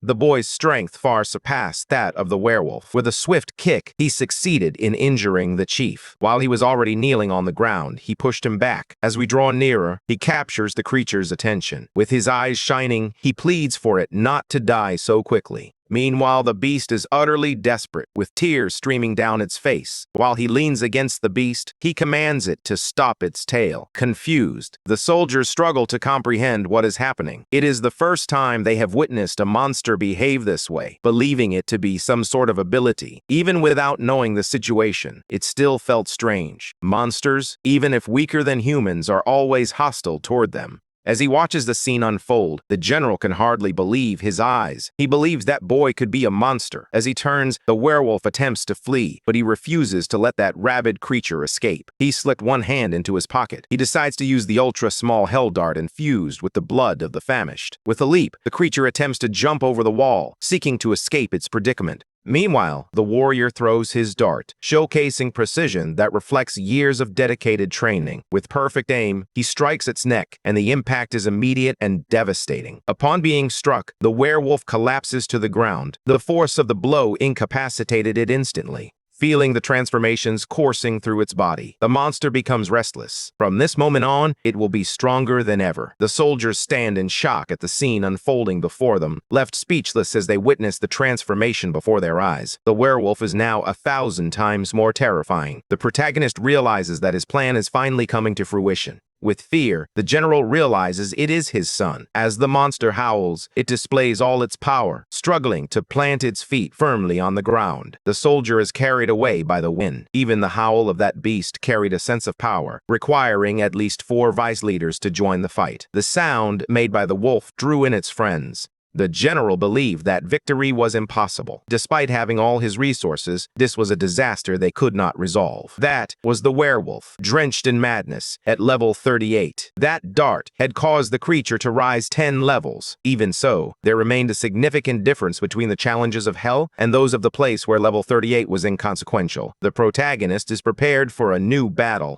When the blood of the famished is absorbed, the absorption ability activates automatically. The wolf leaps to attack its enemy, its ferocity and agility clearly on display. Upon seeing the scene, the soldier tries to warn others, shouting to alert them about the imminent danger. A tremendous explosion erupts, its deafening sound echoing across the battlefield as he shields his eyes. The wolf lunges at the protagonist, its claws poised to strike. But he blocks it. Angrily, he responds. The werewolves launch a second attack, but it ends in failure. Meanwhile, the protagonist continues to provoke the monster, saying it had forgotten the beating it had just endured. The beast's powerful howl fails to stir the protagonist into action. He strikes his enemy with a powerful punch. However, he notices movement approaching him. Another lower-level werewolf lunged at him, trying to grab him. Laughing, the protagonist remarks that it was heartening to witness the camaraderie. The fight intensifies, featuring powerful kicks and thunderous blows. There is nothing the soldiers can do. Imagining that the situation would conclude with their deaths, that man was risking his own life to do what should have been the duty of the officers who were paralyzed by fear. For a hunter, that was the ultimate humiliation. Meanwhile, the protagonist battled against the 3 werewolves. He appeared completely energized. Despite the difference in difficulty, he still expressed his disappointment. He urged the werewolves to put forth greater effort in their battle against him. His aim was to make a spectacular debut, showcasing his combat skills. Suddenly, the level 38 werewolf takes a hit. The force of the attack surprised everyone. The general decided to join the battle. His imposing presence shifted the dynamics of the confrontation. As he approached the boy, he asked if he was okay, concerned about his well-being after the battle. However, the boy's reaction revealed something unexpected. His eyes shone with an intense red glow. He wanted no interruptions during his fight. At that moment, the general believed the boy was about to attack him. The boy attempts to protect the general by striking the monster lurking behind him. Leaping over his shoulder, he quickly positions himself to strike, gripping the wolf's tongue tightly. Determination in his eyes reflects the intensity of the moment. With a violent force, he tears it out, the brutality of the act echoing in the air around him. Angrily, the boy is thrown back, the beast's head in his hands. The lower-level wolf feels a deep sadness upon realizing what has happened to his friend. Seeking revenge, he targets the protagonist to a joke about them being part of the same family. However, the monster finds itself unable to exact revenge as the young man's fury is uncontrollable. Now, only one opponent remains, and the tension in the air is palpable between them. With an air of superiority, the boy flashes a confident smile at the beast, boldly challenging it. Bloodied and battered, he lowers his head as if bracing for the final blow. The wolf was struck by knives, arrows, and swords in its back. Finally, the soldiers joined the fray and, with their weapons, delivered the final blows to the beast. They celebrated their victory over the monster. Meanwhile, they gaze at the enormous head of the level 38 werewolf. The men are exhausted and breathing heavily. In the midst of everything, the protagonist stands still, gazing at them. He informs them that the wave of monsters is not over yet, and that the rat men are escaping. Confused, the general is at a loss for what orders to give. Regaining his composure, he commands them to drive away the rat men and organize the lines. The boy gazes at the stars in the sky, feeling that he made a significant impact with his debut. He estimates it took him about an hour and a half to defeat the creatures. The general approaches him directly, revealing his tousled hair, a sign of the long hours spent working. He also shows a tattoo representing his clan. He appears as Seo Tae-kyung, the head of the Gangbut branch of the powerful Lotus clan. The man's level indicated that he ranked among the top 10% in the country. This was of great interest to the protagonist. Shaking his hand, he expresses his gratitude, stating that, thanks to him, many lives have been saved. Believing the boy was testing something, he doesn't think his gratitude was meant for them. The general looks to the side, astonished. A news report indicated that the situation had been resolved, with the branch general shaking hands with the hunter who made the most significant contribution. Suddenly, numerous microphones were aimed at the boy, as everyone sought answers to their questions. He was asked to say a few words to the citizens who may have been terrified by the monster wave incident. Clearing his throat, he prepared to speak. He introduces himself as Kong Yoon Moo. He declares that, even as a new hunter, he will work diligently for the citizens. Suddenly, a multitude of arrows flies toward him. However, he feels unfazed by the situation, drawing on his past experiences in orphanages and the process of cleaning wastewater in search of crystal moss residues. They should take note of his resilience. That was only the beginning. The boy looks visibly embarrassed as he appears on the news, laughter echoing around him. He discusses his abilities, drawing a comparison to the frequently utilized provoke in the field. Online comments showcase a range of opinions from the public. One woman remarked that it appeared to be something new, a form of insanity ability. Another man suggests that it doesn't appear to be a single ability, but rather a combination of at least 3 different types. Experts explore the potential of dual casting and multicasting abilities. They explain that there is speculation suggesting one can gain traits in addition to abilities. There is an extremely rare case in which a hunter obtains this ability after reaching level 50. They believe that the only officially confirmed hunters with final abilities in Korea were Lee Ji-tae and Oh Dae-sung. Meanwhile, the director of the institute observed the program, realizing how foolish it had been. The protagonist had intimidated the Ratmen simply by his presence, which was the main issue. In previous visits to the dungeon, she had witnessed that. But only monsters can intimidate with their presence. When she saw the characters' crystals in the blood, they closely resembled the monsters. Nonetheless, she believes it was a good idea. However, the reaction of the Ratmen was nearly one of rigidity. There were no signs of any physical changes. Someone knocks on her door and enters, holding a cell phone. She becomes increasingly irritated when she realizes that Lee Simon is bothering her. Filled with fear, the employee attempts to speak to the woman, who would take that call if it were something urgent, more important than her studies. He warns her that if he mentions the name Bravo Hotel, she will understand. However, she doesn't believe he was there to answer a phone at the hotel. He handed the phone to the director. She says it's from the Blue House. She answers the phone, explaining that she has been quite busy. On the other end, Chief of Staff Park Yu greeted her. It had been a long time since she last spoke with the secretary. Noticing something unusual in his voice, she realizes he was speaking more quickly than usual. The only thing Won Kyung needed to remember was that he was the chief of staff. Curiously, she inquired whether the president had any interest in the skills management department. However, the man wanted to discuss the rookie who had recently emerged, showcasing his newfound interest in talented individuals. With a sense of pride, he claimed that the boy belonged to him. The man anticipated the director's attitude. At that moment, he pointed out the lack of response from the Taesong clan. She apologizes for the situation and explains that she doesn't know much about Kang Hyomo because the ranking machine was broken. Letting her anger surface, the chief of staff questions whether the delay in announcing the levels was intended to protect the boy. In response, the woman scoffs, dismissing that explanation. He cannot believe her audacity and arrogance. Continuing the conversation, the man requests that the information be released 1 day earlier. In the end, he waits anxiously for her reaction. She pretends not to understand, ignoring his words and leaving him feeling frustrated. He considers using bait to attract her attention and obtain the information he seeks. He states that the Taesong clan pledged to donate 100 billion won over 3 years to the Hunters' Retirement Fund. Within weeks, the number of rescues for Kang Hyomo more than doubled. If she rejected that offer, she would be in danger. The man understands that director Do Won Kyung was perceptive enough to know when to yield. The woman chooses to accept the situation. She decides to hand over the data, cautioning him not to be too surprised.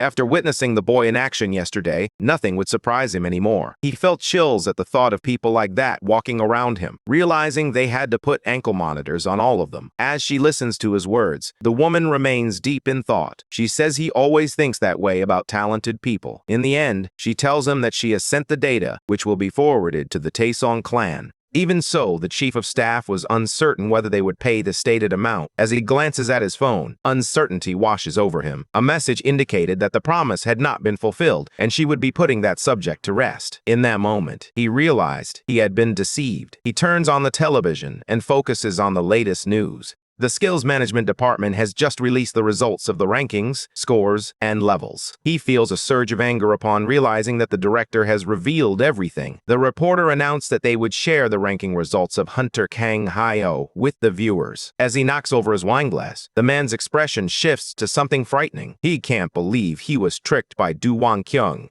A gentle stream of water flows down the drain, producing a soft sound that fills the room. The protagonist is relishing a hot shower. The relaxing heat enveloped his body. As he steps out of the shower, droplets of water fall onto the floor, creating small puddles that shimmer in the light. As the girl prepares for sleep, she tells him that his ranking was 5 stars. They watch the news together as he settles in beside her in bed. The man explains that after reaching level 20, each additional star raises the level by 10. Theoretically, with 5 stars, you could rise to level 60, making the protagonist the strongest. In addition to the level cap, the protagonist's skills play a crucial role, with rarer skills becoming available as his level increases. Choosing not to rush to a conclusion, one of the specialists notes that Lee Ji-tai's achievements are far superior. The debate table becomes chaotic as a flurry of questions is raised. One of the women mentions that this was the sole record of the event in Korea. Looking at his phone, Yu-min notes that he had received several calls. In addition to hunters, people were contacting various advertising agencies. The protagonist is content with their newfound fame. However, he is more focused on the investment following the surge of monsters.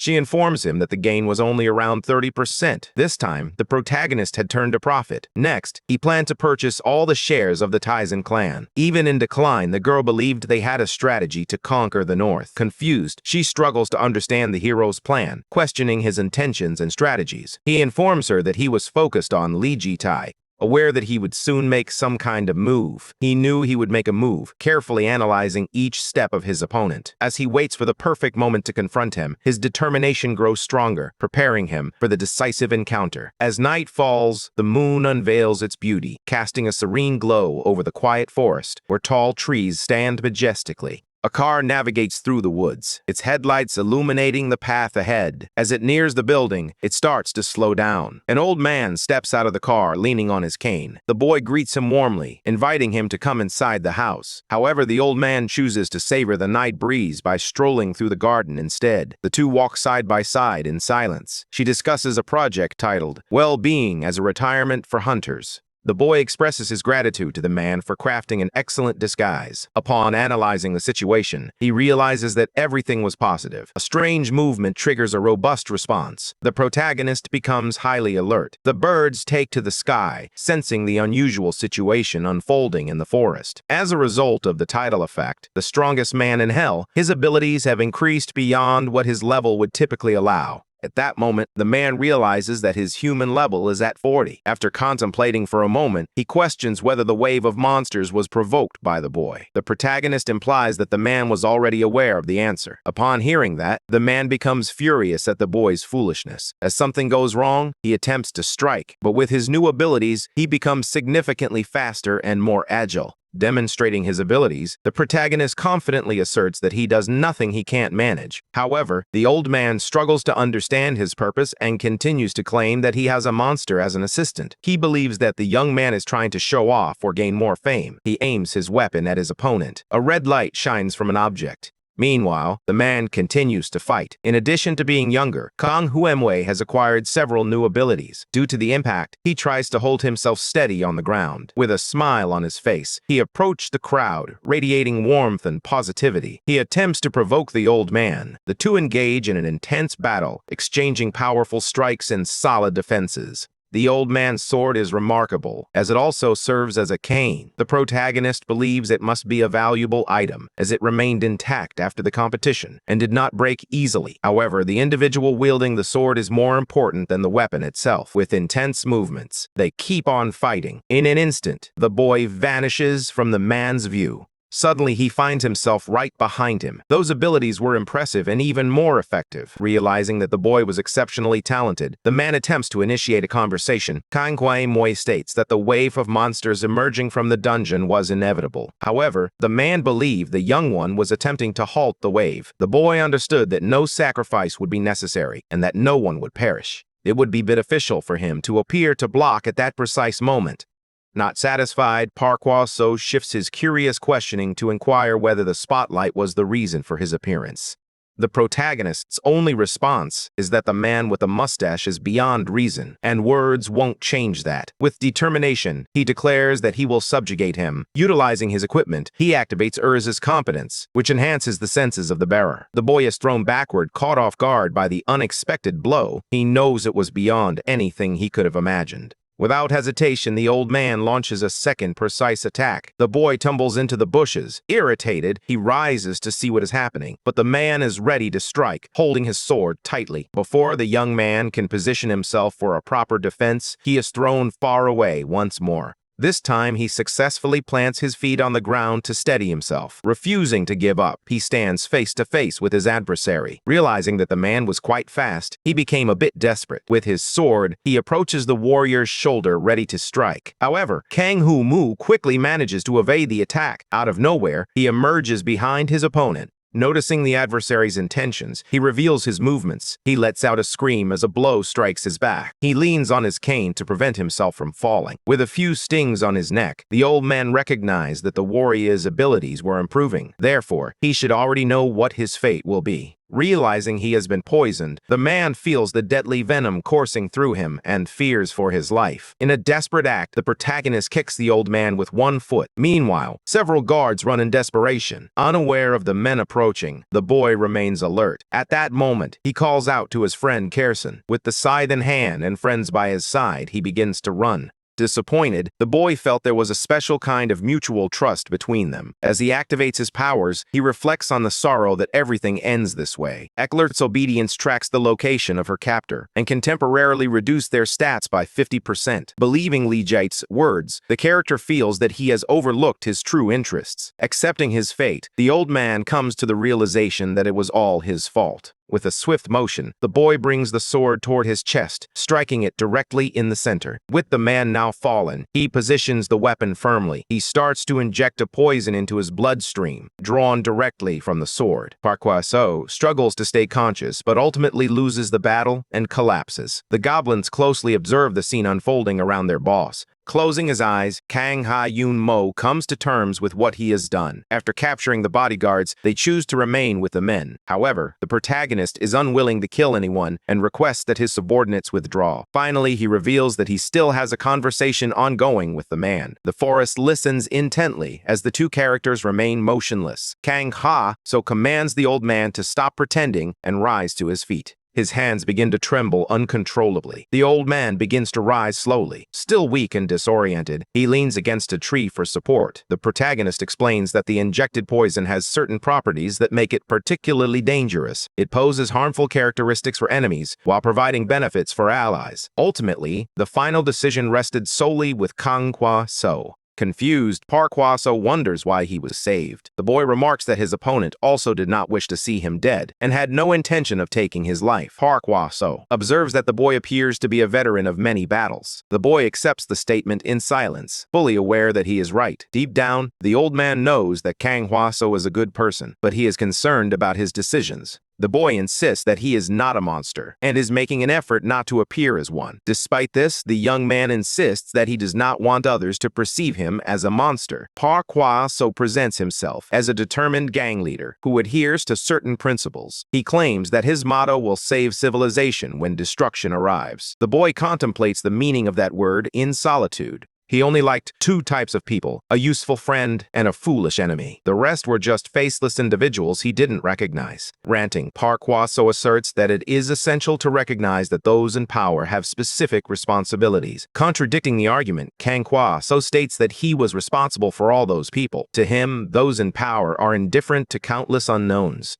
At that moment, the old man starts to reflect on his plans. However, he aimed to establish himself in a way that would allow him to live a luxurious life. A thought occurred to him. He wondered if he was truly satisfied with all of that. The protagonist sought not only to reach the stars, but also to bring one back. Shocked, the old man could not accept such thoughts. Believing firmly in his own vast ambition, he was convinced that no one could bring about his end, regardless of their power. If Park Hwa-so promises his loyalty, his word is already enough. Next time, he will have to crawl on his toes. A hammer with sharp points is thrown, revealing the tips of very red hair. An intense fight unfolds unexpectedly. While grappling with a monster, the braided woman urges her aunt to look to her right. Listening to her colleague's commands, the girl pays close attention. A massive beast swings a heavy weapon attached to a chain, aiming to strike her. With remarkable agility, the girl swiftly moves to the opposite side. As she reflects, she realizes that this was the boss. Upon noticing the orc boss approaching, a soldier calls on everyone to report to their ranks. Without hesitation, the creature attempts to advance once more. With courage, the girl approaches the beast. Noticing her intention, her colleague asks the red butterfly to stop, as he already has his adversary. Glancing to her side, she saw all her colleagues rushing to help.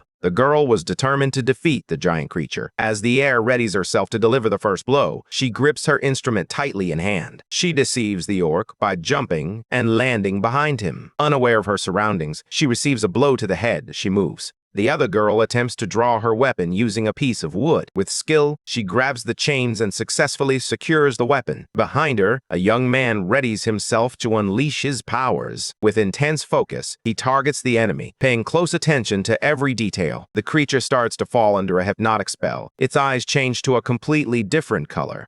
The boy persists in his assault, maintaining control over the beast. Meanwhile, the boss begins to feel increasingly disoriented by the unfolding situation. The red-haired girl enters the scene. A reaction is visible from a distance in his body. In the end, the beast is ripped into 1,000 pieces. After the fight, a desperate boy asks why the red butterfly disregarded the commander's orders. Disobeying orders could result in her facing the disciplinary committee. Her friends gathered around to see what was going on. The red-haired girl remained silent, standing still. Realizing that many people were defending her, the boy fell silent. In a gentle voice, the red butterfly offers an apology, not to the commander, acknowledging that she had disobeyed the order, taking an action that could have endangered her colleagues. Lowering her head, she stated that she would accept any form of punishment. The commander stated that all of that was unnecessary since she had already apologized. He expressed his regret for being overly anxious about a minor error, feeling quite embarrassed. Despite all of this, he declares it an honor to witness her defeat the orc chief with a single attack. Extending his hand to the girl, he waits for her to shake it, but she remains still, believing he was too impatient because of his hasty reaction. Meanwhile, the girl remains completely still.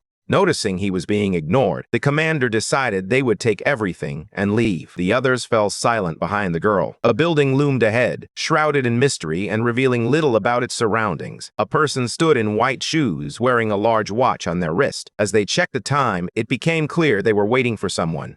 Hearing a noise, they turn to see who it is. As they welcome the young lady, known as Red Butterfly, they congratulate her on reaching level 21. She makes sure to acknowledge the support of her companions and the Taizong clan. Even though he was proud, the man had something he wanted to discuss privately with her. Uncertain of his intentions, the girl remained silent. The two are talking in a car. He asks if the character is okay. She expressed her sadness, admitting she made a mistake in the dungeon by not following the commander's orders. Despite the challenges, she completed the mission without sustaining any injuries. At that moment, the man realizes that her nervousness may be connected to Kang Hyanmu. His theory was that, to prevent stagnation in her growth, she placed herself in danger as a way to test her limits.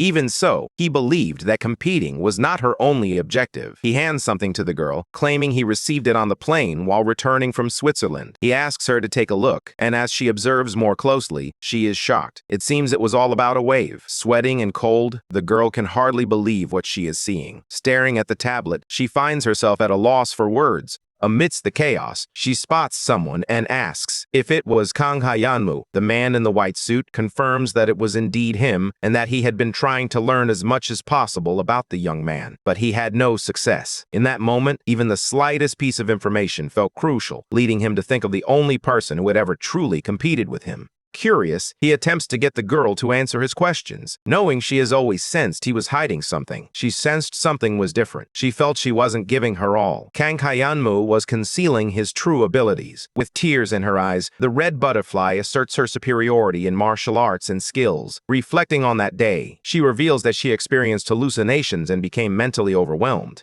As the character reflects, they begin to imagine that there may be restrictions in place. Even so, it was still something too powerful to be merely a physical ability. Kang Hyanmu killed multiple werewolves with a single attack. As he gazed at the girl, he remarked that she felt like him. Unsure of how to respond, she simply listens. With a frightening expression, the man in the white suit declares that this was the pinnacle of abnormality. As he utters those words, his eyes bulge. No one realized just how much that boy had grown. He caught the attention of the Red Butterfly. He states that she was far superior to the newcomers. Everyone praised her for being truly amazing. Pointing to himself, he remarked that the girl had already surpassed him when he was a newcomer. Convinced, he asserts that she appeared to be the only one who understood something about the situation they had in common. She apologizes, saying she doesn't know much. The Taesong clan was organizing a team to fully suppress the wave of monsters. They needed to seize this opportunity to concentrate their efforts on stabilizing the dungeon. The girl had no experience with unstable dungeons, and Jaeoldeson was practically impossible for her in her current form. However, the Taesong clan and the man believed in the woman's abilities. He leaves her in shock when he invites her to join them on the expedition. Meanwhile, her colleagues wait for their friend's return. Everyone was already aware of a wave of monsters emerging from a dungeon. Curious, the boy asks what Lee Ji-tae said.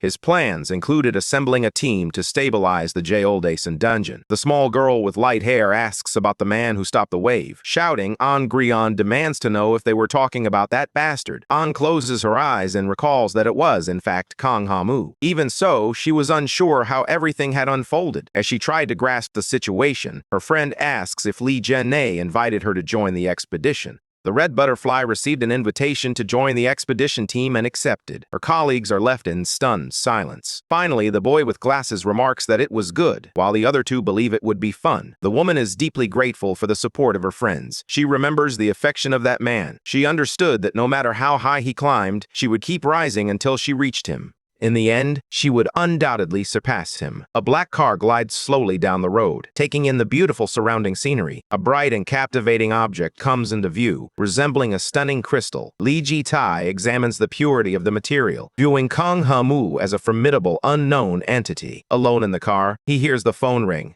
He answers the call and asks what it's about. On the other end of the line, a voice responds that everything will be ready for tomorrow. He expresses his gratitude for their excellent work. He was deeply anxious about the possibility of attaining all that he desired. As night falls, the car presses on with its journey. The radiant sun brightly illuminates a large building, showcasing its impressive architecture. People settle comfortably into their chairs, preparing for the event. Numerous photographers and reporters have their equipment prepared. The press conference with clan leader Lee Ji-tae was about to begin. As he approaches the microphone, camera flashes start to go off. Greeting his fellow citizens, Lee Ji-tae begins his speech by addressing the tragic incident at Jaeoldeson Shrine. Meanwhile, the team continued their preparations, strategizing for the upcoming challenge. They gathered around the table, discussing their strengths and weaknesses and how best to leverage them. As the clock ticked down, tension filled the air, but determination shone in their eyes. Each member was ready to give their all, knowing that success depended on their collaboration and focus.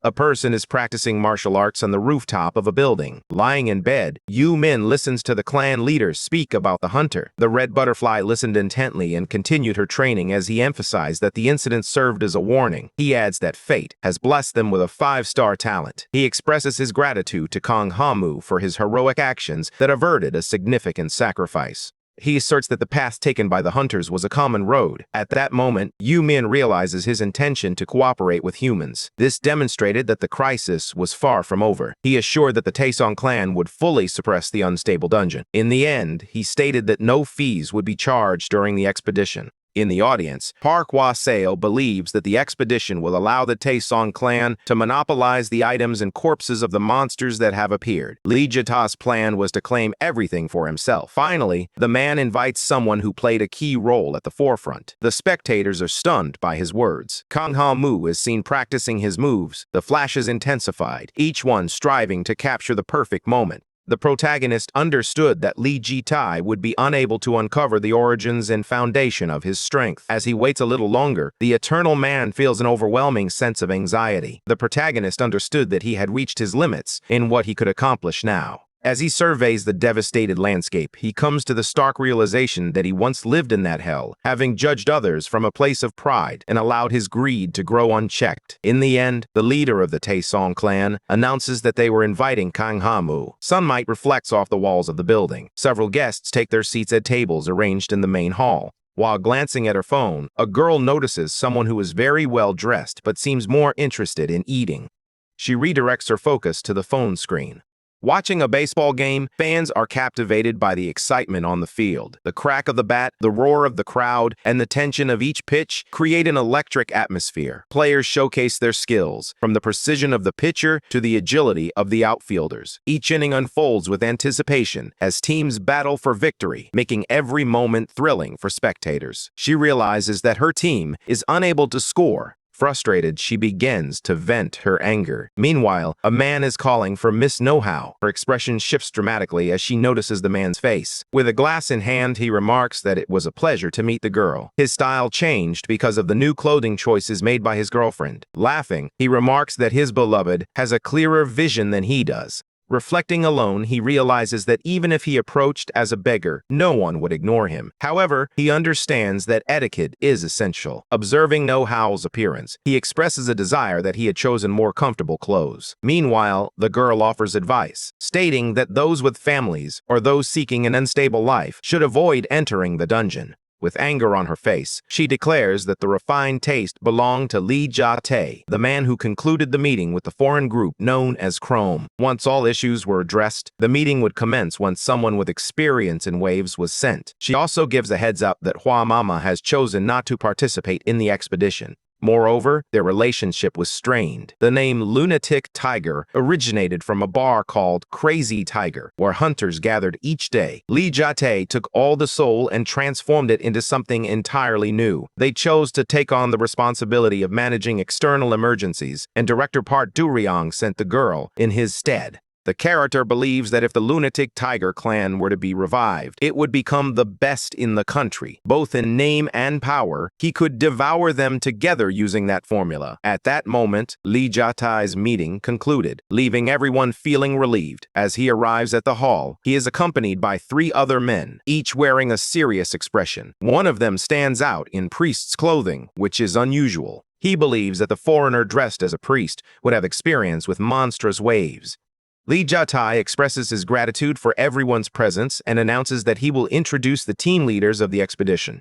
Su Tae-kyung served as the manager of the gangbook branch of the powerful Lotus clan and was tasked with overseeing his clan members during the expedition. Meanwhile, the leader of the Obsidian team, Kang Hu, was in charge of the members of the Tae-sun clan. Feeling a bit embarrassed, the man admits that he received the overall command. Furious, the girl realizes they have been excluded. She quickly downs her drink upon realizing the situation. She begins to create a scene, laughing loudly, wishing everyone good luck. She announces that the Wamama clan has no intention of participating in the expedition. Leaving everyone shocked and surprised, she begins to exit the room slowly. As he looked at the girl, he noticed how fierce and determined she was in that moment. Meanwhile, everyone waits for the remainder of Li Jiate's words. Now, he was about to introduce a very important person. Father Johann Hessner, originally from Germany, was among those who took significant risks to stabilize the dungeon in Syria. During the expedition, he would serve as a counselor. At that moment, the protagonist recalls Kawaro's words. Humanity was said to have been wiped out after John and Maria Keller. Additionally, he had read something about it in the skeleton's diary. He realized that this priest was the Johann from the stories.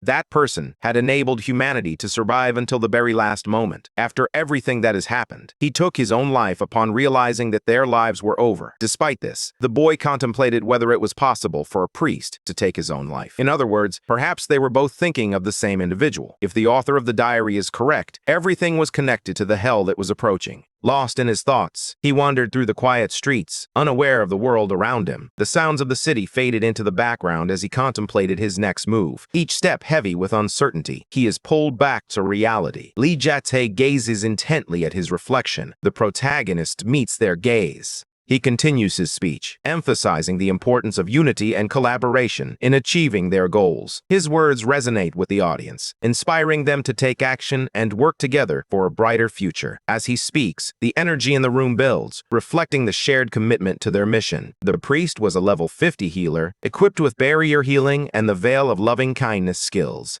Kang Hyamu realizes that possessing 3 skills means his rotation should be 3 times as complex. A man approaches and calls out to the protagonist. All the guests turn to look at the boy upon hearing his name. They confirm that the suit matched the young man who had gone unnoticed by the guests. He thanks him for being there, and the man replies that someone wishes to meet the warrior. He asks him to accompany him. At that moment, Kang Haimu believes it is Li Jiatai. An elevator is summoned, and a group of men steps inside. They arrive at a room where they are greeted by a man who invites Mr. Haimu to come forward. On the upper floor, the young man serves food and a glass of drink, but he expresses uncertainty about whether it will suit the guest's taste. After the first sip, he questions where the young man was trained and where he is from. Haimu reveals that he trained alone. The boy, in disbelief, remarks that when a government investigation takes place, he will have to come up with another excuse. The guest then states that when that occurs, he will buy a passion fruit drink for the government representatives. However, he is cautioned that making jokes is not very advisable. The boy poses a new question, asking from which stars Haimu hears whispers. The question causes the young man to tense up slightly. Breaking the tension, he asks the man what he meant by star whispers, and then turns to question the boy about his level.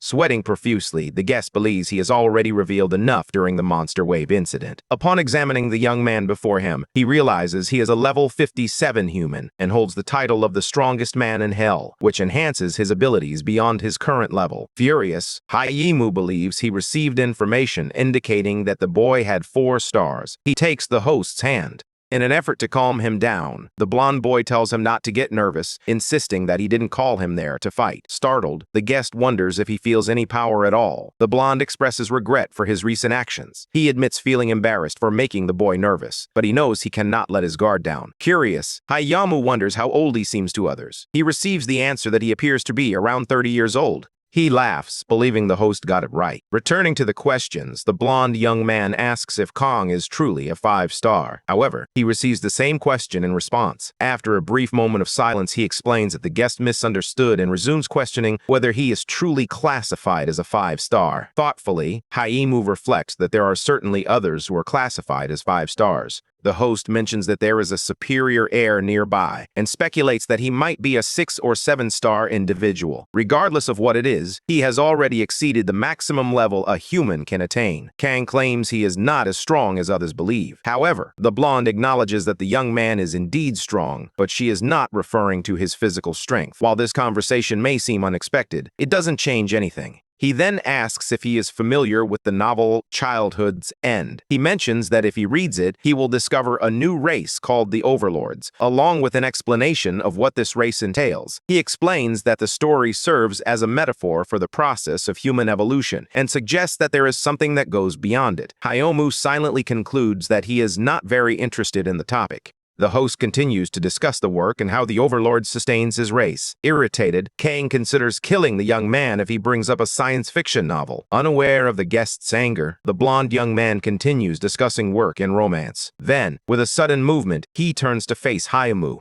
He says he smelled the scent of evil and fear as soon as he saw him, claiming that he shares the same scent because he can also foresee the future to some extent. He predicts that a drastic change is coming soon, a future that no one could have anticipated. Without hesitation, he suggests that they work together. Kang believes he is unaware of the depth of the malice the boy hides beneath his human facade. His thoughts are interrupted by the boy, who suggests that if he already possesses evil, he should use it to do good for him. The two exchange glances. Hyumu rehearses his response before leaving the meeting and re-entering the elevator. Standing beside two other men, he questions whether he overreacted. He recalls the conversation when he asked if the other person shouts the name of a skill when using it. The blonde mentions that he stopped doing that when he turned 20. Standing up, he expresses that he understood what Kang meant and found the conversation quite enjoyable. As he prepares to say goodbye, he mentions that he needs to take care of something in the banquet hall and will head there first. In the elevator, Hyumu reflects on the boy's words regarding leaders and the awakened ones.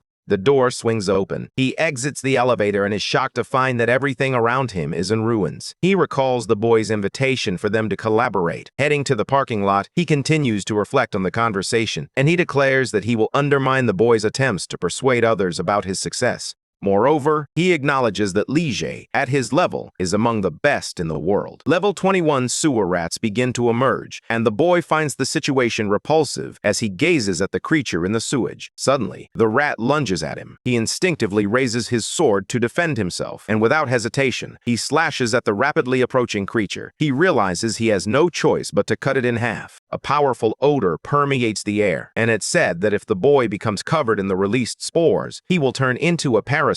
Even so, he is glad to keep the tome free from those spores, as it is very practical to use. Analyzing the corpses of the animals revealed critical insights into their health and the environment they inhabited. He states that for quick attacks, the sword is flawless. Far away from there, goblins are gathered, busy making potions. Suddenly, someone appears and calls for Curson. He is taken by surprise and rushes to the chief, inquiring if he has returned. The boy demonstrates everything he managed to acquire during his time in the sewer. He becomes irritated because the goblins are not moving and are about to be caught. He doesn't have time to do everything by himself. Everyone quickly rushes toward the objects, filled with worry. The boy asks if the workers would spit in the potions, and Curson replies that he doesn't think so, explaining that the chief forced them to do it. They should be grateful that they aren't trying to kill or eat the boy. The young man recalls something he has been holding on to. He takes a green ball from his compartment and holds it up in his hands. The goblin panics, questioning why it is there as it poses a significant danger, while the boy erupts into laughter. Even so, he asks if eating that will lead to parasitism, and the monster replies affirmatively. Fearful, he questions whether the boss is serious and if he has already added the hungry blood trait. The boy wonders if there is any reason for him not to proceed with that. If he loses his head, he will receive help just like last time. Continuing the conversation, the goblin expresses his trust in the boss and his reliance on him, but he also urges him not to overexert himself. Moreover, he doesn't care about the possibility of returning infinitely. It's astonishing to want to die intentionally. He realizes the importance of being aware of life's preciousness. After the meeting, the boy reflects on Curson's words. Suddenly, something catches his attention, putting him on high alert. He looks around and notices two men among the abandoned cars. He thinks that the right people have shown up at the right time. Swiftly, he navigates between the buildings, preparing to confront two giant rats. Then, he throws a small hell dart at his target. The back of one of them. The duo is startled by the unfolding events, and their initial shock quickly turns to anger. However, before they can launch an attack, they take a hard hit and fall to the ground. Bleeding, they rise and turn their gaze toward the boy. He says that look is familiar. He then snaps his fingers. With that, the two men expelled a black liquid. The boy celebrates, knowing this was exactly what he had expected. He looks up as the system alerts him that there are 87 hours remaining until the next mission. Aware that his mission is just 3 days away, he realizes he will be dragged into the dungeon if he doesn't finish on time. After jumping from the building and falling to the ground, he understands he can no longer avoid it. Somehow, he will need to come up with an excuse to leave in the middle of the attack. They report that the Juldasan dungeon is silent, with no monsters emerging from it. This follows the attacks that occurred in the dungeon, which was the first in Korea to experience a wave of monsters. The responsibility lies with the Taesong and Omnipotent Lotus clans. Moreover, the team appears to be the most powerful ever assembled for the expedition. The average level of the participants is 30 or higher. Hero Kang, Haimu, and priest Johann Hessner are also part of the expedition, joined by other powerful talents, which raises expectations to an all-time high. Conversations revolve around Lee Judae and his achievement of becoming a 5-star, as well as discussions about the Taesong clan. At the heart of the expedition, Lee Judae makes his entrance. He commands everyone to move forward. Suddenly, everything changed. Someone shouts a warning that there is an emergency. Confused, the captain asks what happened. The guard informs them that they need to head to Gangwon. In Cheongshan province, a wave of monsters has erupted, causing chaos in the area. An emergency alert is sent to everyone's cell phones. As he reads, the boy with black hair is surprised to discover that the wave is only predicted for next year. However, he knows that this wave occurred 10 days after the one in Julin and wonders whether the dungeons are interconnected. He can't understand why he hasn't already knocked down his first domino piece. Hours later, Jide speaks with a man who insists they must postpone the expedition and put a stop to the wave of monsters. A guard raises concerns about what might occur if the condition of the dungeon deteriorates during that time. They continue to discuss and inquire about the other dungeons. They warn that people are already moving inland, even in the absence of any signs of danger in Hale. Another guard mentions that Captain Daesing has been informed about the situation on Jeju Island and has warned that he will be returning.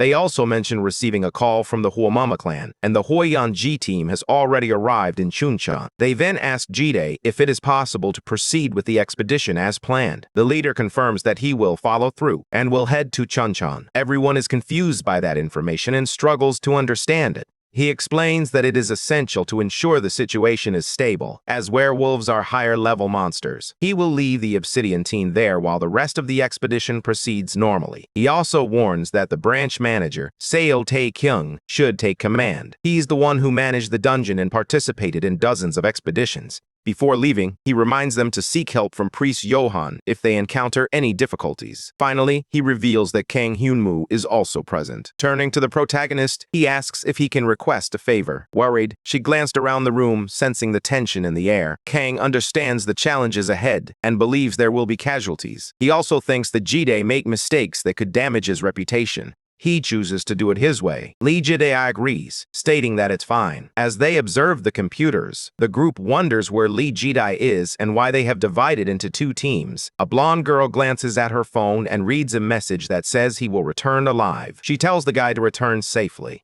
The expedition group forges ahead on their journey, advancing together. Suddenly, they are ambushed by monsters, signaling that ratmen are nearby. A fierce battle erupts. Meanwhile, Kang simply observes the chaos and concludes that the Lotus clan is not very reliable. He also notes that the red butterfly looks appealing. Let's not forget about Johann. As he analyzes the situation, he realizes that around 50 opponents have been quickly eliminated. A figure approaches and calls out for Hyunmoo. A guard remarks that he noticed the boys were calm over there. The protagonist responds that he was curious about their abilities and had been watching them. He asks the boy to demonstrate his abilities in person, as he is also curious. Kang then approaches his companion. Looking him in the eye, he questions whether the guy is telling the truth. The situation creates a tense atmosphere for both men. The boy approaches the dead ratman and picks something up from the ground. He explains that there is a group known as leaders, and they carry a whistle like that. In times of danger, they call upon their comrades for help. The man claims he has never heard of it.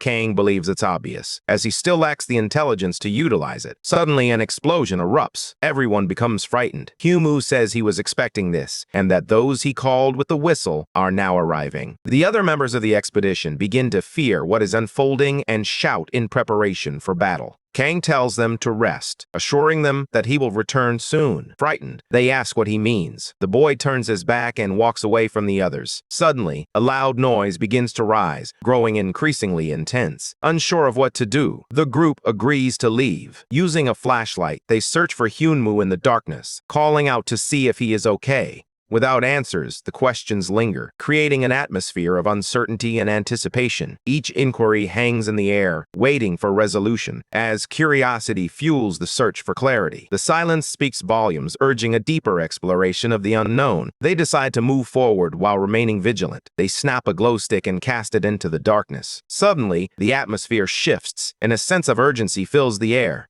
Something flies toward them, startling everyone. It's the head of a giant rat, and they all agree it's disgusting. Hyunwoo emerges mysteriously from the darkness. He inquires whether that is sufficient. The man feels embarrassed and expresses his sincere apologies. Laughing, Kang says it's fine and that they should continue. He reflects thoughtfully that he is much better off without Lee Ji-rae, and this realization must inspire fear in him. Everyone walks until one guy suggests they take a break. As they sit down, conversation begins. A man comments that he noticed the protagonist's preparation even before the monster appeared. Unfazed, the boy explains that werewolves and ratmen are ahead and could potentially attack. The man, feeling downcast, replies that if they aren't going to attack right now, then it's fine. Kang then asks if he believes they will complete the dungeon quickly. The man explains that the structure has changed more than he anticipated, which means the project will take a bit longer to complete. Curious, the young man inquires about the extent of the change, and he learns that it is much larger than other dungeons. To illustrate this, the man strikes the wall, noting that the bricks here disassemble and reassemble repeatedly. However, as he touches the wall, something suddenly frightens him.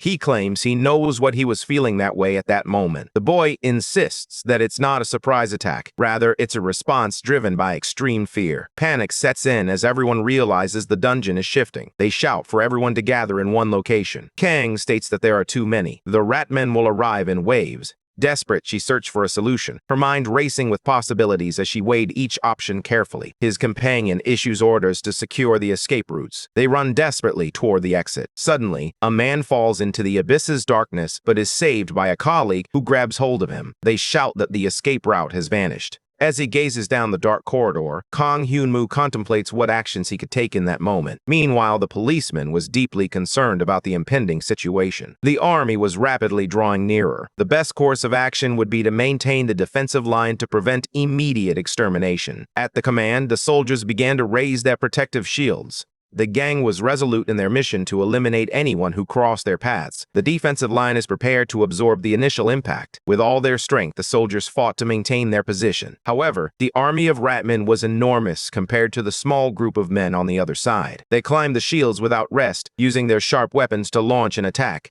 Even while injured and bearing serious wounds, the soldiers did not abandon their line of defense. At that moment, Father Johann began to cast spells to aid in the battle. The magic flowed through the air, searching for a way to make the soldiers more resilient and powerful. Their bodies started to radiate with the power of energy. Kang Hyunwoo realized he would need to intervene in that battle sooner or later. The officer declared that they should hold out until the next wall shift, providing as much assistance to Father Johann's team as possible. Upon hearing the order, his men took off running. Amidst the chaos, the protagonist felt uncertain about the Obsidian team. Meanwhile, the officers quickly reached the front line. They used their weapons to assist in any way they could at that moment. With a gentle smile on his face, the hero recognized that everyone was in good spirits. However, the ratmen became increasingly furious and launched their attack without mercy. Suddenly, an officer spotted a threat descending almost directly above them. The blow turned into a complete failure when the ratman was struck by an arrow from afar. In the rear, the archer stood ready to engage the enemy with impeccable aim.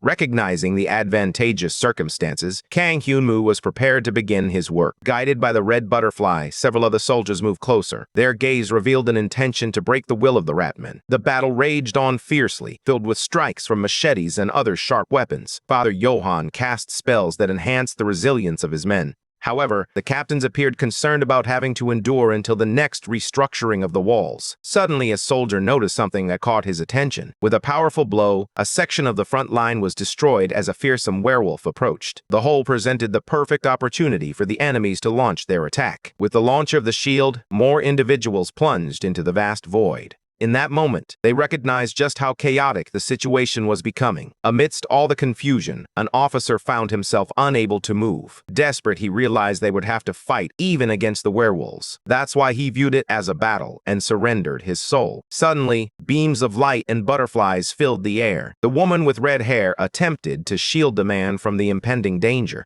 She understood that to survive, they would need to depend on everyone's assistance. Trembling with fear, the officer felt uncertain about how he could be of any help in that threatening situation. Meanwhile, the werewolf realized it had sustained a cut on its body. Gnashing its teeth, it revealed its intention to finish off the person who had hurt it. Despite everything, the red butterfly understood that she needed to further enhance her skills. That's why she refused to back down in that fight. With a leap, she attempted to get closer to the creature, leaving the guards shocked by her boldness. That woman was fiercely determined to fight until the very last second against the werewolf. The two soared through the air, gliding over the soldiers who continued to fight for their defense. The impact between the two was imminent as their faces pressed together. The red butterfly, using all her agility, managed to wound the werewolf in the eye. The animal experienced intense pain and brought its hands to its face. In that moment, she recognized the perfect opportunity to send the wolf flying. However, as it was kicked away, it managed to latch on to Father Yuan's head. With no hope of defense, the priest was dragged into the darkness. In her desperation, the woman began shouting the priest's name. A figure rushed beneath her at a terrifying speed, while more people were being knocked down into the deep hole. With a determined leap, Kang Hamu aimed to reach the priest who was plummeting into the abyss. He stretched his arm as far as he could using his claws. The man's expression revealed the fear etched in his eyes, but the boy wouldn't let the priest disappear, knowing he would get into trouble. With evident skill, he wielded his weapon to anticipate the werewolf's arm. Now, he would elevate the priest with his remarkable abilities. At least one more person needed to be saved, and that person was Father Johann. Inside the corridor, the fighters watched intently as everything unfolded. Upon noticing the priest return, the red butterfly used her arm to hold her friend. Once her nervousness subsided, she needed to make sure the priest was all right. However, she was shocked by what she saw. Suddenly, the passage sealed shut, leaving Kang Haomu on the outside. In her despair, she felt lost and attempted to break through the wall, knowing deep down that it would be futile. At that moment, they felt safe after defeating a horde of ratmen. Despite facing a challenging battle, they persevered and emerged victorious.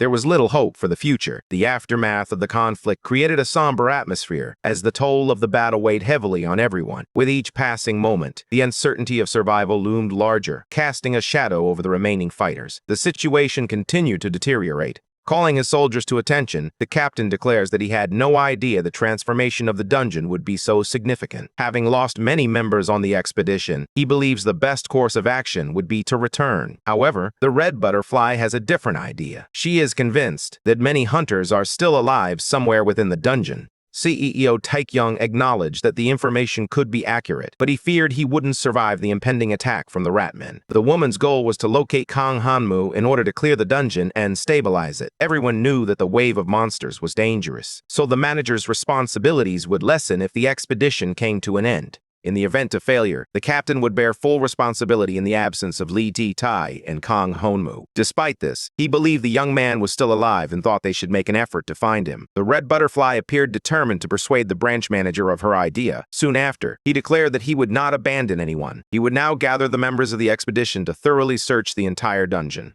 With determination in her gaze, the woman was intent on conducting a check right here and now. Her suspicions suggested that Kang Haomu bore a striking resemblance to someone else. Meanwhile, the red sky cast an eerie glow over the landscape. The protagonist gazes at the devastated area, feeling an unsettling familiarity. With a smile on his face, he realizes that this is the perfect moment.